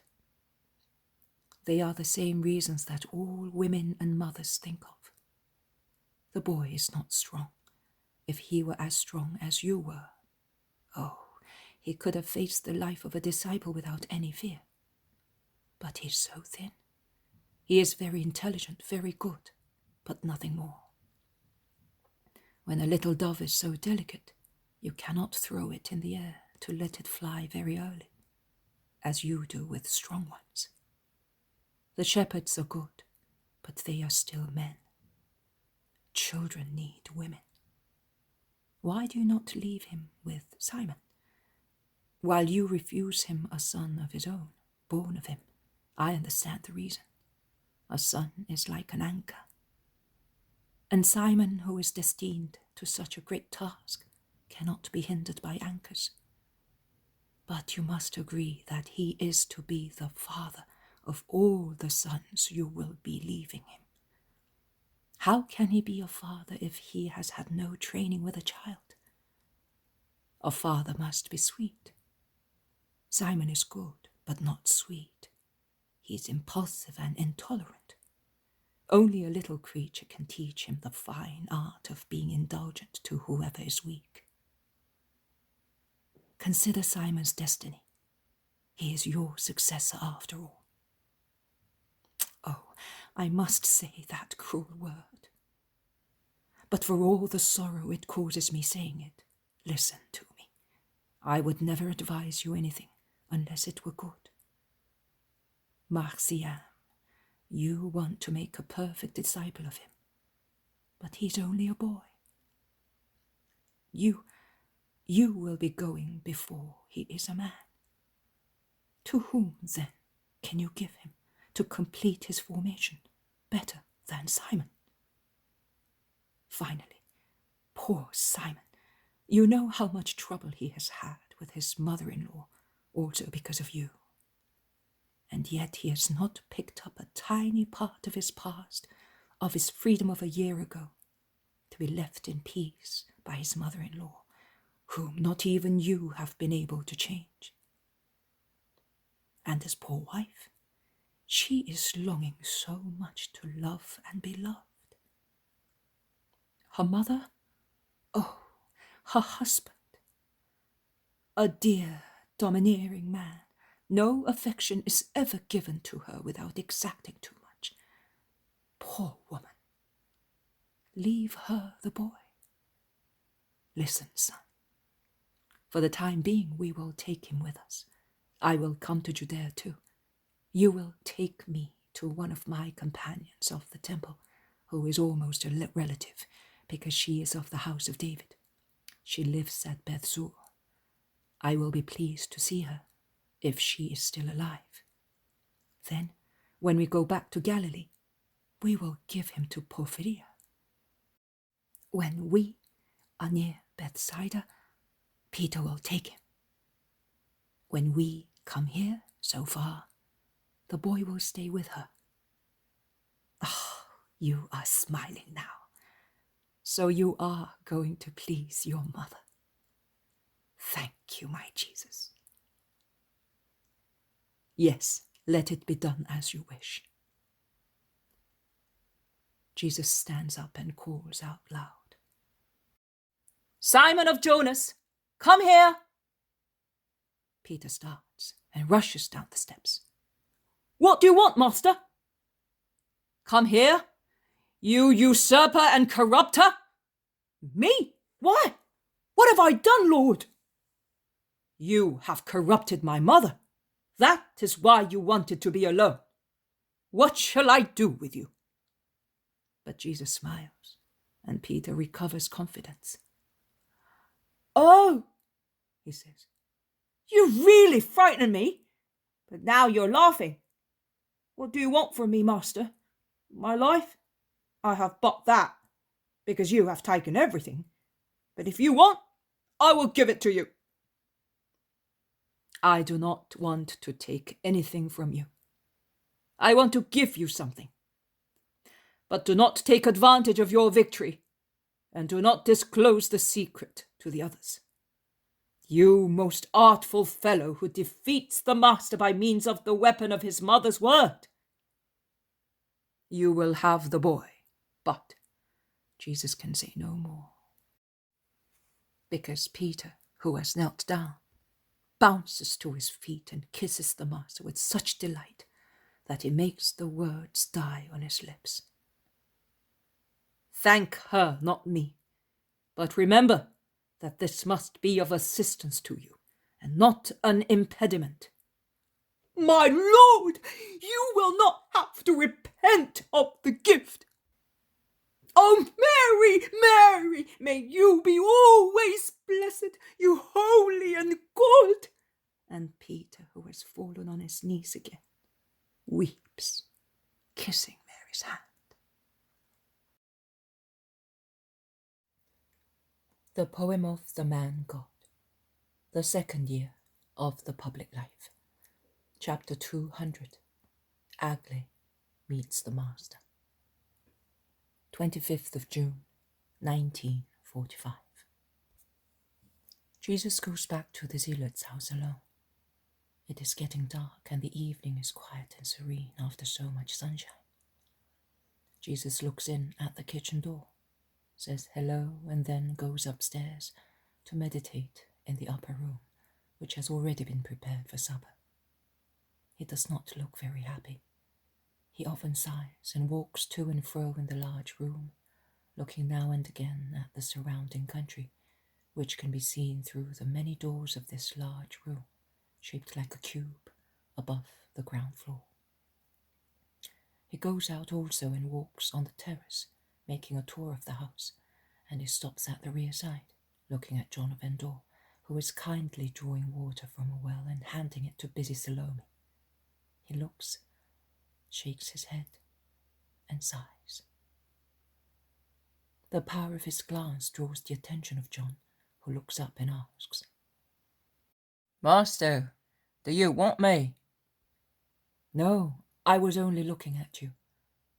"John is good, he helps me," says Salome, "and God will reward him also for that help." After these words, Jesus goes back into the room and sits down. He is so engrossed in thought that he does not notice the noisy chattering of many voices and the shuffling of many feet in the entrance corridor, and then 2 light footsteps climbing the outside staircase and approaching the large room. Only when Mary calls him, he looks up. "Son, Susanna has arrived in Jerusalem with her family, and she brought Aglae here at once. Do you wish to listen to her while we're alone?" "Yes, mother, at once, and do not let anyone come up until it is all over. I hope to deal with her before the others come back. But please watch that there is no indiscreet curiosity in no one, and particularly with regard to Judas of Simon. I will watch carefully." Mary goes out, and shortly afterwards comes back, holding by the hand Aglae, who is no longer enveloped in a large grey mantle, with a veil pulled over her face, and is not wearing high-heeled sandals with complicated buckles and strips, which she wore before.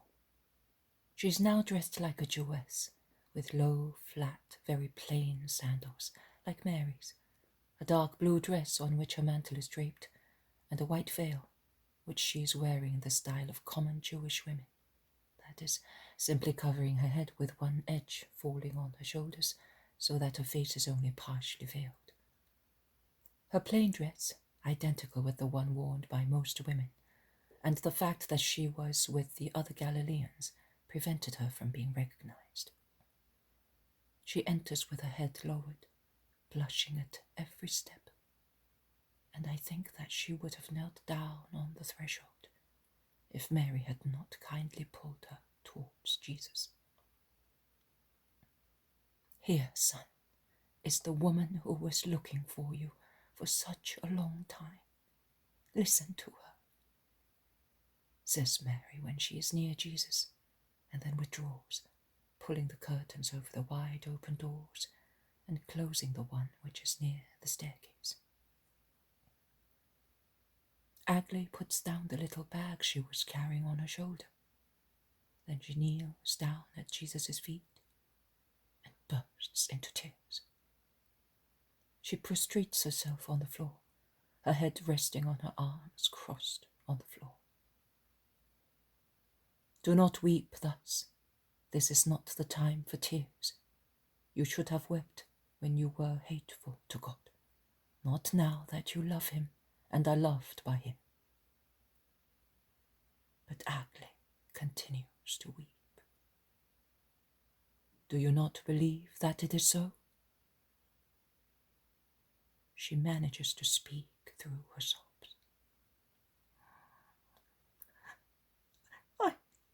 I love him. It is true. As best I can.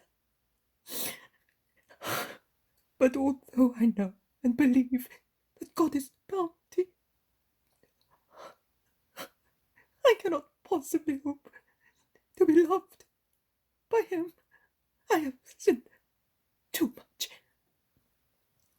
Perhaps one day I will be loved.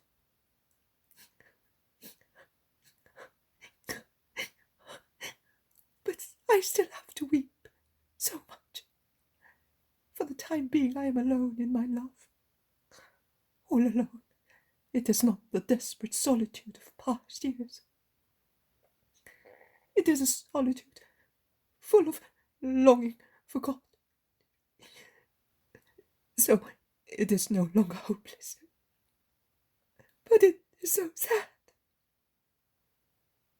Agle, how little you still know the Lord.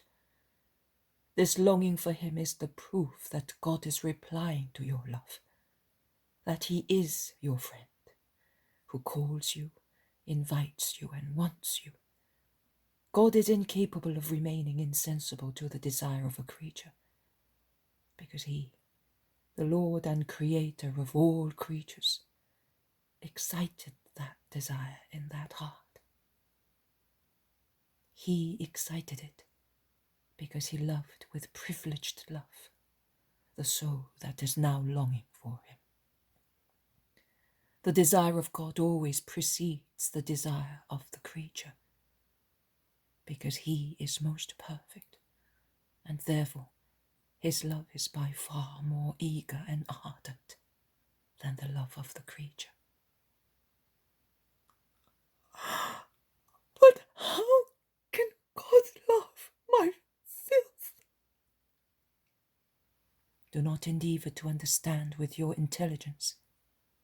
He is an abyss of mercy, which human intelligence cannot understand. But when the intelligence of man cannot understand, the intelligence of love, the love of the Spirit, does. It understands and confidently penetrates the mystery, which is God, and the mystery of the relationship of the soul with God. Enter, I tell you, enter, because God wants it.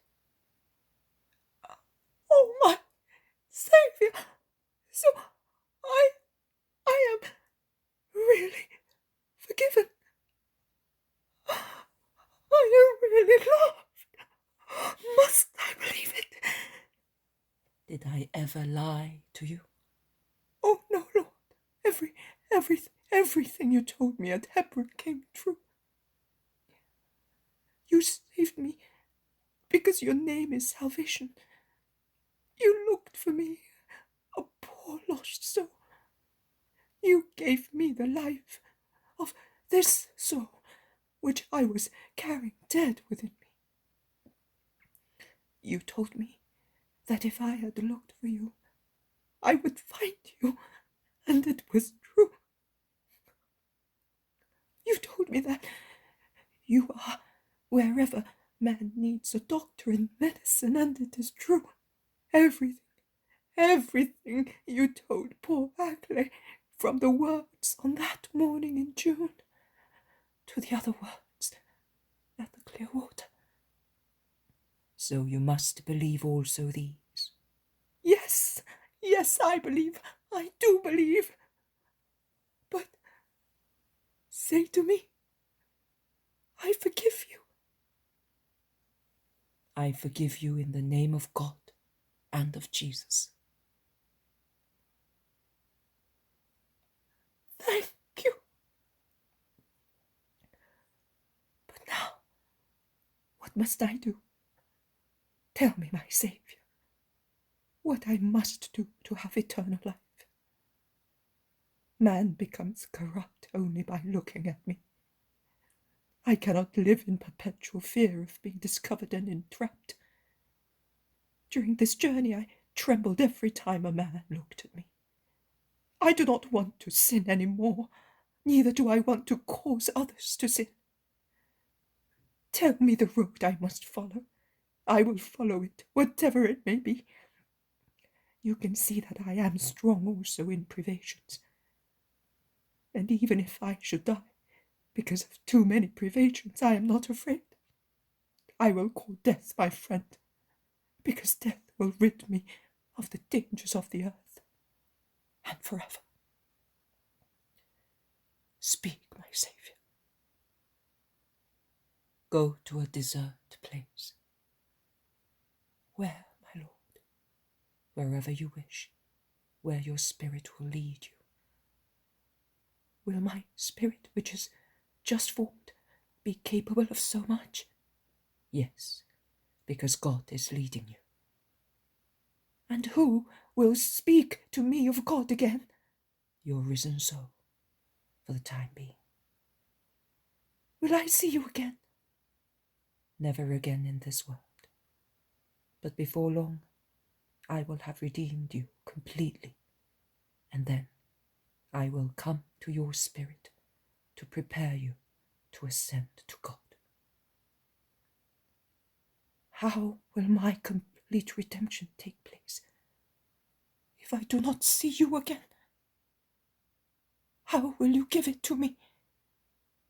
By dying for all sinners. Oh, no! You must not die! To give men the life, I must give myself to death. That is why I came as a human being.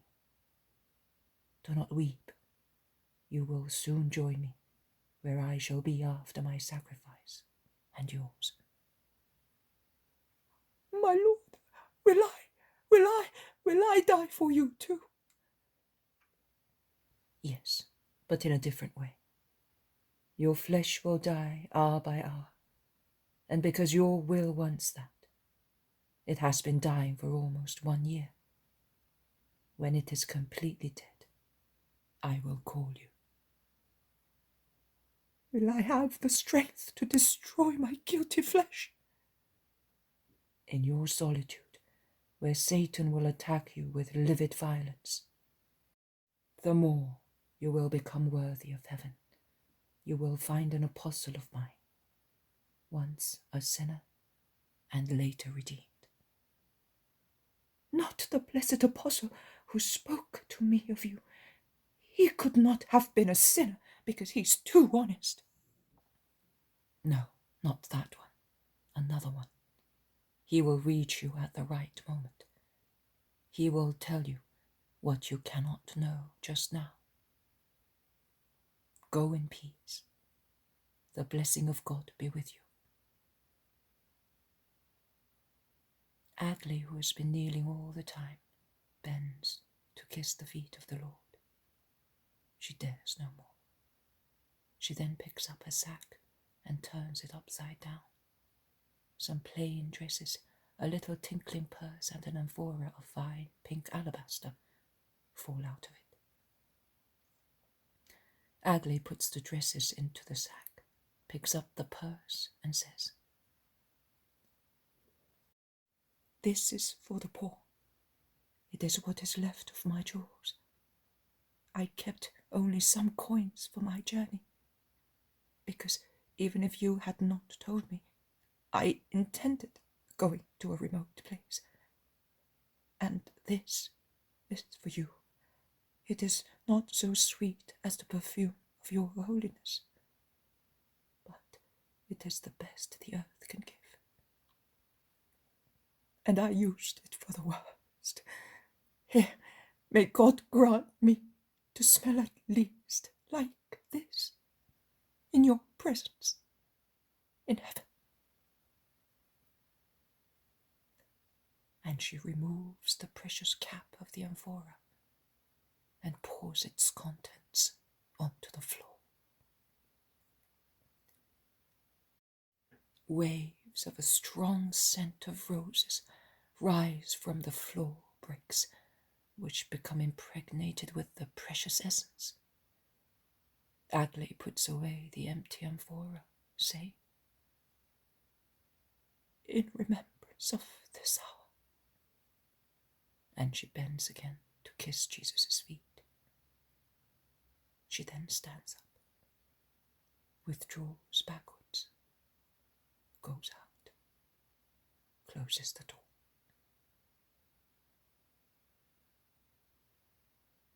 I hear her steps receding towards the staircase, her voice exchanging a few words with Mary, then the noise of her sandals going down the steps, and then nothing else. There is nothing left of Aglae except the little purse at Jesus' feet and the very strong scent in all the room. Jesus gets up.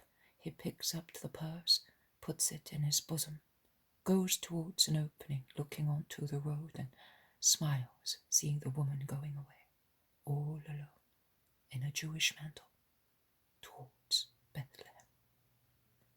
He makes a gesture of blessing and goes towards the terrace and calls, "Mother!" Mary goes up the staircase quickly. "You made her happy, my son. She has gone with strength and peace." "Yes, Mother. When Andrew comes in, send him to me before anybody else." Some time goes by, then I hear the voices of the apostles who have come back. Andrew goes upstairs. "Master, do you want me?" "Yes, come here. No one will know, but it is only fair that I should tell you. Andrew, thank you in the name of God and of us all." "Thanks? For what?" "Can you smell this perfume? It is a souvenir of the veiled woman. She came. She's saved." Andrew turns as red as a cherry. He falls on his knees and cannot find words. "At last," he says. "Now I am happy. Blessed be the Lord." "Yes, get up. Do not tell the others that she came." "I will be quiet, my lord." "You may go. Listen, has Judas of Simon come yet?" "Yes, he wanted to come with us, telling us a lot of lies." "Why does he do that, Lord?" "Because he is a spoiled boy. Tell me the truth. Have you quarrelled?" "No, my brother is too happy with his boy to be anxious to quarrel, and the others, you know, are more prudent. It is true we are all disgusted in our hearts, but after supper he is going away. Other friends, he says. Oh, and he despises prostitutes. Be good, Andrew. You must be happy, too, this evening." "Yes, master. I also have a sweet, although invisible, paternity. I am going." After some time, the apostles come upstairs in a group with the boy and John of Endor. The women follow them with dishes and lamps. The last to come are Lazarus and Simon. As soon as they enter the room, they exclaim, "Oh, it was coming from here!" And they smell the air saturated with the scent of roses, although the doors are wide open. "But who scented this room thus? Perhaps Martha?" many of them ask. "My sister has not left the house today after our meal," replies Lazarus. "Who then? An Assyrian satrap?" asks Peter facetiously. "The love of a redeemed woman," Jesus says gravely. "She might have spared this useless exhibition of redemption and given the poor what she spent. There are so many of them, and they know that we always give. I have not even a small coin left," says the Iscariot angrily. "And we have to buy a lamb, rent a room for the supper, and—" "But I offered you everything," says Lazarus. This is not fair. The right loses its beauty. The law says, you shall take a lamb for you and your household. It does not say you shall accept a lamb. Bartholomew turns round all of a sudden. He opens his mouth, but closes it at once.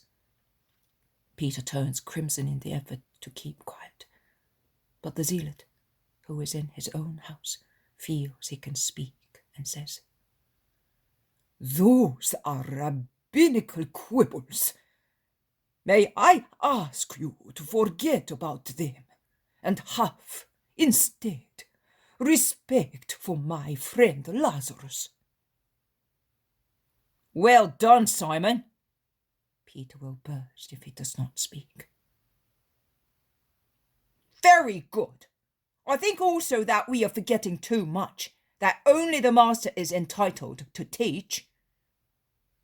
Peter has to make an heroic effort to say, "We are forgetting," instead of saying, "Judas is forgetting." "It is true, but I am nervous. I'm sorry, master." "Yes, and I also will reply to you. Gratitude is a great virtue. I am grateful to Lazarus, as that redeemed woman was grateful to me. I pour on Lazarus the perfume of my blessing, also on behalf of those among my apostles who are not capable of doing so. I, the head of you all. The woman poured at my feet the perfume of her joy for being saved. She acknowledged the king. She came to the king before many others upon whom the king bestowed much more love than upon her. Let her do as she wishes without criticizing her. She will not be able to be present at my acclamation or at my unction. Her cross is already upon her shoulders. Peter, you asked whether an Assyrian satrap had come here. I solemnly tell you that not even the incense of the Magi, so pure and precious, was sweeter or more precious than this. Its essence was mixed with tears, and that is why it is so intense. Humility supports love and makes it perfect. Let us sit down to our meal, my friends." And with the offering of the food, the vision ends. The poem of the Man God, the second year of the public life. Chapter 201. Marcium's examination. 26th of June, 1945. It must be Wednesday morning, because the group of apostles and women, preceded by Jesus and Mary with the boy between them, is approaching the gates of the Vish. Joseph of Arimathea, who went to meet them as he had promised, is also there. Jesus looks for Alexander the soldier, but does not see him.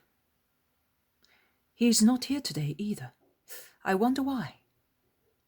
The crowd is so large that it is quite impossible to inquire of the soldiers, and in any case it might not be wise to do so, as the Jews are more intolerant than ever before festivities. They are also upset because of the capture of the Baptist, and they accuse Pilate and his satellites of being accomplices.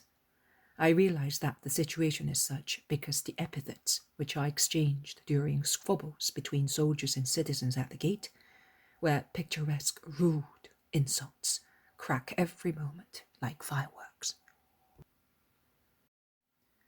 The women from Galilee are scandalized, and they envelop themselves closer in their mantles and veils. Mary blushes, but proceeds without hesitation, as straight as a palm tree, looking at her son, who does not even attempt to make the overexcited Jews see reason, or induce the soldiers to be merciful towards the Israelites. And as some rather unpleasant epithet is addressed to the Galilean group, Joseph of Arimathea moves forward towards Jesus and is recognized by the crowd, who becomes silent out of respect for him. At last, the gate of the Fish is behind them, and the great crowd of people pouring into the town in waves, rushes along the streets, along with donkeys and herds. "Master, we're here!" shouts Thomas, who is on the other side of the gate with Philip and Bartholomew. "Is Judas not here? Why are you here?" ask many. "No, we came here at daybreak, because we were afraid that you might come earlier. But we have not seen him. I met him yesterday. He was with Zadok the scribe. You know Joseph? The old, very lean man with a wart under his eye. And there were other people with him, young people. I shouted to him, 'Hello, Judas!' but he did not reply, pretending he did not know me. I said, 'But what is the matter with him?' And I followed him for a few yards. He left Zadok, in whose company he looked like a Levite, and went with the other men of his own age, who were certainly not Levites, and now he's not here, and he knew that we had decided to come here." Philip does not say anything. Bartholomew tightens his lips so much that they can no longer be seen, in an effort to stifle his opinion, which is rising from his heart. "Very well, let us go just the same. I will certainly not weep because of his absence," says Peter. "Let us wait for a little while. He may have been held up," says Jesus gravely. They lean against the wall on its shady side, the women in one group, the men in another. They are all wearing their best clothes. Peter, especially, is really magnificent. He is showing off brand new snow-white headgear, adorned with a galloon embroidered in red and gold. He's wearing his best tunic, of very dark garnet red, adorned with a new belt identical in style with the decoration of his headgear. A knife like a dagger, with an engraved hilt and an open-work brass sheath, through which the blade shines, hanging from his belt. The others are also armed, more or less, in the same fashion. Only Jesus is without a weapon. He's wearing a pure white linen tunic and a fleur-de-lis blue mantle, which Mary has certainly woven for him during the winter months. Marthiam's dress is pale red, with a festoon in a darker hue round the neck, cuffs, and hem. A similar galloon is embroidered round the waist and the hem of the mantle, which the boy is carrying on his arm and caresses happily. Now and again he raises his head, and his little face looks half smiling and half worried. Also Peter has a little parcel in his hand, and he holds it very carefully. Some time goes by, but there is no sign of Judas. "He did not deign," grumbles Peter, and perhaps he would say something else, but John, the apostle, says, "Perhaps he is waiting for us at the Golden Gate." They go to the temple, but Judas is not there. Joseph of Arimathea loses patience. He says, "Let us go." Marthiam turns rather pale and kisses Mary, saying, Pray for me." "Yes, my dear, do not be afraid. You are so clever." Marthiam then clings to Peter. He presses Peter's hand nervously, and he still does not feel safe. He would like to take Jesus' hand. "I am not coming, Marthiam. I am going to pray for you. I will see you later." "You're not coming? Why, Master?" asks Peter, who is greatly surprised. "Because it is better thus." Jesus is very serious. I would say that he looks sad. And he concludes, "Joseph, who is a just man, can but approve of my decision." In fact, Joseph does not utter one word, and his silence, with an eloquent sigh, confirms his agreement. "Well then, let us go." Peter is somewhat distressed. Marthiam then clings to John, and they set out, preceded by Joseph, to whom people bow deeply, showing their respect. Also Simon and Thomas go with them. The others remain with Jesus. They enter the hall which Jesus also entered once. A young man, who is writing in a corner, springs to his feet on seeing Joseph, and he bows so profoundly as almost to touch the floor. God be with you, Zacharias. Please call Esdraelon and Jacob at once. The young man goes out and comes back almost at once with 2 men who are rabbis, or members of the synagogue, or scribes, I don't know. 2 sullen personages whose haughtiness subsides only in Joseph's presence. 8 other, less imposing men follow them. They sit down, leaving the postulants, Joseph of Arimathea included, standing. What do you want, Joseph? Asks the senior examiner. I wish to present to your freedom the son of Abraham, who has reached the age prescribed to come under the law and comply with it by himself. Is he a relative of yours? And they look at one another amazed. We are all relatives in God, but the boy is an orphan, and this man, whose honesty I guarantee, has adopted him, as he does not wish to be without descendants. Who is the man? Let him reply himself. Simon of Jonas from Bethsaida in Galilee, married with no children, a fisherman for the world, a son of the law for the Most High. And you, a Galilean, are taking this paternity upon yourself? Why? It is written in the law that we must take care of orphans and widows. That is what I am doing. Can he possibly know the law so well as to deserve to? But boy, tell me, who are you? Jabez Marziam of John, from the country near Emmaus. I was born 12 years ago. So you are a Judean. Is it lawful for a Galilean to take care of him? Let us look up the laws. But what am I? A leper? Or am I cursed? Peter begins to boil with anger. Be quiet, Simon. I will speak for him. I told you that I am standing surety for this man. I know him as if he were of my own household. Joseph the elder would never propose anything against the law or the laws. Please, examine this child with justice and dispatch. The yard is full of children waiting to be examined. Please, make haste, for everybody's sake.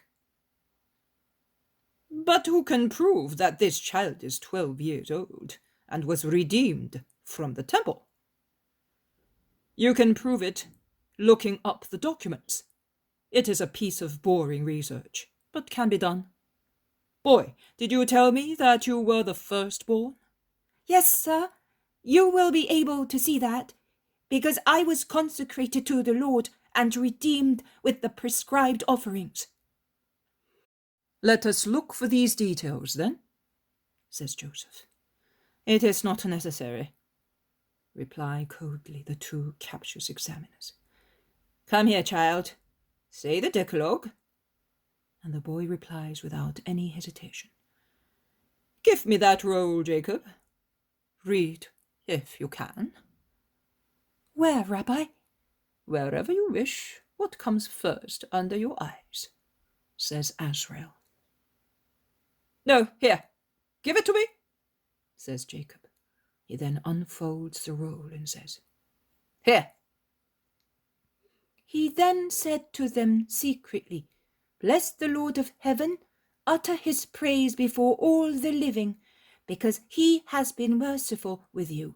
It is right to keep the secret of a king, but it is also right to reveal. That is enough, quite enough. What are these? Asks Jacob, showing the fringes of his mantle. The sacred fringes, sir. We wear them to remember the precepts of the Most High Lord. Is it lawful for an Israelite to eat any meat? Asked Esdrael. No, sir, only the ones which are declared clean. Tell me the precepts. And the docile child begins the string of "You shall not." That is enough. As a Galilean, he knows even too much.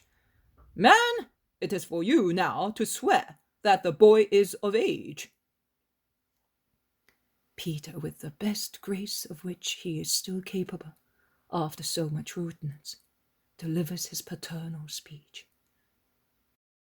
As you have ascertained, my son, at the prescribed age, knows how to conduct himself, as he knows the law, the precepts, habits, traditions, ceremonies, blessings, and prayers.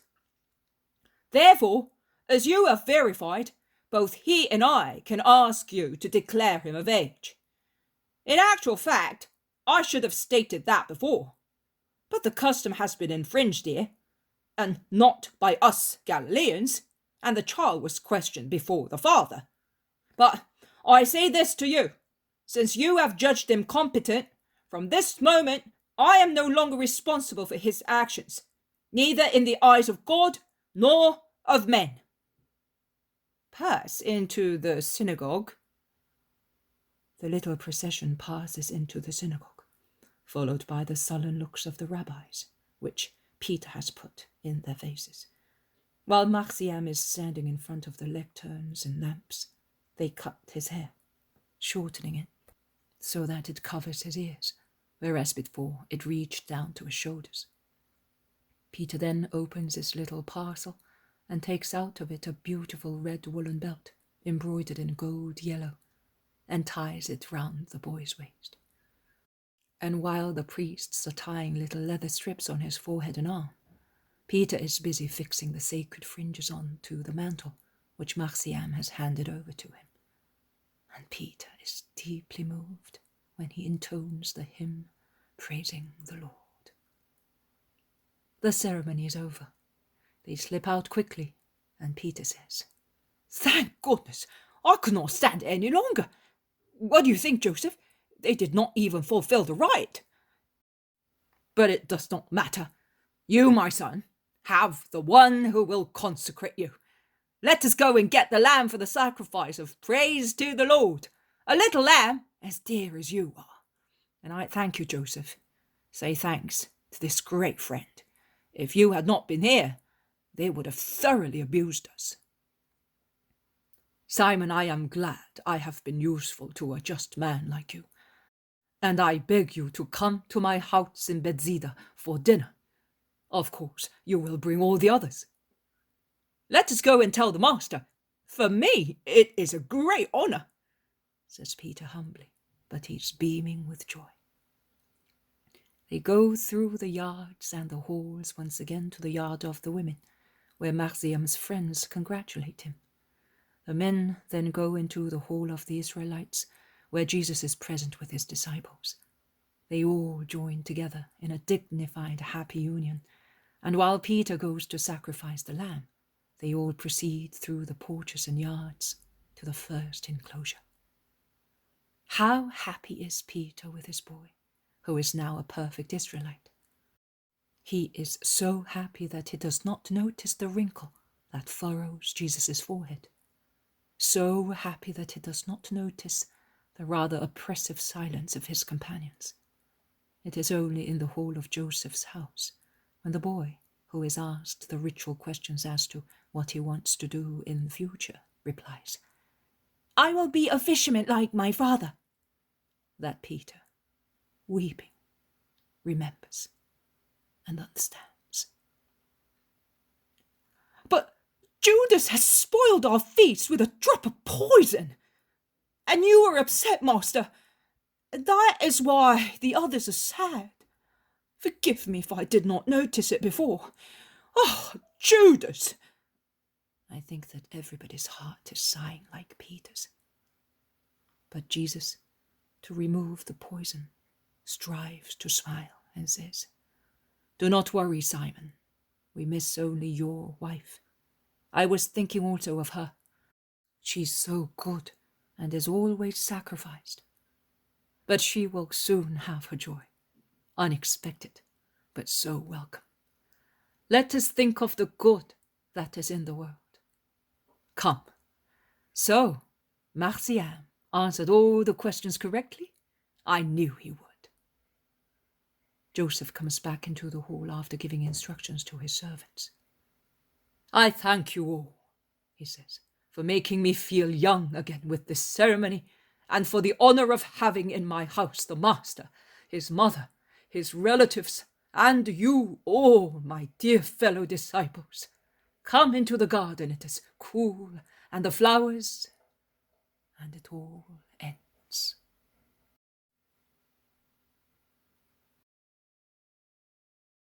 The poem of the man God, the second year of the public life. Chapter 202. At the temple on the eve of Passover, 27th of June, 1945. It is the eve of Passover. Jesus is alone with his apostles because the women have not joined the group, and he is waiting for Peter, who has taken the lamb of Passover to be sacrificed. While they are waiting and Jesus is speaking to Marciam of Solomon, Judas crosses the large yard. He is with a group of young men, speaking, gesticulating, ostentatiously, and assuming an inspired attitude. He shakes his mantle continuously, then drapes it round himself, posing skillfully. I do not think that Cicero looked so stately when delivering his orations. Look, Judas is over there, says Thaddeus. He is with a group of Saphirim, remarks Philip. And Thomas says, I am going to hear what he's saying. And he runs away before Jesus may express a foreseeable don't. Oh, Jesus' countenance, a countenance of suffering and of severe judgment. Marciam, who was looking at him while he was speaking kindly and somewhat sadly of the great king of Israel, notices the sudden change, is almost frightened by it, and shakes Jesus' hand to call him back to his senses, exclaiming, Don't look! Don't look! Look at me, for I love you! Thomas is successful in reaching Judas without being seen by him, and follows him for a few steps. I do not know what he hears, but I know that he bursts into a sudden thundering exclamation, which causes many people to turn round, and in particular Judas, who becomes livid with rage. How many rabbis there are in Israel? I congratulate you. New light of wisdom. I am not a flintstone. I am a sponge, and I absorb. And when the desire of those starving for wisdom demands it, I squeeze out all my juices of life to give them. Judas is pompous and contemptuous. You sound like a perfect echo. But an echo can only exist if it is near the voice. Otherwise it fades away, my friend. You seem to be going away from it. He is over there. Are you not coming? Judas changes colour, with the rancorous, disgusting countenance of his worst moments. But he controls himself. He says, Goodbye, my friends. Here I am with you. Thomas, my dear friend, let us go to the master at once. I did not know that he was here in the temple. If I had known, I would have looked for him. And he clasps Thomas's shoulders with his arm, as if he were very fond of him. But Thomas, who is placid but not foolish, is not deceived by such protestations, and asks rather astutely, What?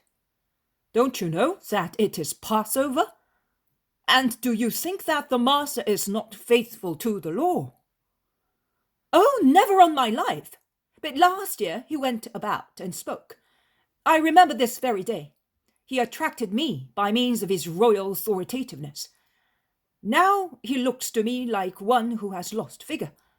Don't you think so? No, I don't. I think he looks like one who has lost esteem. Yes, in his mission you are quite right. No, you have misunderstood. He has lost men's esteem. and you are one of those responsible for that. Shame on you." Thomas no longer smiles. He is grave, and his words lash Judas like a whip. "Watch how you speak," threatens the Iscariot. "Watch how you behave. We are 2 Jews here, with no witnesses, and that is why I am speaking to you. And I say once again, shame on you. And now be quiet. Don't feign tragedy, and don't start lamenting. Otherwise I will speak in front of everybody. There is the master and your companions. Control yourself." Peace to you, master. "Peace to you, Judas of Simon." It is a great pleasure for me to find you here. I would like to speak to you. "Do so." You know, I wanted to tell you, can you not listen to me aside? "You are among your companions." But I wanted you only. "At Bethany, I am alone with those who want me and look for me. But you do not look for me. You avoid me." No, master, you cannot say that. "Why did you offend Simon and me yesterday, and Joseph of Arimathea, your companions and my mother, and the other women as well?" I did, but I did not see you. "You did not want to see us. Why did you not come, as we had arranged, to bless the Lord because of an innocent child who was being accepted by the law? Tell me. You did not even feel the need to inform us that you were not coming." There is my father, shouts Marcian, who sees Peter coming back with his lamb, which has been slaughtered, eviscerated, and enveloped once again in its skin. Oh, Micah and the others are with him. I am going. Can I go and meet them and hear of my old father?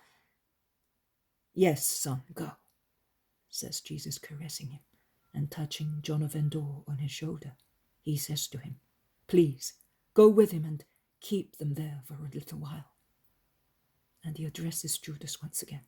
"Tell me. I am waiting for your reply."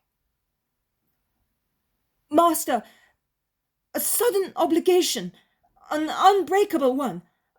I was very sorry, But was there not one person in Jerusalem who could bring your justification? Supposing you had one? And even that would have been a fault. I remind you that recently a man did not bury his father to follow me, and that these brothers of mine left their father's house amongst imprecations to follow me, and that Simon and Thomas and Andrew, James, John, Philip and Nathanael with them left their families, and Simon Canaanian left his wealth to give it to me, and Matthew his sins to follow me. And I could go on mentioning 100 more names. There are people who leave their lives, their very lives, to follow me to the kingdom of heaven. But since you are so selfish, at least be polite. You have no charity, at least be courtly. Since you like them, imitate the false Pharisees who betray me, who betray us, behaving like well-bred people. It was your duty to be free to be with us yesterday, so as not to offend Peter, for whom I demand respect from everybody. But if you had at least sent notice. I made a mistake. But now I was coming to you on purpose to tell you that for the same reason I cannot come tomorrow. You know, I have friends of my father and... That is enough. Go with them. Goodbye. Master, are you angry with me? You told me that you would act as my father. I am a reckless son. But a father forgives. I forgive you, but go away. Do not keep your father's friends waiting, as I do not keep waiting the friends of holy Jonah. When are you leaving Bethany? At the end of the feast of unleavened bread. Goodbye.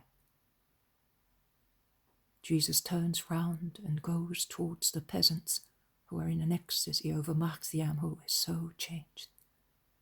He takes a few steps and then stops because of Thomas's remark. By Jehovah, he wanted to see you in the authoritativeness of a king. He got what he wanted. I beg you all to forget the incident, as I am striving to forget it. I order you to make no mention of it to Simon of Jonah, John of Endor, and the little one. For reasons which you can easily understand, it is better not to grieve or scandalize those three. And no word about it at Bethany with the women. My mother is there. Do not forget it. Do not be concerned, Master. We will do all we can to make amends and to comfort you, they all say. Thank you. Oh, peace to you all. Isaac found you. I am glad. Enjoy your Passover in peace. My shepherds will be as many good brothers to you. Isaac, before they go away, bring them to see me. I want to bless them once again. Have you seen the boy? Oh, Master, how well he is! He's already much healthier.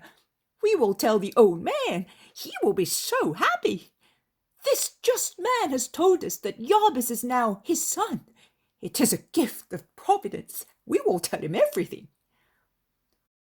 Also, that I am the son of the law, and that I am happy, and I always remember him, and he must not weep for me or for my mother. She's near me, and she is near him like an angel, and he will always have her, also in the hour of death. And if Jesus has already opened the gates of heaven, well, then Mummy will come to meet the old father, and she will be more beautiful than an angel, and will take him to Jesus. Jesus told me. Will you tell him? Will you be able to tell him properly? Certainly, Jabez. No, now I am Marciam. The Lord's mother gave me that name. It is as if you said her name. She loves me so much. She puts me to bed in the evening, and she makes me say the prayers which she made her child say. And she wakes me up with a kiss. She dresses me and teaches me many things. Also Jesus does. But they teach me so gently that I learn without any difficulty. My master! The child presses against Jesus with an attitude of adoration and love. That is really moving. Yes, tell him everything. Also not to give up hope. This angel prays for him, and I bless him. I bless you too.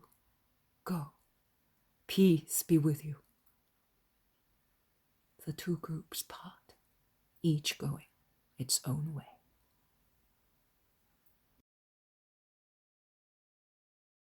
The poem of the man God. The second year of the public life. Chapter 203. The Our Father. 28th of June, 1945. Jesus comes out with his apostles from a house near the walls, and I think that they are still in the Beeroth district, because to go outside the walls, one must pass again by Joseph's house near the gate, which I hear people call Herod's Gate. The town is semi-deserted in the placid moonlit evening. I understand that they have celebrated Passover in one of Lazarus's houses, which, however, is not the one of the Last Supper. They are, in fact, poles apart, one in the north, the other in the south of Jerusalem. On the doorstep, Jesus takes leave with his usual kindness of John of Endor, who was to take care of the women and whom he thanks for accepting that task. He kisses Marcian, who has also come to the door, and then set out for Herod's gate. "Where are we going, Lord?" "Come with me. I am taking you to crown Passover with a rare, longed-for pearl. That is why I wanted to be alone with you, my apostles. Thank you, my friends, for your great love for me.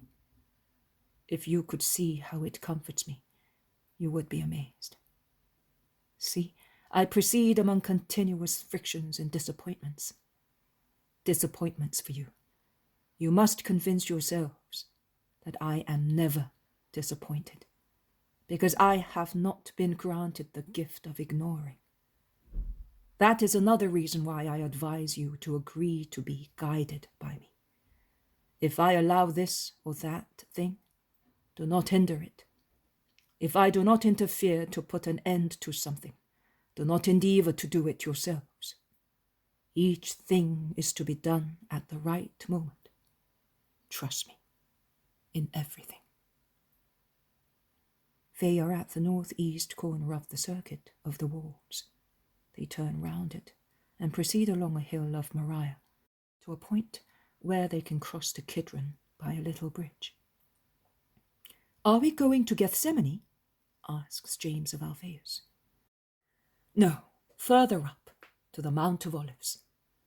"Oh, it will be lovely," says John. "Also, the boy would have liked it," whispers Peter. "Oh, there will be many more opportunities for him to come here.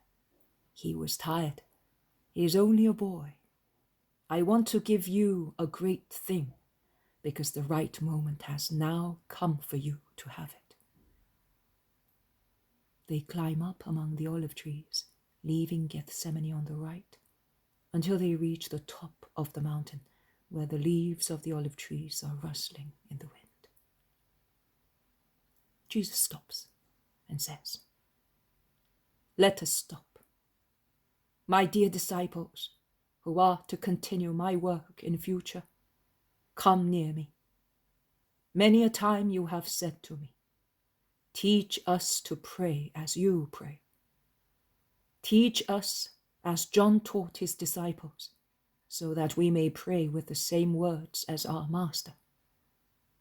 And I always reply to you, I will do that when I see you the minimum sufficient preparation, so that the prayer may not be a vain formula of human words, but a real conversation with the Father. That moment has now come. You now possess what is necessary to know the words worth being said to God. And I want to teach you them this evening, in peace and in our mutual love, in the peace and love of God and with God. Because as true Israelites, we have fulfilled the Passover precept, and we have complied with God's commandment concerning love for God and our neighbor. One of you has suffered very much during the past days. He suffered undeservedly, also because of his effort to repress his indignation roused by the undeserved deed. Yes, Simon of Jonah, come here. Not one throb of your honest heart has been concealed from me. Neither has there been any grief that I have not shared with you, both I and your companions. But you, my lord, have been offended more than I was, and that was for me a greater pain. No, a more sensitive. No, not that. A more. Well, that Judas should have loathed to be present at my feast has hurt me as a man. But to see you grieved and offended has hurt me in a different way, and I suffered twice as much. I do not want to boast and show off by using your words, but I must say, And if it is due to pride in me, tell me. I must say that I suffered with my soul, and it hurts more. It is not pride, Simon. You suffered spiritually, because Simon of Jonah, a fisherman in Galilee, is changing into Peter of Jesus, the master of the Spirit, through whom also his disciples are becoming active and wise in the Spirit. It is for this progress of yours in the life of the Spirit. It is because of such progress of you all that I want to teach you the prayer this evening. How much you have changed after the solitary retreat. Everybody, Lord? Asks Bartholomew, who sounds rather incredulous. I understand what you mean, but I am speaking to you, 11, not to anyone else. But what is the matter with Judas of Simon, Master? We do not understand him any more. He seemed so changed. But now, since we left the lake, says Andrew desolately. Be quiet, brother. I have the key to the mystery. A little bit of Beelzebub had stuck to him. He went to look for it in the cave at Endor to astonish us, and he was served as he deserved. The master said it on that day, at Gamala. The demons rushed into the pigs. At Endor, the demons came out of that poor wretch of John and went into him. We know that, we know. Let me tell the master. I have it here in my throat. And if I don't say it, it will not come out and it will poison me. Be good, Simon. Yes, master, and I would assure you that I will not be rude to him. But I say and think that since Judas is a vicious fellow, and we all know that, he is somewhat similar to a pig. And obviously, demons willingly choose pigs when changing their dwelling places. There it is. I have said it. Do you think it is thus? Asks James of Zebedee. What else can it be? There is no other reason why he should be so intractable. He's worse now than he was at the clear water. And there, one might have thought that the place and the season made him so nervous. But now? There is another reason, Simon. Tell us, master. I will be happy to change my mind about my companion. Judas is jealous. He is agitated because he is jealous. Jealous? Of whom? He's not married, and even if he were, and went with women, I think that none of us would be rude to a fellow disciple. He is jealous of me. Just think. Judas changed after Endor and after Esdraelon. That is, when he saw that I was taking care of John and Jabez. Now that John, above all, John, will be going away, as he will be leaving me and staying with Isaac, you will see that Judas will become merry and good once again.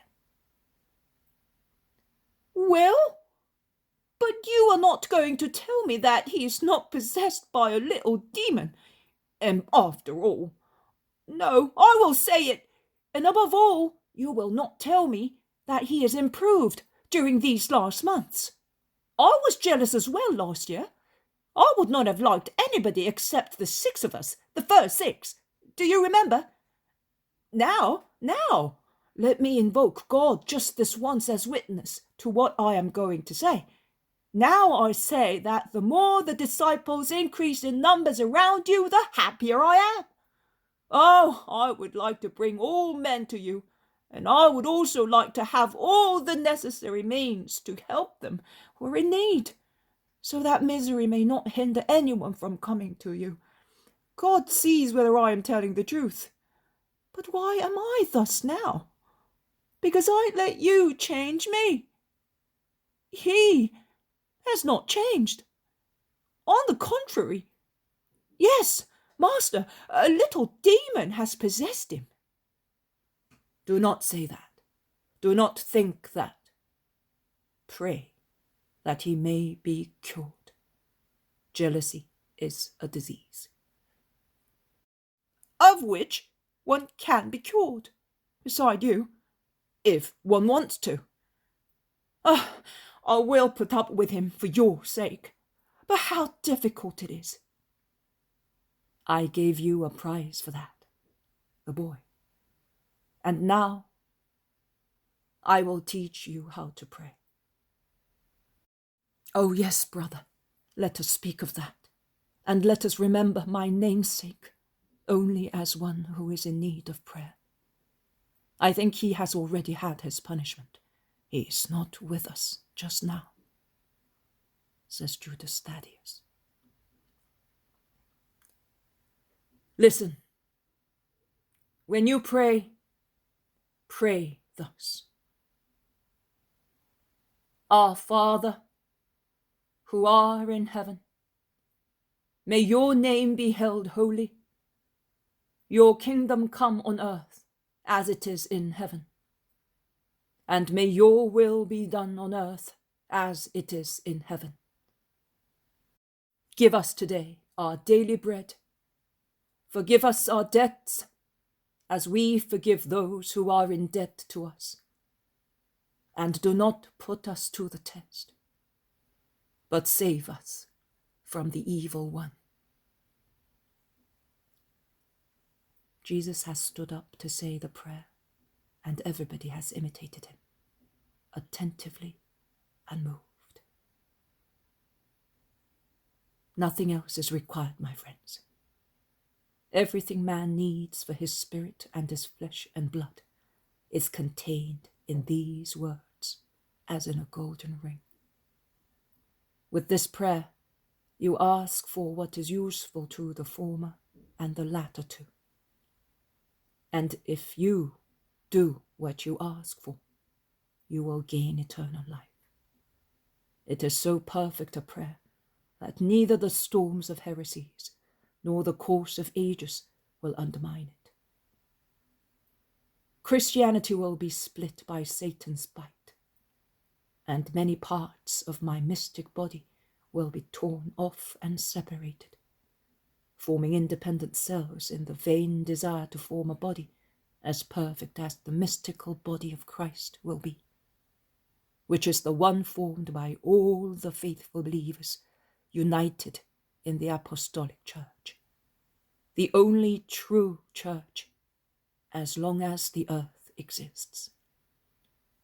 But those separated little cells, devoid of the gifts which I will leave to the mother church to nourish my children, will always be denominated Christian, because of their worship to the Christ, and in their error they will always remember that they derive from the Christ. Well, they will pray with this universal prayer as well. Remember it carefully. Meditate on it continuously. Practice it in your actions. You need nothing else to sanctify yourselves.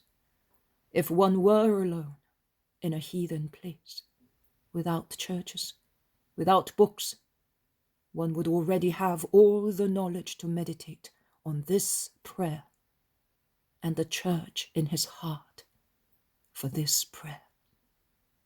One would have a safe rule of sanctification. Our Father. I call him Father, Father of the Word, Father of the Incarnate. That is how I want you to call him, because you are all one with me, if you remain in me.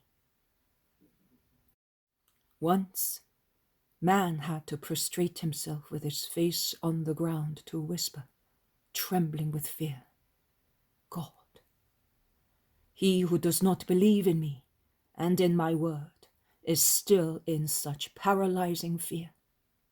Watch the interior of the temple, not God but the very remembrance of God is concealed from the eyes of the faithful by a treble veil. He who prays is separated by a remoteness and veils.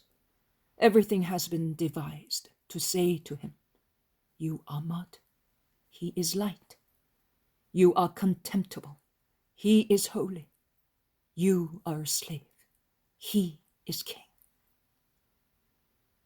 But now, stand up, come near me. I am the eternal priest. I can take you by the hand and say, "Come." I can grasp the veils and draw them, and thus throw open the inaccessible place closed so far. Closed. Why? Closed by sin, yes, but even more closed by the dispirited thought of man. Why closed, if God is love, if God is Father? I can, I must, I want to take you, not into the dust, but into the azure, not far, but near, not as slaves, but as children, onto the heart of God. Say, Father, Father, and never tire repeating this word. Do you not know that every time you say it, heaven shines because of God's joy? If you said with true love no other word but that one, you would be saying a prayer pleasing to the Lord. Father, Father, the little ones say to their fathers. It is the first word they say. Mother, Father. You are the little children of God.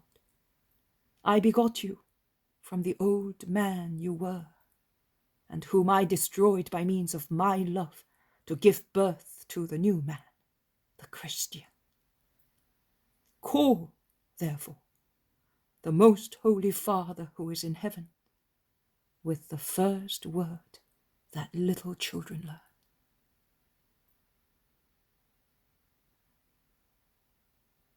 May your name be held holy. O name, which is holier and sweeter than any other name, and which the fear of the guilty taught you to conceal under a different one. No, no longer Adonai. He is God. He is the God who, in an excess of love, created mankind. And mankind, from now onwards, with lips cleansed by the purification that I am preparing, should call him by his name, awaiting to fully comprehend the true meaning of the incomprehensible one, when the best children of mankind, united to him, will rise to the kingdom that I have come to establish. Your kingdom come on earth as it is in heaven. Desire its coming with all your strength. If it came, it would be the joy of the earth. The kingdom of God in hearts, in families, among citizens and nations. Suffer, work, sacrifice yourselves for this kingdom. Let the earth be a mirror reflecting the life of heaven in each individual. It will happen. All this will happen one day. Centuries of tears and blood, of errors, persecutions, of darkness, relieved by flashes of light radiating from the mystic light of my church, will precede the moment in which the earth will possess the kingdom of God. Oh, my church, although a boat, it will never sink, as it is also a cliff unshakable by breakers, and will hold high the light, my light, the light of God. and it will then be like the intense blazing of a star, which, having reached the perfection of its existence, disintegrates, an immeasurable flower of the ethereal gardens, to breathe its existence and love at the feet of its creator in a rutilant throb. But it will most certainly come, and then there will be the perfect, blessed, eternal kingdom of heaven.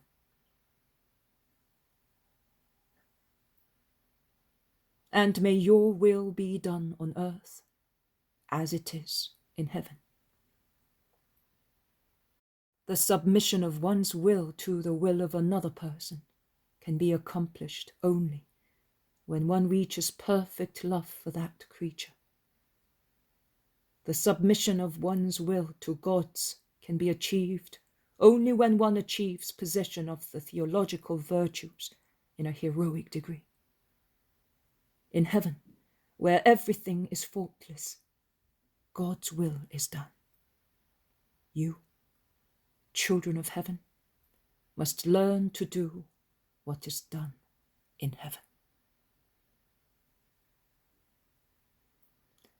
Give us today our daily bread. When you are in heaven, God alone will be your nourishment. Beatitude will be your food. But here, you still need bread, and since you are the children of God, it is only fair to say, Father, give us some bread. Are you afraid he will not hear you? Oh no. Just think, if one of you has a friend, and if he finds out that he has no bread to offer another friend or relative who has arrived in the middle of the night, goes to his friend saying, Lend me 3 loaves, because a guest has arrived, and I have nothing to give him to eat. Can he possibly hear his friend answer him from inside the house? Do not bother me. I have already bolted the door, and my children are already sleeping beside me.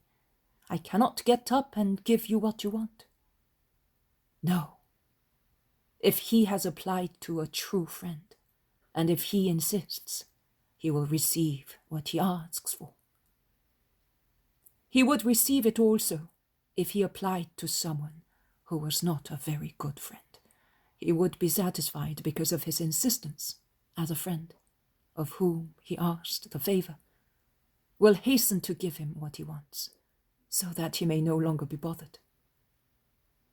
But when you pray the Father, you do not turn to a friend of the earth, but you apply to the perfect friend, who is the Father of heaven. That is why I say to you, ask, and it will be given you.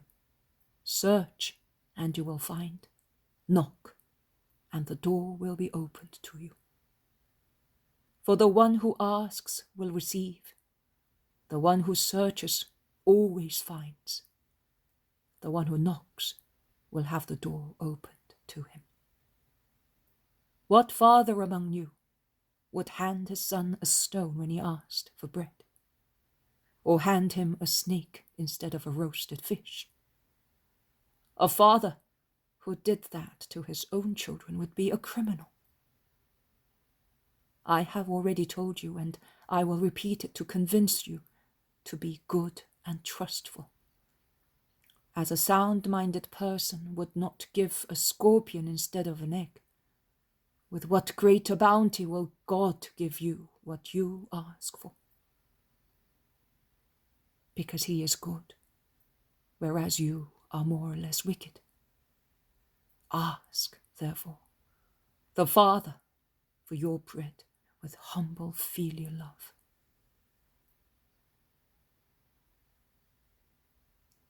Forgive us our debts, as we forgive those who are in debt to us.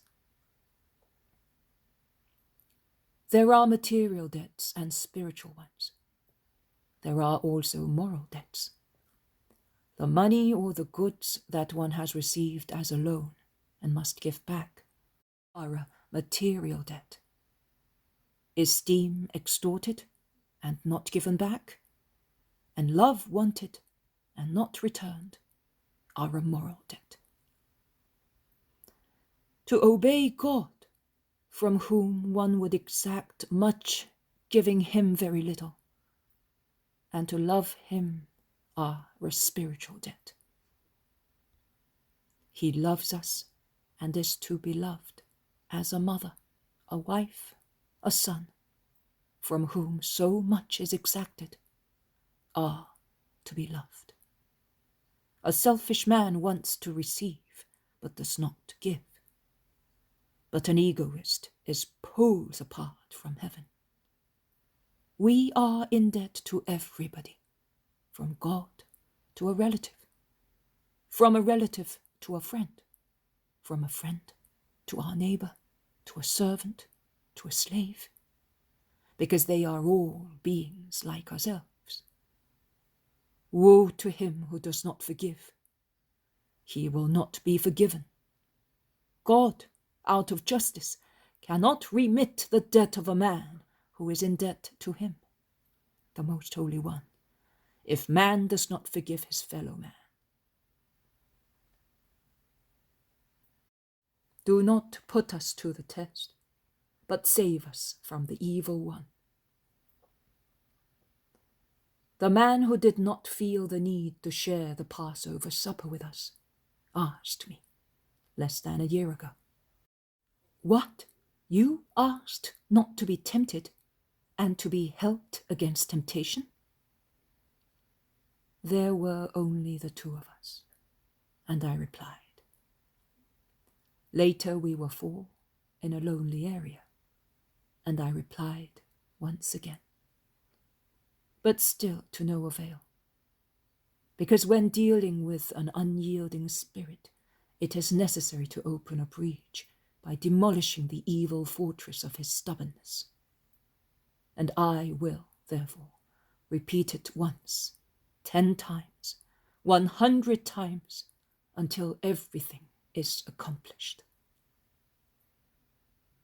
But since you are not hardened by strange doctrines, or by even stranger passions, I beg you to pray thus. Pray with humility, that God may avert temptations from you. Oh, humility! To know oneself for what one is, without losing heart, but to know oneself. Say, I may give in, even if I do not think I could do it, because I am but an imperfect judge of myself. Therefore, Father, if possible, deliver me from temptations by keeping me so close to you as not to allow the evil one to harm me. Because, remember, it is not God who tempts you to evil things, but it is the evil one who tempts you. Pray the Father that he may support your weakness, so that it may not be led into temptation by the evil one. I have told you everything, my beloved ones. This is my second Passover among you. Last year we shared only our bread and the lamb. This year I give you my prayer. I will have other gifts for my future Passovers amongst you, so that when I shall have gone where the Father wants me, you may have a remembrance of me, the Lamb, at every feast of the Mosaic Lamb. Get up and let us go. We shall go back to town at dawn. Nay, tomorrow, you, Simon, and you, my brother, and he points at Judas, will go to fetch the women and the boy. You, Simon of Jonah, and you all will stay with me until they come back. Then we shall all go to Bethany together. And they go down to Gethsemane, where they enter the house to rest.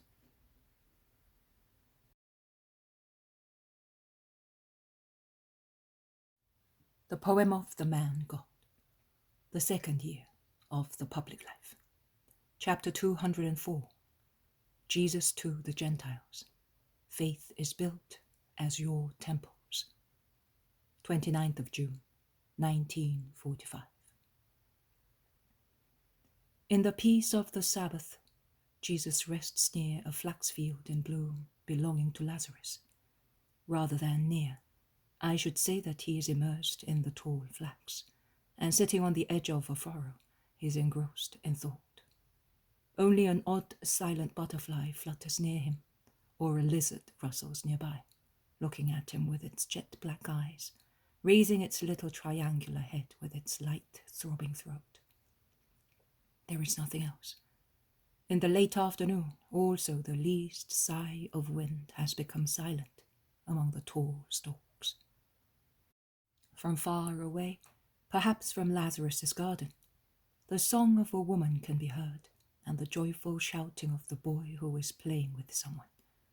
Then, 1, 2, 3, voices call. "Master, Jesus!" Jesus rouses himself and stands up. Although the fully grown flax is very tall, Jesus emerges a good height above the blue-green sea. "There he is, John," shouts the zealot.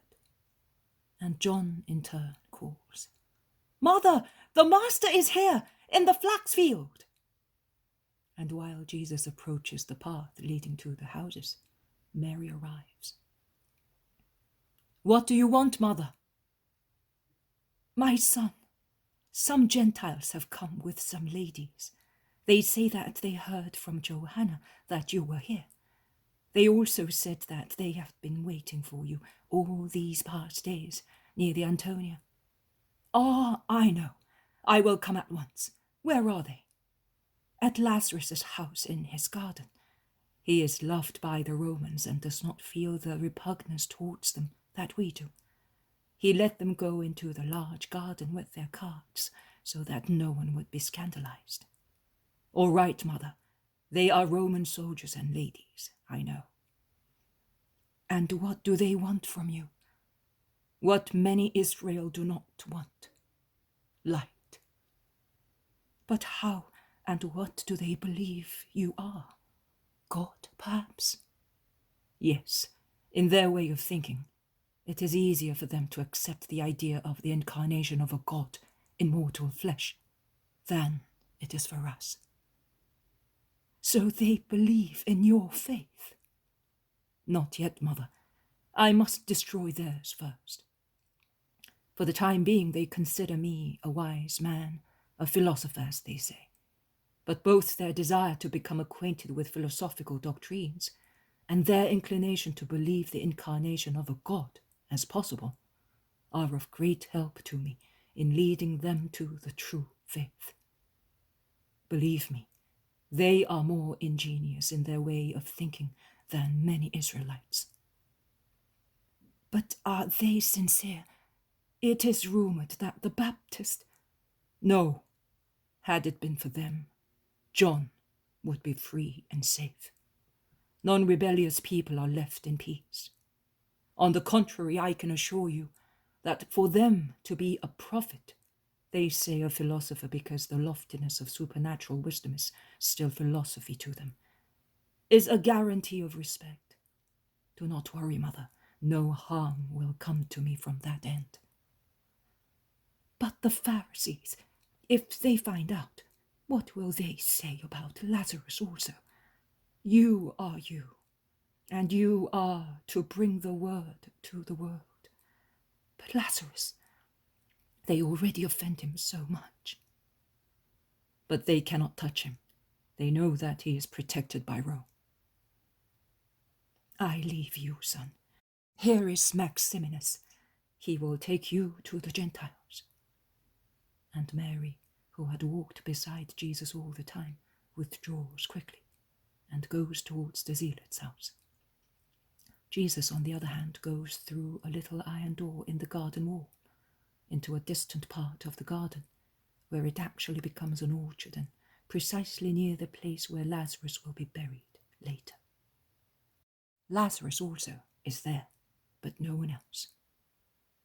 "Master, I took the liberty of giving them hospitality. You did the right thing. Where are they?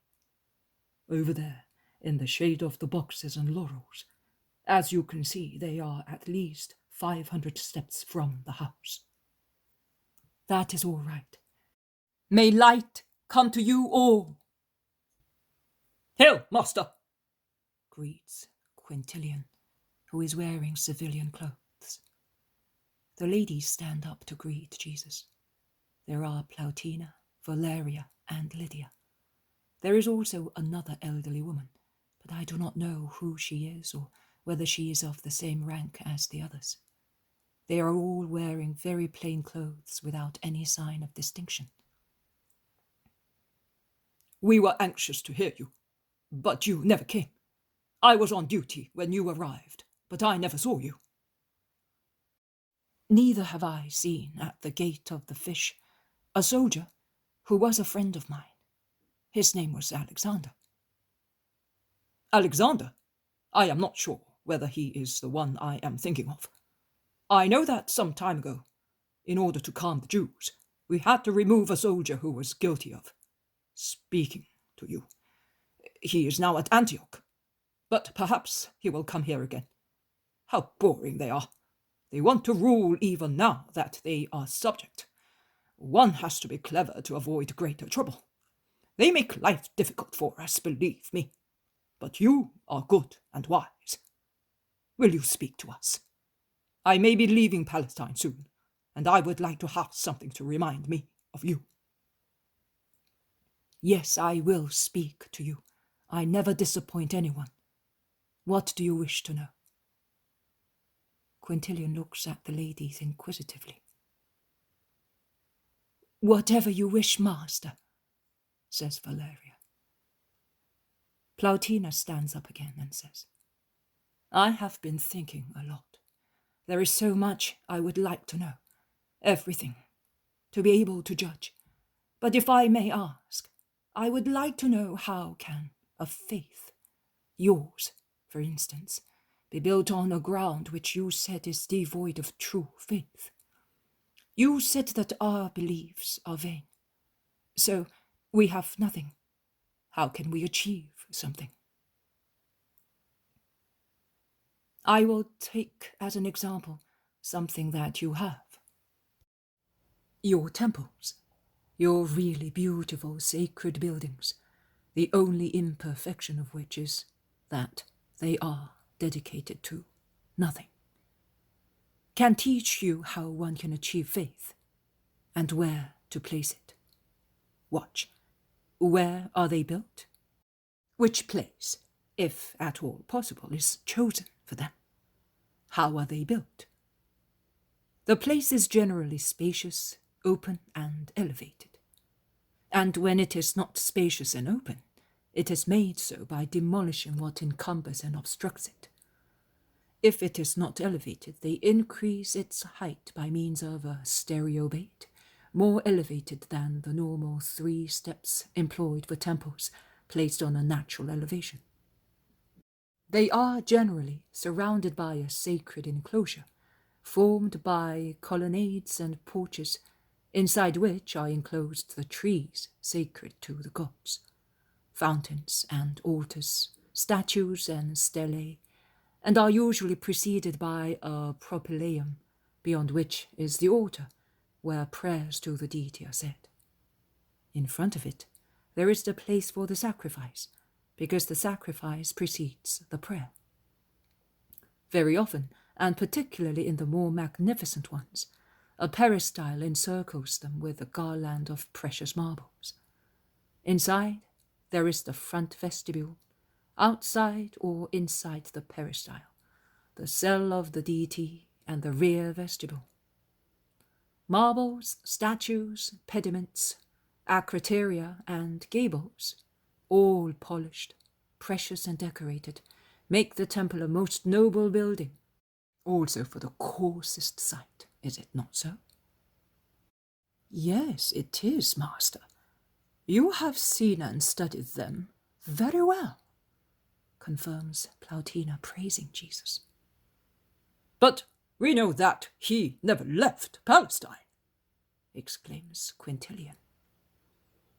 I never left Palestine to go to Rome or Athens, but I am acquainted with Greek and Roman architecture, and I was present when the genius of man decorated the Parthenon, because I am wherever there is life or a manifestation of life.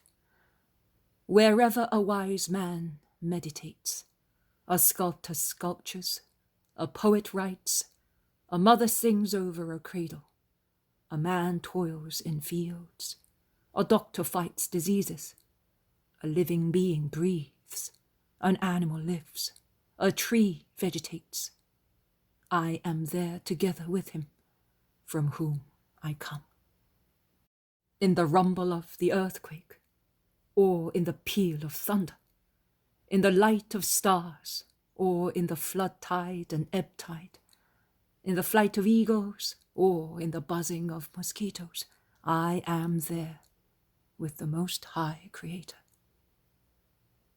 So, you know everything, both thoughts and deeds of men? Asks Quintilian again. Yes, I do. The Romans look at one another amazed. There is a long silence. Then Valeria timidly begs. Expand on your idea, master, so that we may know what to do. Yes, faith is built as they build the temples of which you are so proud. They make space for the temple. They free it from obstructions. They elevate it. But where is the temple in which one should put faith? The true deity? Asks Plautina.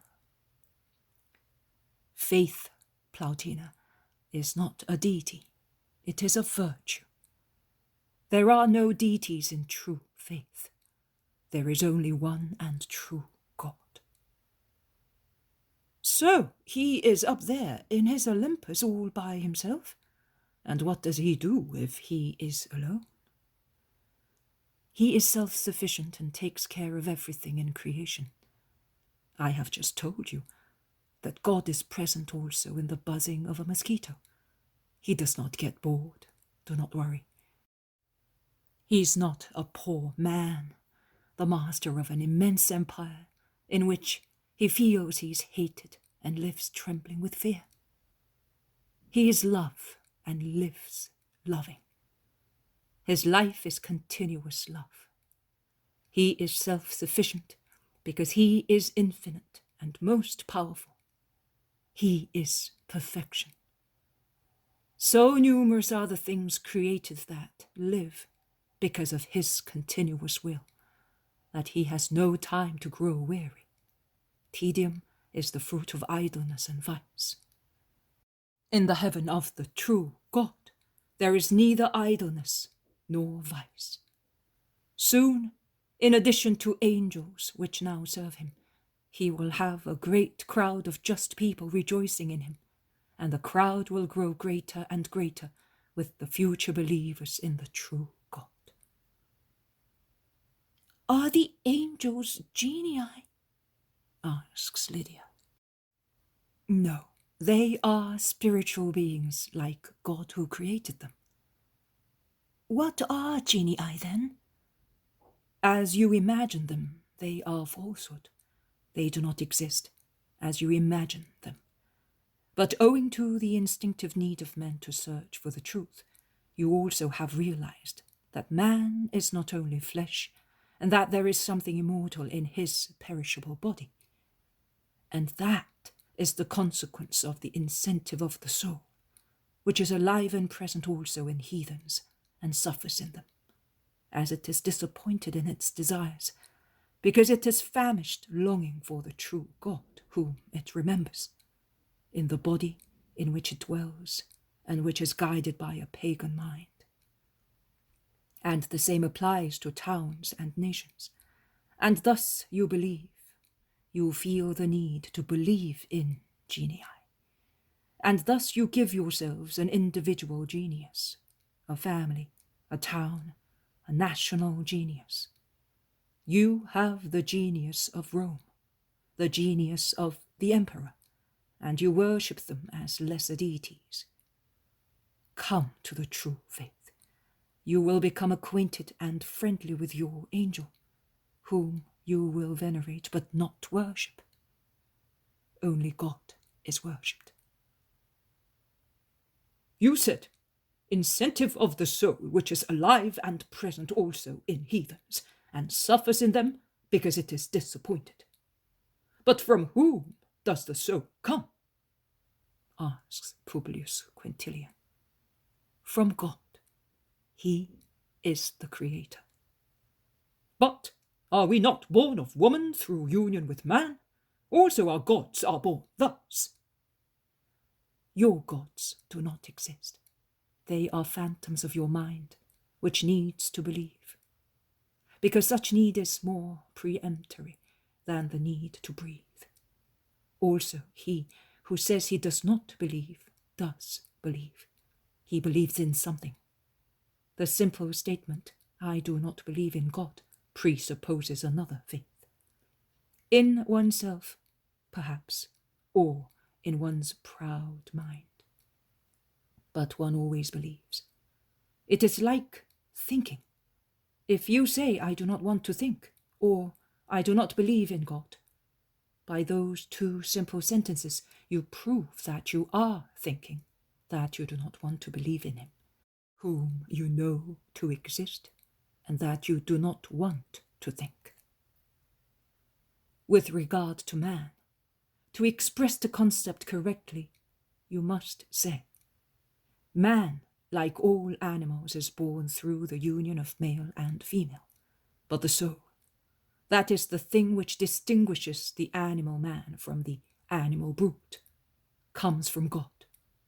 He creates it as and when a man is procreated, or rather when he is conceived in a womb, and he infuses it in the body, which otherwise would be only animal. And have we got it? We pagans? According to your fellow countrymen, it would not appear to be so, says Quintilian ironically. Every man born of woman has it. But you said that sin kills it. If so, how can it be alive in us sinners? Asks Plautina. You do not sin against faith, because you believe that you are in the truth. When you become acquainted with the truth, and you persist in your error, then you will commit sin. Likewise, many things which are sinful for Israelites are not so for you, because no divine law forbids you.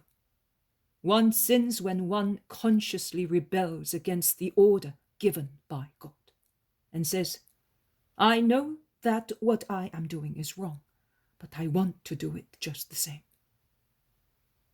God is just. He cannot punish one who does the wrong thing, thinking that he is doing the right one. He punishes those who, being able to tell good from evil, choose the latter and persist in it. So, we have a soul, and it is alive and present in us. Yes, it is so. And it suffers. Do you really think that it remembers God? We do not remember the womb that bore us. We could not tell what its inside was like. If I have understood you correctly, the soul is spiritually born of God. Can it possibly remember him if our body does not even remember the long time it was in a womb? The soul is not material, Plautina. An embryo is. In fact, the soul is infused when the fetus is already formed. The soul is, like clod, eternal and spiritual. It is eternal from the moment it is created, whereas God is the most perfect eternal being, and thus has no beginning in time and will have no end. The soul, the lucid, intelligent, spiritual work of God, does remember. And it suffers because it longs for God, the true God, from whom it comes. And it hungers for God. That is why it spurs the torpid body to endeavour to approach God. So we have a soul, as those whom you call the just people of your nation have. Exactly the same? No, Plautina, it depends on what you mean. If you mean according to its origin and nature, it is exactly the same as the souls of our saints. But if you refer to its formation, then I say that it is different. And if you mean according to the perfection reached before death, then it may be completely different. But that does not apply only to you heathens. Also, a son of our people can be completely different from a saint in future life. A soul is subjected to 3 phases. The first is creation. The second, a new creation. The third is perfection. The first is common to all men.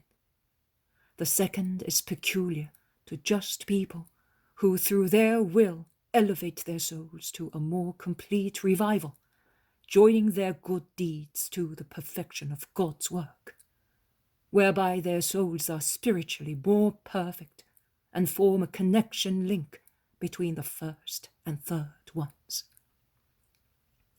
The third is peculiar to the blessed souls, or saints, if you prefer so, who have exceeded by 1,000 degrees the initial stage of their souls, a stage suitable to man, and have transformed them into something suitable to rest in God. How can we make room, clearance, and elevation for our souls? By demolishing the useless things you have in your ego. Clear it of all wrong knowledge, and with the debris, make the elevation for the sovereign temple. A soul is to be carried higher and higher on the 3 steps. Oh, you Romans love symbols. Look at the 3 steps in a symbolic light. They can tell you their names: penance, patience, perseverance. Or humility, purity, justice. Or wisdom, generosity, mercy. Or finally, the splendid trinomial: faith, hope, charity. Look also at the symbol of the ornate strong enclosure which encircles the area of the temple. You must surround your soul, the queen of the body, the temple of the eternal spirit, with a barrier which may protect it without obstructing light or oppressing it with ugly sights. An enclosure which must be safe and free from the love and desire of what is inferior, flesh and blood, and must aim at what is superior, the spirit. The chisel of freedom is your willpower, which will smooth corners and remove clefts, stains and flaws in the marble of your ego, so that it may be perfect round your souls.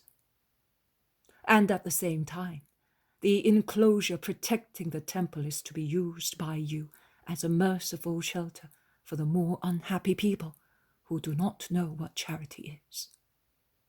The porches, they are the effusion of love, of piety, of your desire that more people may come to God, and are like the loving arms stretched like a veil over the cradle of an orphan.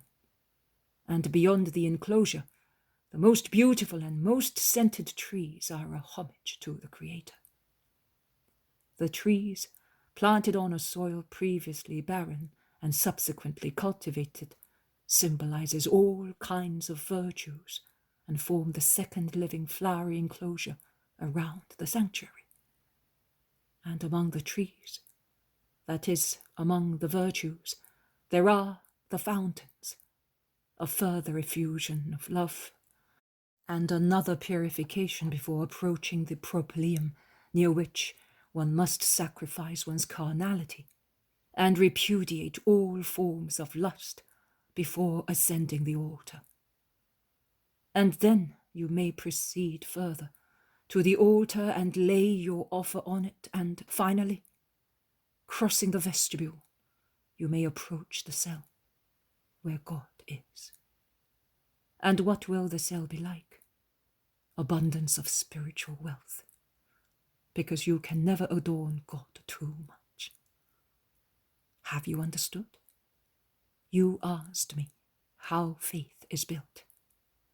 I said to you, following the method employed to build temples. You can see that it is true. Is there anything else you wish to ask me? No, Master. I think that Flavia has written what you said. Claudia wants to know.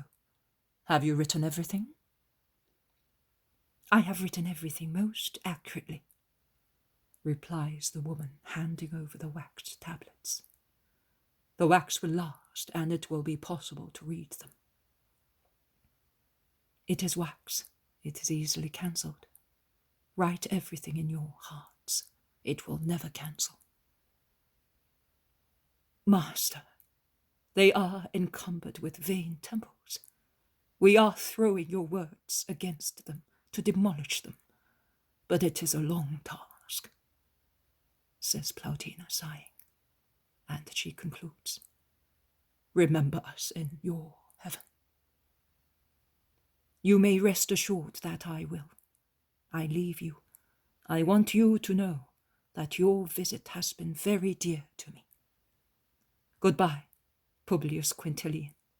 Remember Jesus of Nazareth. The ladies say goodbye and are the first to go away. Then Quintilian, who is somewhat pensive, leaves. Jesus watches them go away with Maximinus, who leads them back to their wagons.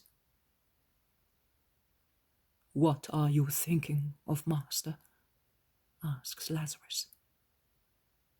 That there are many unhappy people in the world. And I am one of them. Why, my dear friend?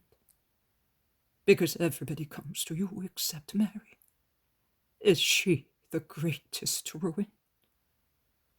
Jesus looks at him and smiles. You are smiling. Are you not sorry that Mary cannot be converted? Are you not sorry that I am suffering? Martha has done nothing but weep since Monday evening. Who was that woman? Don't you know that for the whole day we hoped it was she? I am smiling because you are an impatient child. And I am smiling because I think that you are wasting energy and tears. Had it been she, I would have rushed to tell you. So, it was not she. Oh, Lazarus. You are right, patience, still patience. Master, here are the jewels that you gave me to sell. They have become money for the poor. They were beautiful, ladies' jewels. They belonged to that woman. I thought so. Ah, had they been Mary's. But she... I am losing hope, my Lord. Jesus embraces him without speaking for a little while.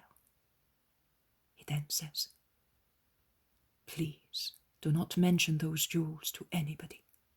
She must disappear without being admired or desired any longer, like a cloud driven elsewhere by the wind, without leaving any trace in the blue sky.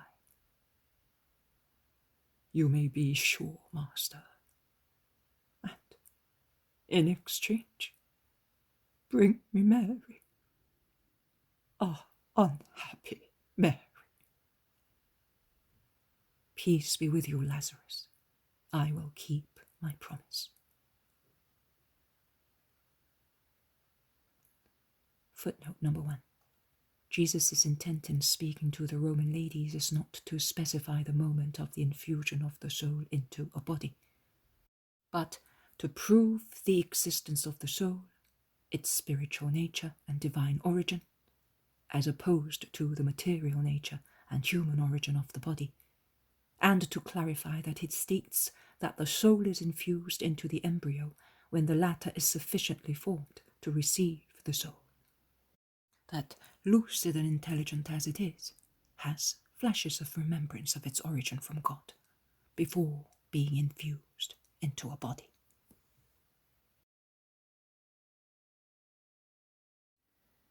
The poem of the man God, the second year of the public life. Chapter 205, the parable of the prodigal son. 30th of June, 1945. John of Endor, come here with me. I must speak to you, says Jesus, looking out of the door. The man hastens towards Jesus, leaving the boy to whom he was explaining something. What do you want to tell me, master? He asks. Come upstairs with me. They go up to the terrace and they sit down in the most sheltered part, because the sun is already strong, although it is still morning.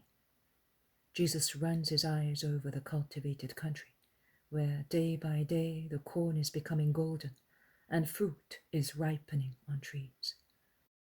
He seems to be wanting to derive some thought from that vegetable metamorphosis.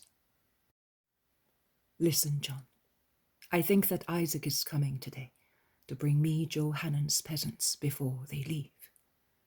I told Lazarus to lend Isaac a wagon to quicken their return and thus avoid a delay which would cause them to be punished. And Lazarus has agreed, because he does everything I tell him. But I want something else from you.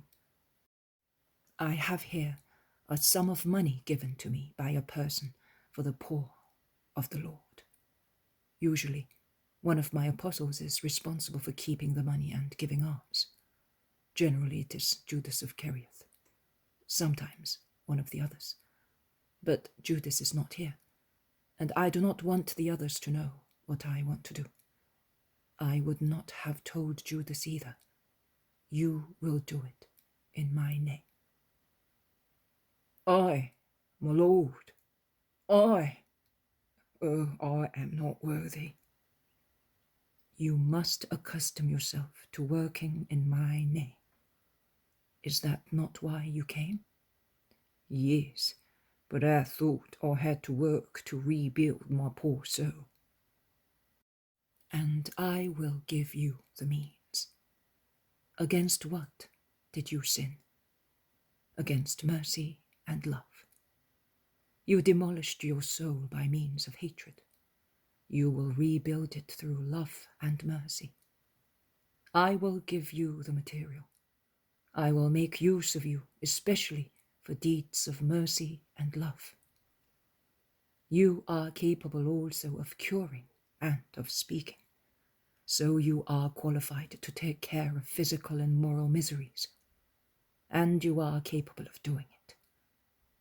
You will start with this action. Here is the purse. You will give it to Micah and his friends.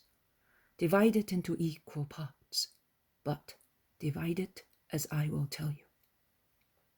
Make 10 parts and give 4 to Micah, 1 for himself and 1 each to Saul, Joel, and Isaiah.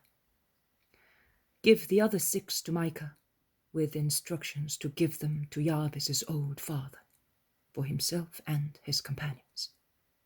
They will thus be able to have some comfort. All right, but what shall I tell them to justify it? Say, this is to remind you to pray for a soul that is redeeming itself. But they might think that it is I. It is not fair. Why? Do you not want to redeem yourself? It is not fair that they should think that I am the donor. Never mind. Do as I tell you. I will obey, but at least give me something as well. In any case, now I do not need anything any more. I do not buy books, and I have no poultry to feed. I am satisfied with very little. Take this, master. I am keeping a minimum for my sandal expenses. And from a purse attached to his belt, he takes out some coins, which he adds to Jesus' money. May God bless you for your mercy, John. Before long, we shall be parting, because you will be going with Isaac. I am sorry about that, master, but I will obey. I am sorry as well to send you away, but I need itinerant disciples so badly. I am no longer sufficient. I will soon be sending the apostles and then the disciples, and you will do a lot of good. I will keep you for special missions. In the meantime, you will become formed with Isaac. He is so good, and the Spirit of God has really instructed him during his long disease. And he is the man who has always forgiven everything. On the other hand, the fact that we have to part does not mean that we shall never meet again. We shall often meet, and every time we are together, I will speak just for you. Remember that. John bends very low. He hides his face in his hands, bursts into bitter tears and moans. Oh, then tell me at once something to persuade me that I have been forgiven, that I can serve God. If you knew how I see my soul now that the smoke of hatred has vanished, and how I think of God. I know. Do not weep. Be humble, but do not be disheartened. Disheartenment is still pride. Be humble. That is all. Cheer up. Do not weep. John of Endor slowly calms down. When Jesus sees that he has become calm, he says, "Come, let us go under that thicket of apple trees and gather our companions and the women. I will speak to everybody, but I will tell you how God loves you." They go down, assembling the others as they proceed, and they all sit down in a circle in the shade of the apple orchard. Also Lazarus, who was speaking to the zealot, joins the company. They are about 20 people in all. Listen. It is a beautiful parable that will guide you with its light in many cases. A man has 2 sons. The elder was a serious, affectionate, obedient worker. The younger was more intelligent than his brother, who was actually somewhat dull and preferred to be guided rather than tire himself, taking decisions by himself. But he was also rebellious, absent-minded, fond of luxury, pleasure-loving, a squanderer and idle. Intelligence is a great gift of God, but it is a gift to be used wisely. Otherwise, it is like certain medicines that, when taken in the wrong way, kill instead of curing. His father, as it was his right and duty, used to recall him to a more sensible life. But it was all in vain. The only result was that he answered back and became more obstinate in his wicked ideas. Finally, one day, after a fierce quarrel, the younger son said, "Give me my part of the estate, so I will no longer hear your reproaches and my brother's complaints. Let each have his own, and no more about it." Be careful replied the father, because you will soon be ruined. What will you do then? Consider that I will not be unfair to favor you, and I will not take a farthing of your brother to give it to you. I will not ask you for anything, you may be sure. Give me my part.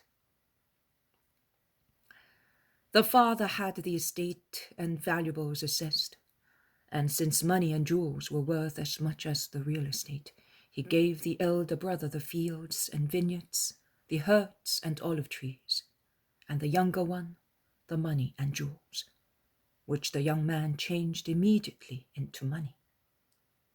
And after doing that in a few days, he went to a distant country where he lived like a lord, squandering all his money on a life of debauchery, making people believe that he was the son of a king, because he was ashamed to admit that he was a countryman, and thus he disowned his father. Banquets, friends, women, robes, wines, games. He led a loose life. He soon saw that his money was coming to an end, and that poverty was in sight. And to make matters worse, the country experienced a severe famine, which compelled him to spend his last penny. He would have liked to go back to his father, but he was proud and decided not to. So he went to a wealthy man of the country, a friend of his in his happy days, and he begged him, saying, "Take me among your servants, remembering the days when you enjoyed my wealth." See how foolish man is.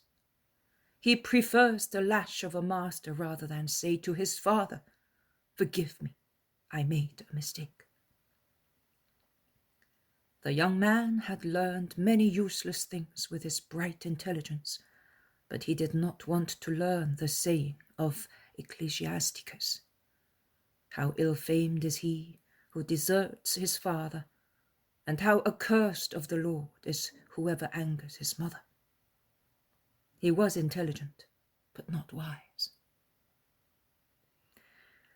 The man to whom he had applied, in exchange for the grand time he had enjoyed with the foolish young man, sent him to look after his pigs, because it was a pagan country and there were many pigs. So he was sent to pasture the herds of pigs in the farm. Filthy, in rags, stinking and starving. Food, in fact, was scarce for all the servants, and particularly for the lowest ones. And he, a foreign ridiculed herdsman of pigs, was considered such. He saw the pigs glut themselves with acorns and sighed, "I wish I could fill my stomach with this fruit, but they are too bitter. Not even starvation can make them palatable." And he wept, remembering the sumptuous banquets when he acted the grand seigneur only a short while before, laughing, singing, dancing. And then he would think of the honest, substantial meals at his far-away home, of the portions his father used to make impartially for everybody, keeping for himself the smallest one, happy to see the healthy appetite of his sons. And he remembered the helpings his just father gave the servants, and he sighed. "My father's servants, even the lowest, have plenty bread, and I am dying here of starvation." A long meditation, a long struggle to subdue his pride. At last, the day came when his humility and wisdom revived, and he got up and said, "I will go back to my father. This pride of mine is silly, as it deprives me of my freedom. And why? Why should I suffer in my body and even more in my heart, when I can be forgiven and receive comfort? I will go back to my father. That is settled. And what shall I say to him? what has matured in my heart here, in this abjection, in this filth, suffering the pangs of hunger, I will say to him, Father, I have sinned against heaven and against you. I am no longer worthy of being called your son. Treat me, therefore, as the least of your servants, but bear me to stay under your roof, that I may see you moving about. I cannot say to him, because I love you. He will not believe me. But my behavior will tell him, and he will understand, and before dying, he will bless me once again. Oh, I hope so, because my Father loves me. And when he went back to town in the evening, he gave up his job, and begging along the way he went back home. And he saw his father's fields and the house, and his father superintending the work. He was old, emaciated by grief, but always kind and good. The guilty son, seeing that ruin caused by him, stopped, frightened. But the father, looking round, saw him and ran to meet him, because he was still far away. And when he reached him, he threw his arms round his neck and kissed him. Only the father had recognized his son in the dejected beggar, and he was the only one to be moved with love. The son, clasped in his father's arms, with his head resting on his father's shoulder, whispered, sobbing, Father, let me throw myself at your feet. No, son, not at my feet. Rest on my heart, which has suffered so much because of your absence, and now needs to revive feeling your warmth on my chest. And the son, crying louder, said, Oh, Father, I have sinned against heaven and against you. I am no longer worthy to be called son by you. But allow me to live among your servants, under your roof, seeing you, eating your bread, serving you, and you will be the breath of my life. Every time I take a morsel of bread, every time you breathe, my heart, which is so corrupt, will change, and I will become honest. But the father, embracing him all the time, led him towards the servants, who had gathered together watching in the distance, and he said to them, Quick, bring here the best robe and basins of scented water, and wash him, spray him with scents, clothe him, put new sandals on his feet and a ring on his finger. Bring a fattened calf and kill it, and prepare a banquet. Because this son of mine was dead and has come back to life. He was lost and has been found. Now I want him to find once again the innocent love of a child, and my love and the celebration of the household for his return must give it to him. He must realize that he is always my dear last-born child, as he was in his childhood a long time ago, when he used to toddle beside me, making me happy with his smile and his prattling. And the servants did so. The elder son was out in the country, and he did not know anything until his return. Coming towards the house in the evening, he saw that it was brightly lighted, and he heard the sound of instruments and dancing coming from it. He called a servant who was bustling about and asked him, What is happening? And the servant replied, Your brother has come back. Your father had the fattened calf killed, because his son has come back to him safe and cured of his wickedness, and he ordered a celebration. They are only waiting for you to start. But the firstborn was angry because he thought that such a feast for his younger brother was unfair, as he was not only younger, but had also been wicked. And he did not want to go in. On the contrary, he was about to walk away from the house. But the father, informed of the situation, ran out and reached him, and endeavored to convince him, begging him not to spoil his joy. The elder brother replied to his father, "And you expect me not to be upset?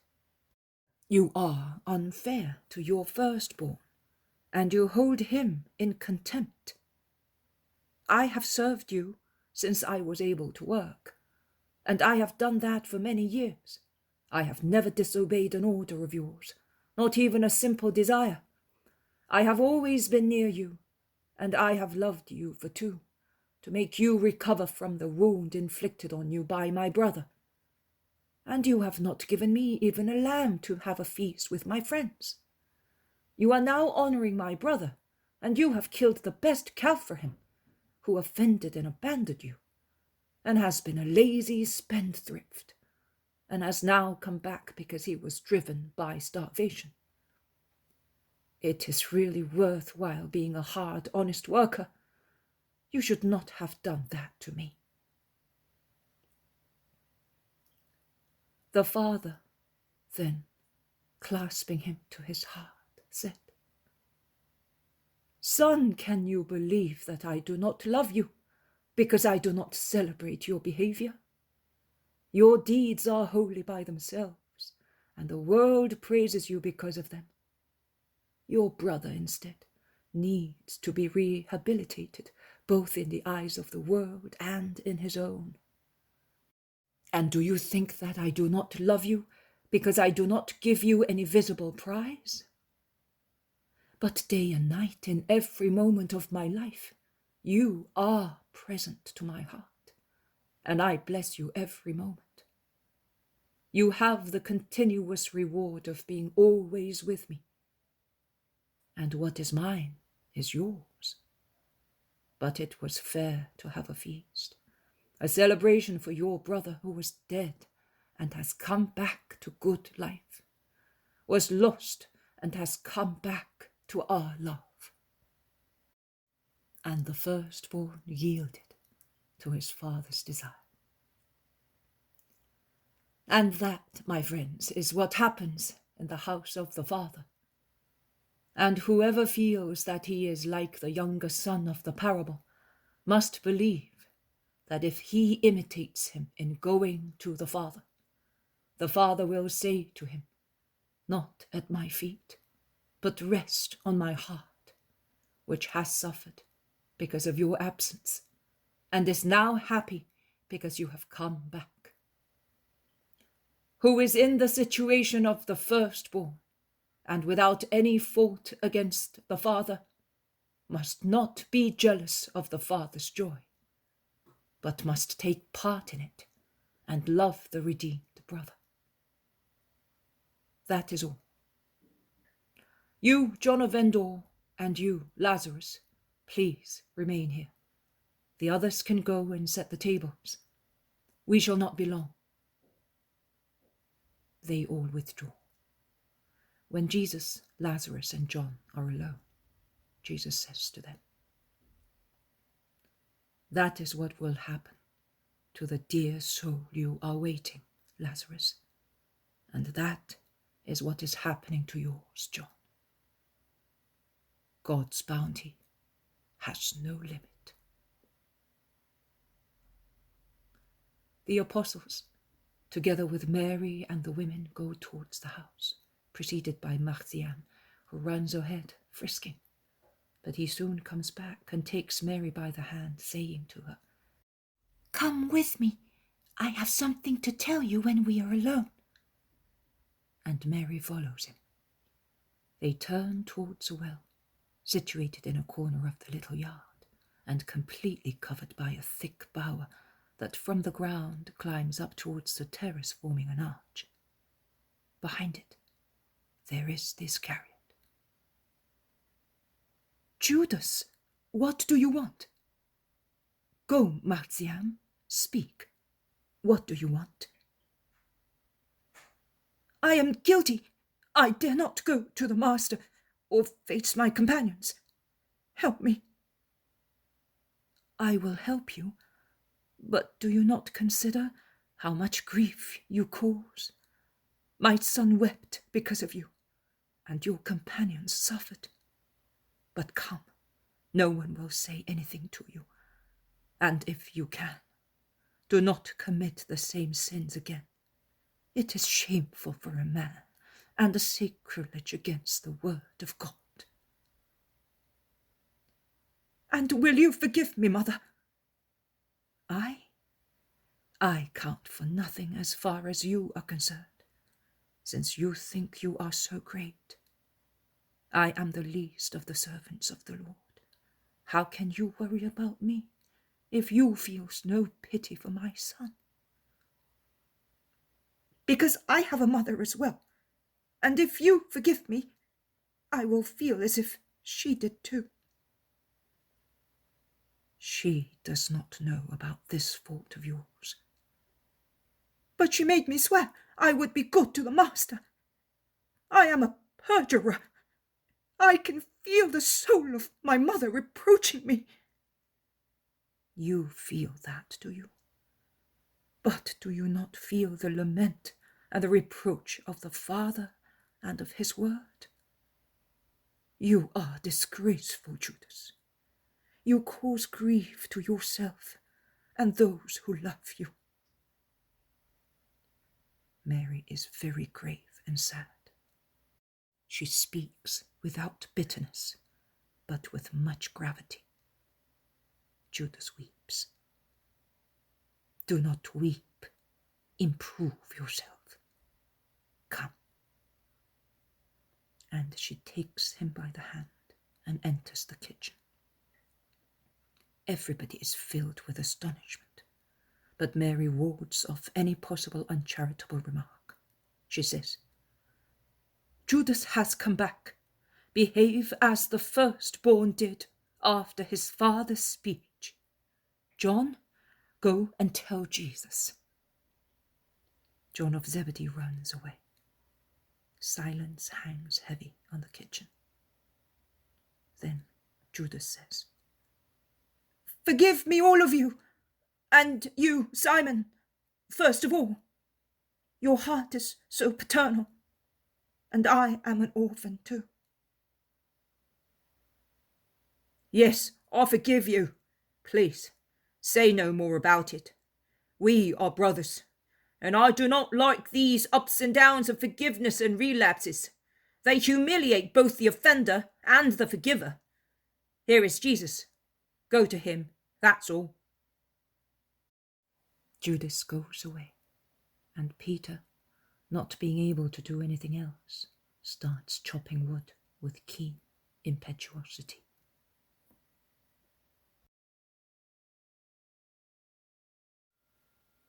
The poem of the man God, the second year of the public life. Chapter 206.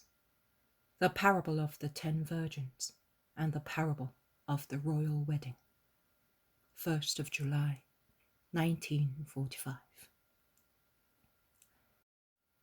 Jesus is speaking in the presence of Johannan's peasants, of Isaac and many disciples, of the women amongst whom there is the Blessed Virgin Mary and Martha, and of many people from Bethany.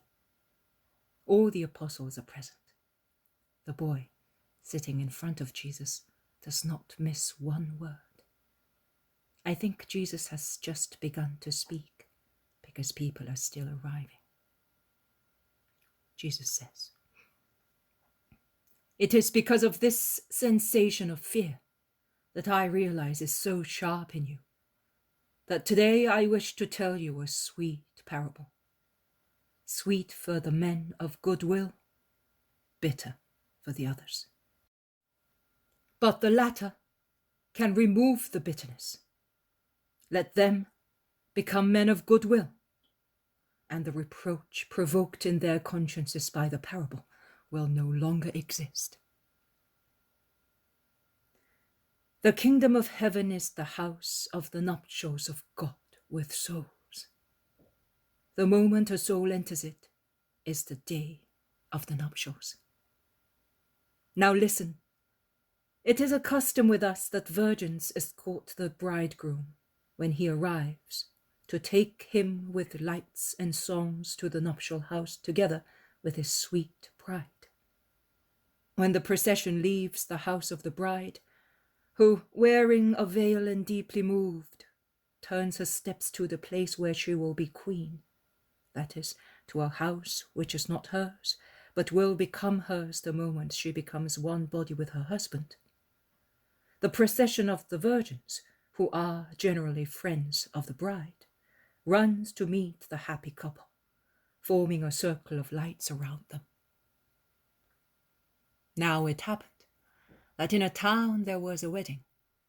While the bride and bridegroom were making merry with relatives and friends in the house of the bride, 10 virgins went to their place, that is, to the hall in the groom's house, to be ready to go out and meet him when the sound of cymbals and songs warned them that the young couple had left the bride's house to come to the groom's. But the feast in the house of the nuptials was protracted and night fell. As you know, the virgins always keep their lamps lit, so that they do not waste time at the right moment. Now, of these 10 virgins, 5 were wise and 5 were foolish, and all their lamps were lit and shining. The wise ones, full of wisdom, had provided themselves with small flasks full of oil to fill up their lamps in the event they should have to wait longer than expected, whereas the foolish ones had only filled their little lamps. 1 hour went by after the other. Cheerful conversations, tales, and jokes made their waiting pleasant. But later, they did not know what to say or what to do, and weary and tired, the 10 girls sat down more comfortably and slowly fell asleep with their lamps lit and close to them. At midnight, a cry was heard. "The bridegroom is coming. Go and meet him." The 10 girls got up on hearing the order, took their veils and garlands, adorned themselves, and ran to the shelf where the lamps were. The light of 5 of them was already fading. The wicks, no longer sustained with oil, which was finished, were smoky. Their light was becoming fainter and fainter, and they would go out at the least whiff of air. Whereas the flames of the other 5 lamps, which had been refilled by the wise virgins before they fell asleep, were still bright and became even brighter when more oil was added to the lamps. "Oh," begged the foolish girls, "give us some of your oil, otherwise our lamps will go out as soon as we move them. Yours are already so beautiful."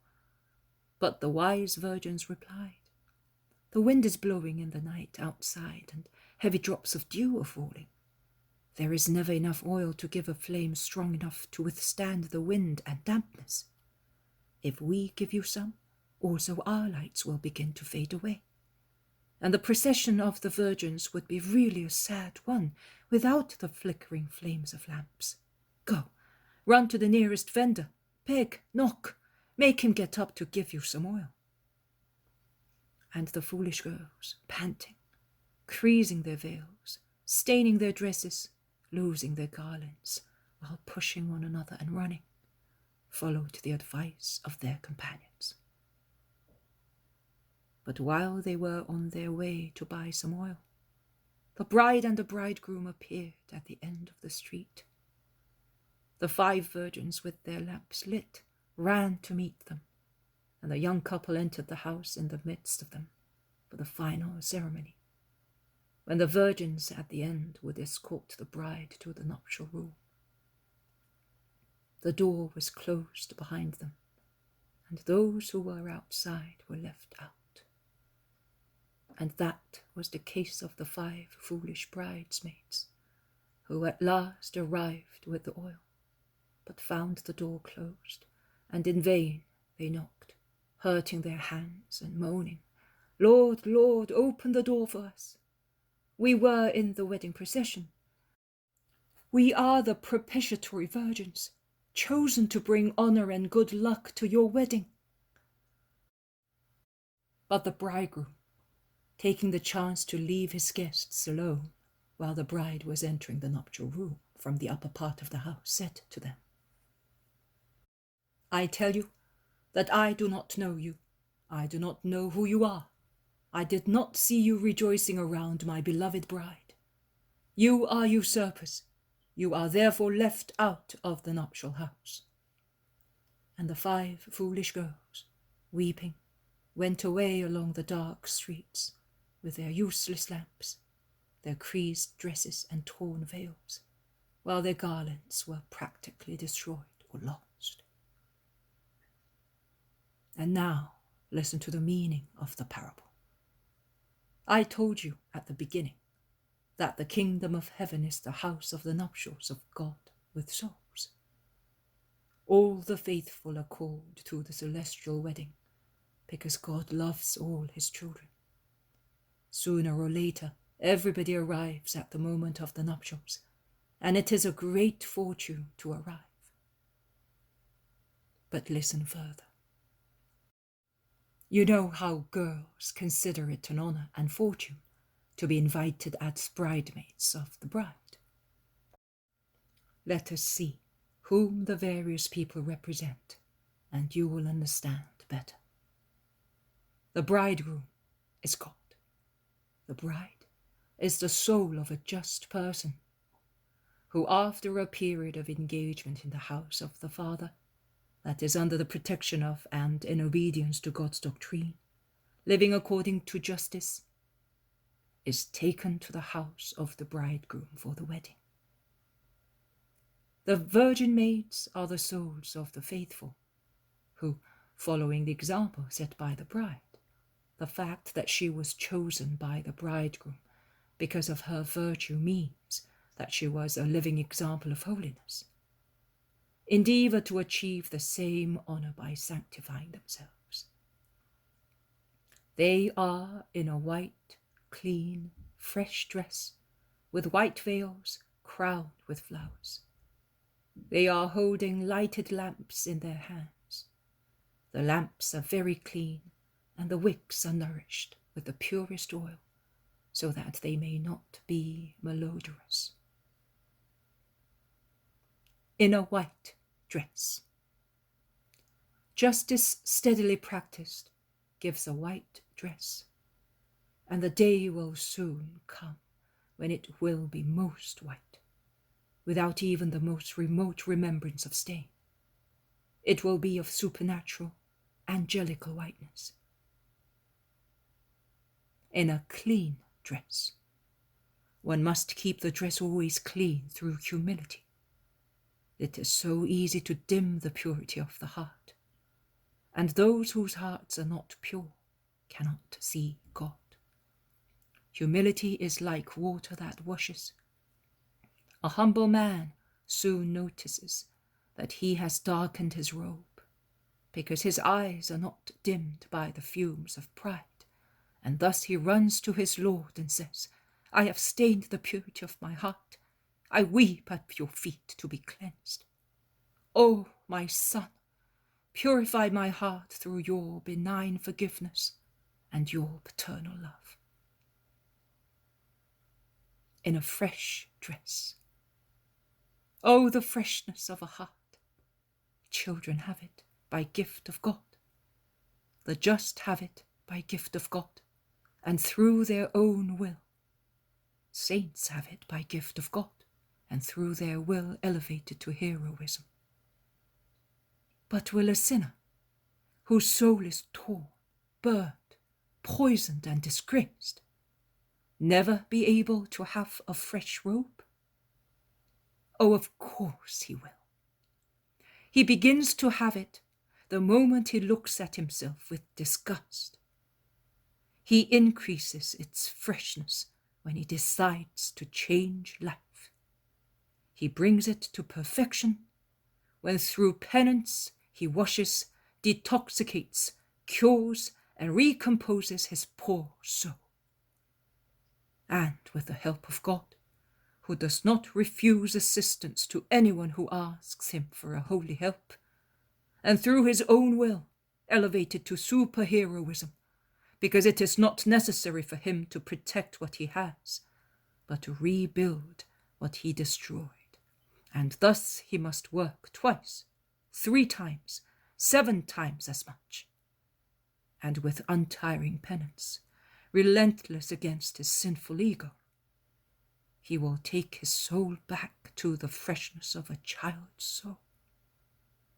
A new freshness, made precious by experience, which makes him the master of other people who were once like him.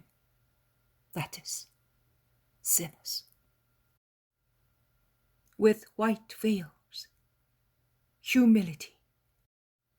I said, when you pray or do penance, do not let the world see you.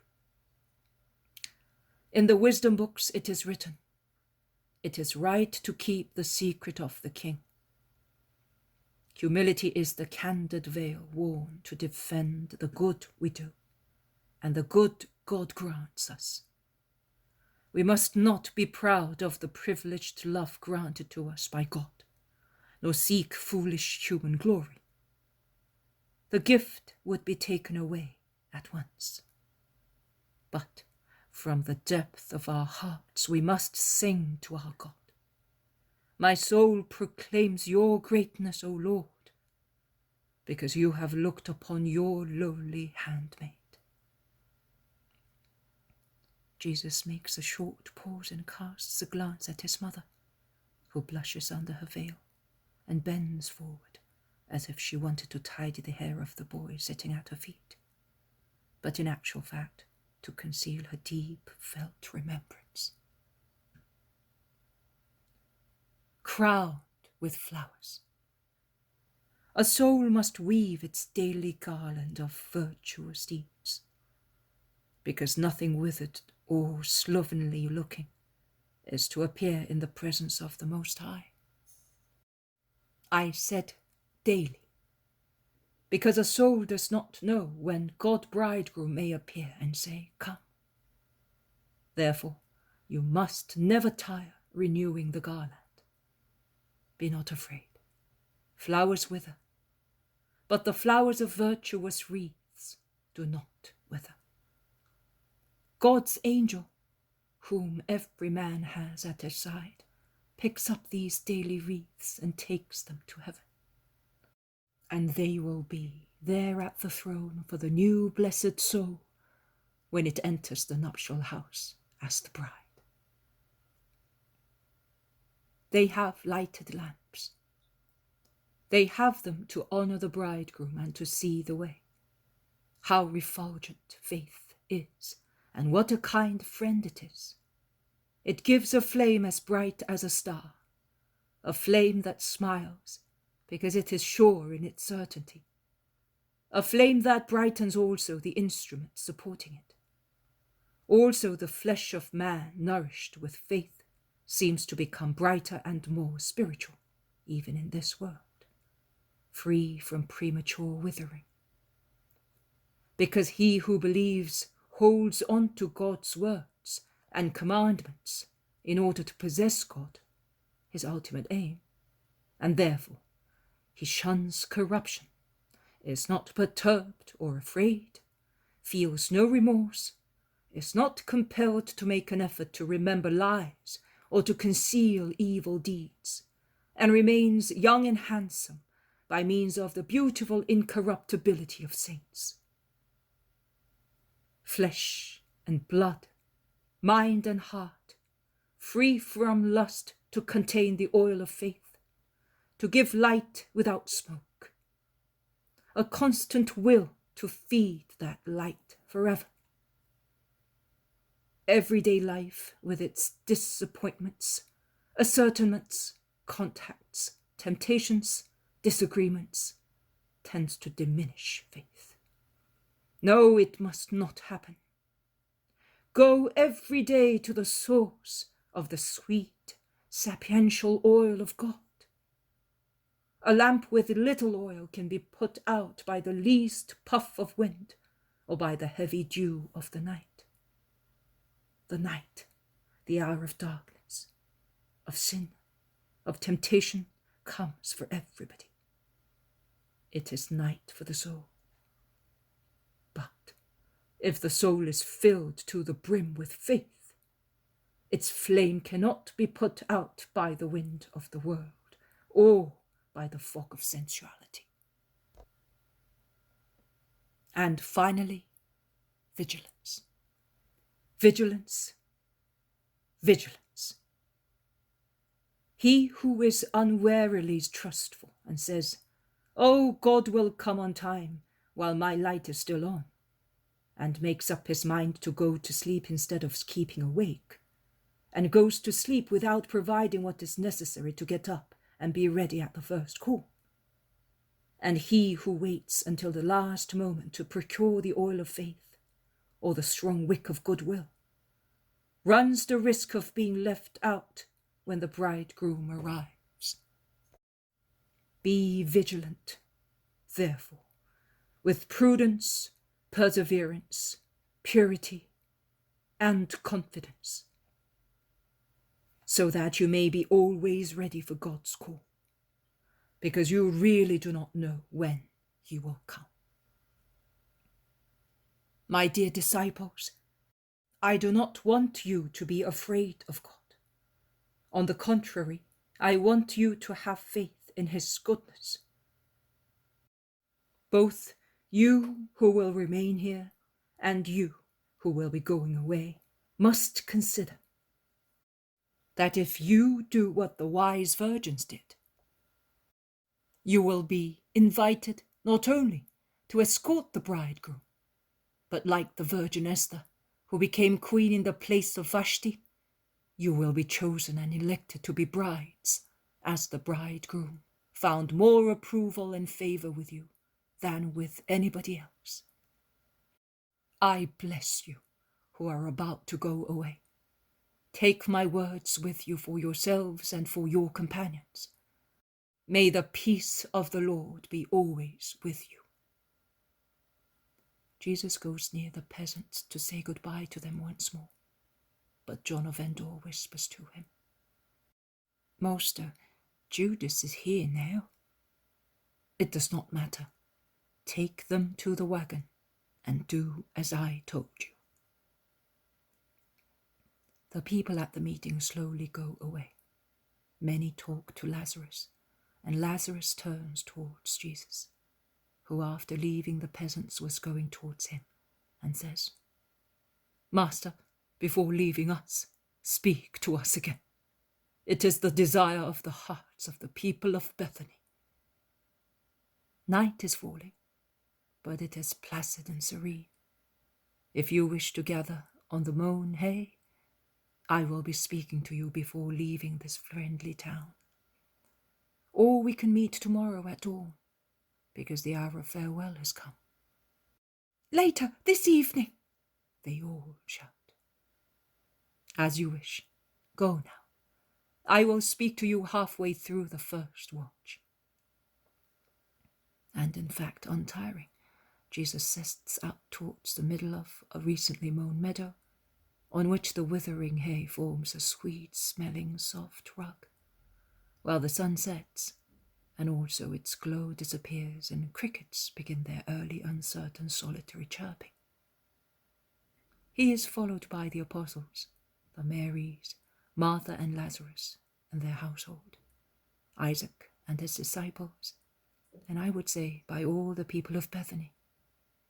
Among the servants there is the old man and the woman, the two who on the Mount of Beatitudes found comfort for the rest of their days. Jesus stops to bless the patriarch, who kisses his hand, weeping, and caresses the boy walking beside Jesus and says to him, You are happy that you can follow him all the time. Be good, be careful, son. You are very lucky indeed. A crown is suspended over your head. You are blessed. When they are all settled, Jesus begins to speak. After the departure of our dear friends, who needed to be confirmed in the hope, nay, in the certainty, that little knowledge is required to be admitted to the kingdom, that only a minimum truth on which one's good will may work is sufficient, I will now speak to you who are much happier than they are, because you enjoy much more material comfort and you have greater help from the world. Only by thought I can extend my love to them. Here, my love reaches you also through my word. Therefore, you are to be treated both here on the earth and in heaven with greater strength, because more will be asked of those to whom more was given. They, the poor friends who are going back to their prison, have the least welfare, and on the contrary the greatest sorrow. Therefore, there are only promises of benignity for them, because anything else would be superfluous. I solemnly tell you that their lives and penance and holiness and nothing else is to be imposed upon them. And I also solemnly tell you that like wise virgins, they will not let their lamps go out until the hour they are called. Let them go out? No. The light of their lamps is the only good they possess. They cannot let it go out. I solemnly tell you that as I am in the Father, so the poor are in God. That is why I, the Word of the Father, wanted to be born poor and to remain poor. Because amongst the poor I feel closer to the Father, who loves the least people and is loved by them with all their strength. The rich have many things, the poor have but God.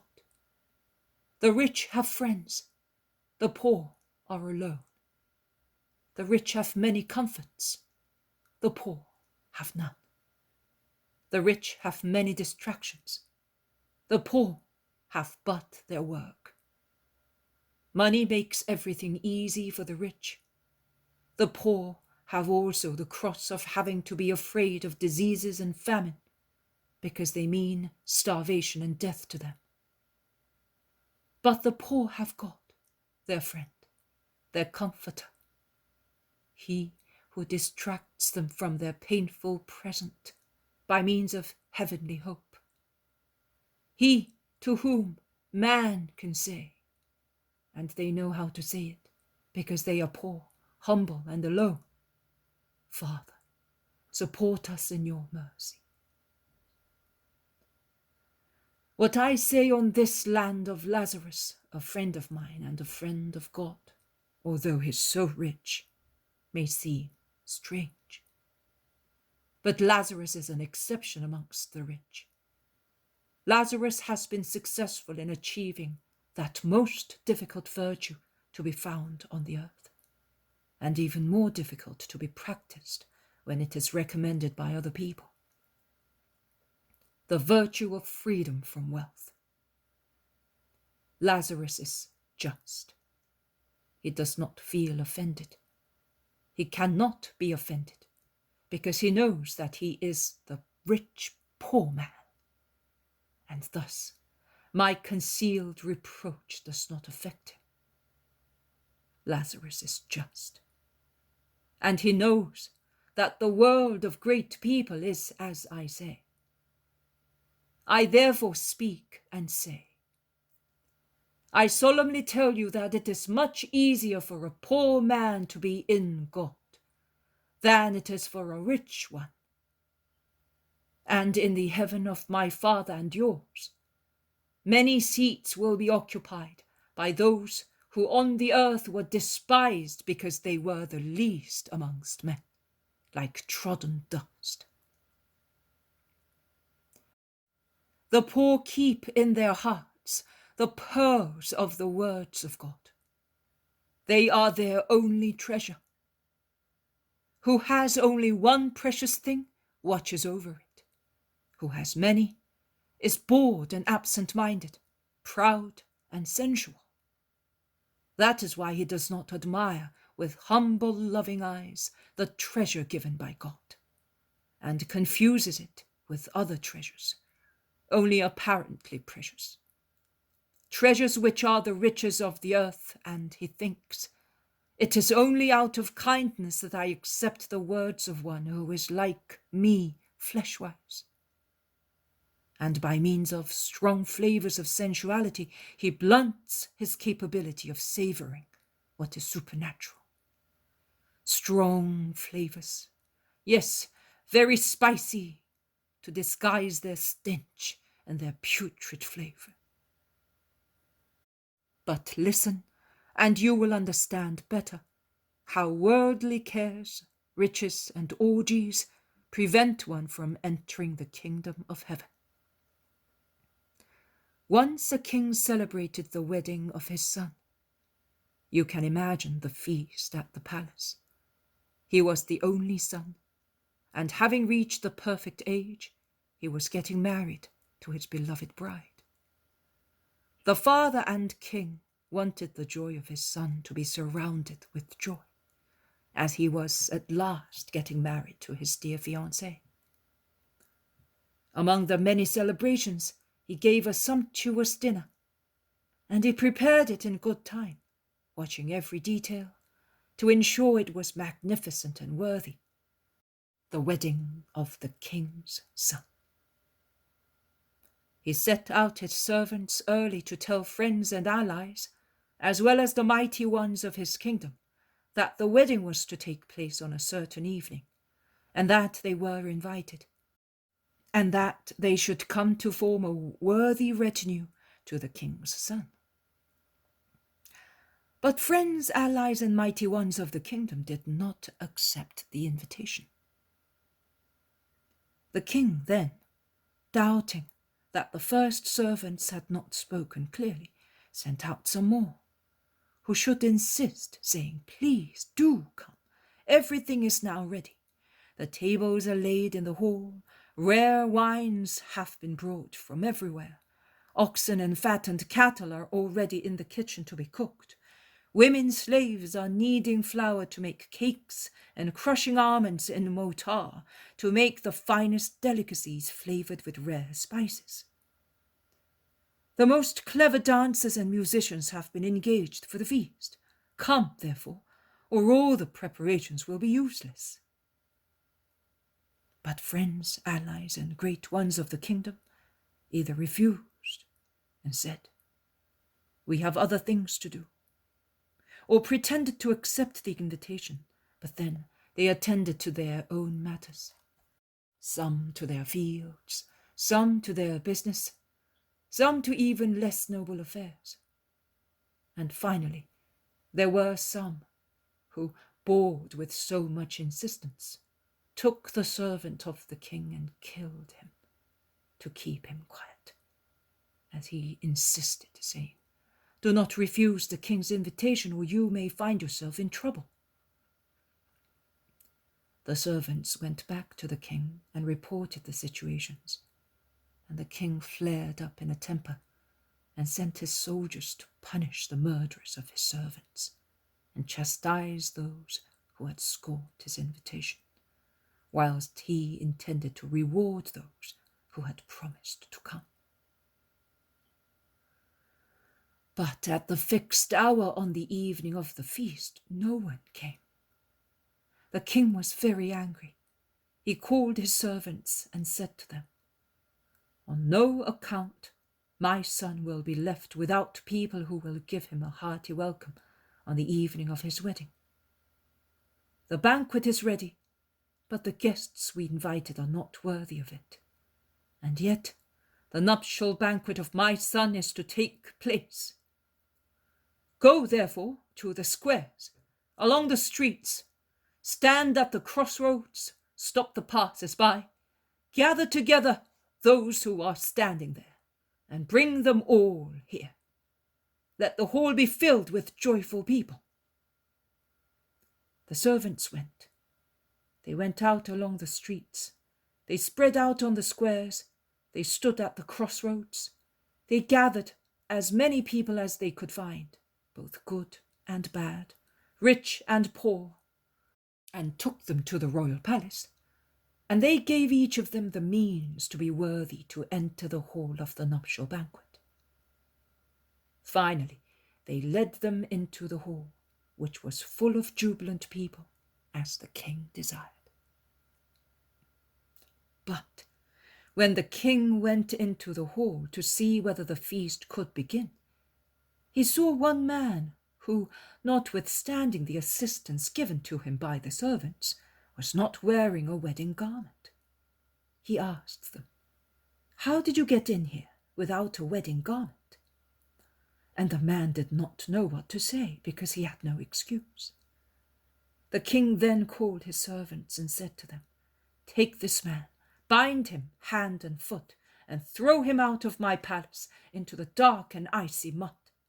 He shall stay there weeping and grinding his teeth, as he deserved through his ingratitude, and because he offended me and my son more than me, by entering the banquet hall with a poor, dirty garment, whereas nothing must enter it but what is worthy of it and of my son." As you can see, worldly cares, avarice, sensuality, cruelty bring down the king's wrath on people and cause the children of such cares never to enter again the palace of the king. And you can also see how among those who were invited, for the sake of his son, some were punished. How many there are nowadays in this land to which God has sent his word. God has really invited the allies, the friends, the great ones of his people, through his servants, and he will invite them again, and more urgently, as the hour of my wedding approaches. But they will not accept the invitation, because they are false allies, false friends, and they are great only by name, because they are base. Jesus' voice is rising louder and louder, and his eyes are flashing like two gems in the light of the fire lit between him and his audience, to give light in the moonless night. The moon is in fact waning and will rise later. Yes, they are base, and because of their baseness, they do not understand that it is their duty and an honor for them to accept the king's invitation. Pride, harshness, lust act like a wall in their hearts. And wicked as they are, they hate me. And so they do not want to come to my wedding. They refuse to come. They prefer to be connected with filthy policy, and even filthier money, and with the most filthy sensuality, rather than come to my wedding.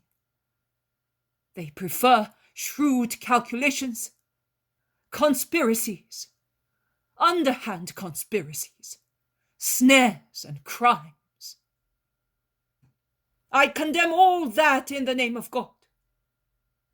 Consequently, the voice which speaks and the feasts to which they are invited are hated by them. Those who kill the servants of God are to be looked for among this people. The prophets who have been the servants till now, my disciples who are the servants from now onwards. The swindlers of God who say, yes, we will come, whereas inwardly they think never on your life, are to be selected among this people. All that is in Israel. And the King of heaven will send to gather at the crossroads those who are not friends, not great ones, not allies, but only people passing by, so that his son may have a worthy wedding celebration. And through me, the son and the servant of God, the gathering has already begun. They will come, whoever they are, and they have already come. And I will help them to be clean and properly dressed for the wedding feast. But there will be someone who, for his own misfortune, will misuse also the munificence of God, who gives him sense and regal garments to make him appear what he is not. That is a rich and worthy person. And he will take abominable advantage of such bounty to seduce and make a profit. An individual with a wicked soul, embraced by the revolting octopus of all vices, and he will embezzle scents and garments to make an unlawful profit, as he will not use them for the wedding of the Son, but for his own wedding with Satan. All that will happen, because many are called, but few are those who, knowing how to persevere in their vocation, are chosen. But it will also happen that those hyenas who prefer putrid food to living nourishment will be punished by being thrown out of the banquet hall into the dark and mud of an eternal pond, in which Satan grins horribly at each triumph over a soul, and where there is an eternal sound of desperate weeping of the mad people who followed crime instead of following bounty, who had called them. Get up and let us go and rest. I bless you, citizens of Bethany. I bless you all, and I give you my peace. And I particularly bless you, Lazarus, my friend, and you, Martha. I bless my old and new disciples, whom I will be sending into the world to invite people to the wedding of the King. Kneel down, that I may bless you all. Peter, say the prayer that I taught you, and say it here, standing beside me, because that is how it is to be said by those who are destined by God for that task. They all kneel down on the hay. Only Jesus and Peter remain standing. Jesus, tall as he is most handsome in his linen robe, and Peter, in his dark brown tunic, deeply moved, says the prayer, almost trembling, in a voice which, although not beautiful, is manly, going very slow, for fear he might make a mistake. Our Father!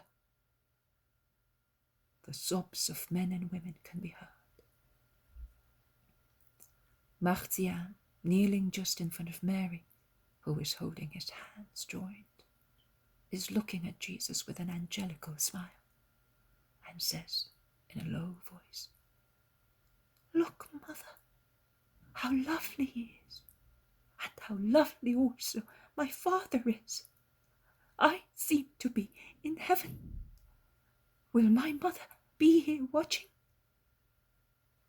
And Mary, in a whisper, ending in a kiss, replies, "Yes, my dear, she is here, and she is learning the prayer." "And what about me? Will I learn it?" "She will whisper it to your soul while you sleep, and I will repeat it to you during the day." The boy bends back his little dark-haired head, resting it on Mary's breast, and remains thus while Jesus blesses with the solemn Mosaic blessing. Then they all get up and go to their homes. Only Lazarus follows Jesus, entering Simon's house with him, to remain a little longer together. All the others come in as well. The Iscariot places himself in a semi-dark corner and looks mortified. He dare not go near Jesus with the others. Lazarus congratulates Jesus.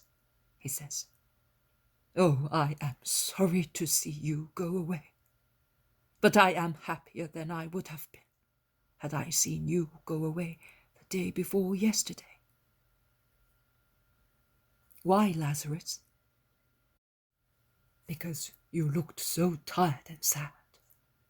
You did not speak, and you hardly ever smiled. Yesterday and today you have become, once again, my kind, holy master, and that makes me so happy." "I was so, even if I was quiet." "You were, but you are serenity and word. That is what we want from you. We drink our strength at those sources, and now those sources seemed to be dried up. Our thirst was painful. You see that also the Gentiles are amazed, and they have come looking for them." The Iscariot, whom John of Zebedee had approached, dares to speak. "Of course, they inquired also of me, because I was very often at the Antonia, hoping to see you." "You knew where I was," replied Jesus briefly. "I did, but I was hoping you would not disappoint those who were expecting you. Also the Romans were disappointed. I do not know why you behaved like that." "And you are asking me? Are you not aware of the humor of the Sanhedrin, of the Pharisees, and of others as well, with regard to me?" "What? You were afraid?" "I was disgusted. Last year, when I was alone, all by myself against the whole world, which did not even know whether I was a prophet, I bore evidence that I was not afraid. And you were a conquest of that audacity of mine. I spoke openly against a whole world of howlers. I caused the voice of God to be heard by a people who had forgotten it. I cleansed the house of God of the material filth in it, without any hope of purifying it of the more serious moral filth nesting in it, because I am not unaware of the future of men. But I had to do my duty because of my zeal for the house of the eternal Lord, which has been converted into a place where swindlers, usurers, and thieves board. And I did it to rouse from their torpor those whom centuries of priests' carelessness had caused to fall into spiritual lethargy. It was a cry to gather my people and take it to God. This year I have come back, and I saw that the temple is still in the same. It is even worse. It is no longer a den of thieves, but a place of conspiracy. It will later become the center of crime, then a brothel, and finally it will be destroyed by a power greater than Samson's, crushing a caste unworthy of being called holy. It is useless to speak in that place where I would remind you I was forbidden to speak. Faithless people whose poisoned leaders dare to forbid the word of God to speak in his house. I was forbidden. I was silent for the sake of the least ones. It is not yet time to kill me. Too many people are in need of me, and my apostles are not yet strong enough to take on their arms my offsprings. the world. Do not weep, mother. Forgive, good mother. Your sons need to tell those who wish to or may deceive themselves the truth that I know. I will be silent, but woe to those who cause God to be silent. Mother, Marcia, do not weep, please. Let no one weep. But in actual fact, they are all weeping more or less bitterly. Judas, as white as death in his striped red and yellow robe, dares still to speak in a moaning, ridiculous voice. Believe me, master, that I am amazed and grieved. I do not know what you mean. I know nothing. It is true that I have not seen anyone of the temple. I have broken off contacts with everybody. But if you say so, it must be true. Judas, you have not seen Zadok either. Judas bends his head grumbling. He is a friend. I met him as such, not as one of the temple. Jesus does not reply to him. He turns to Isaac and John of Endor, whom he gives more advice concerning their work. Meanwhile, the women comfort Mary, who is weeping, and the boy who is weeping, seeing Mary weep. Also Lazarus and the apostles are sad, but Jesus comes towards them. He's smiling kindly once again, and while embracing his mother and caressing the child, he says, "And now I will say goodbye to you who are staying, because we are leaving tomorrow at dawn. Goodbye, Lazarus. Goodbye, Maximinus. Joseph, I thank you for your kindness to my mother and the women disciples, while waiting for me. Thank you for everything. Lazarus, bless once again Martha in my name. I will come back soon. Come, mother, to rest. And you too, Mary and Salome, if you wish to come."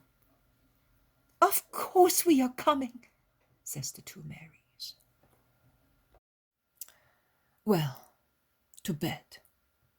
Peace to everybody. God be with you. He makes a gesture of blessing and goes out, holding the boy by the hand and embracing his mother. The stay in Bethany is over.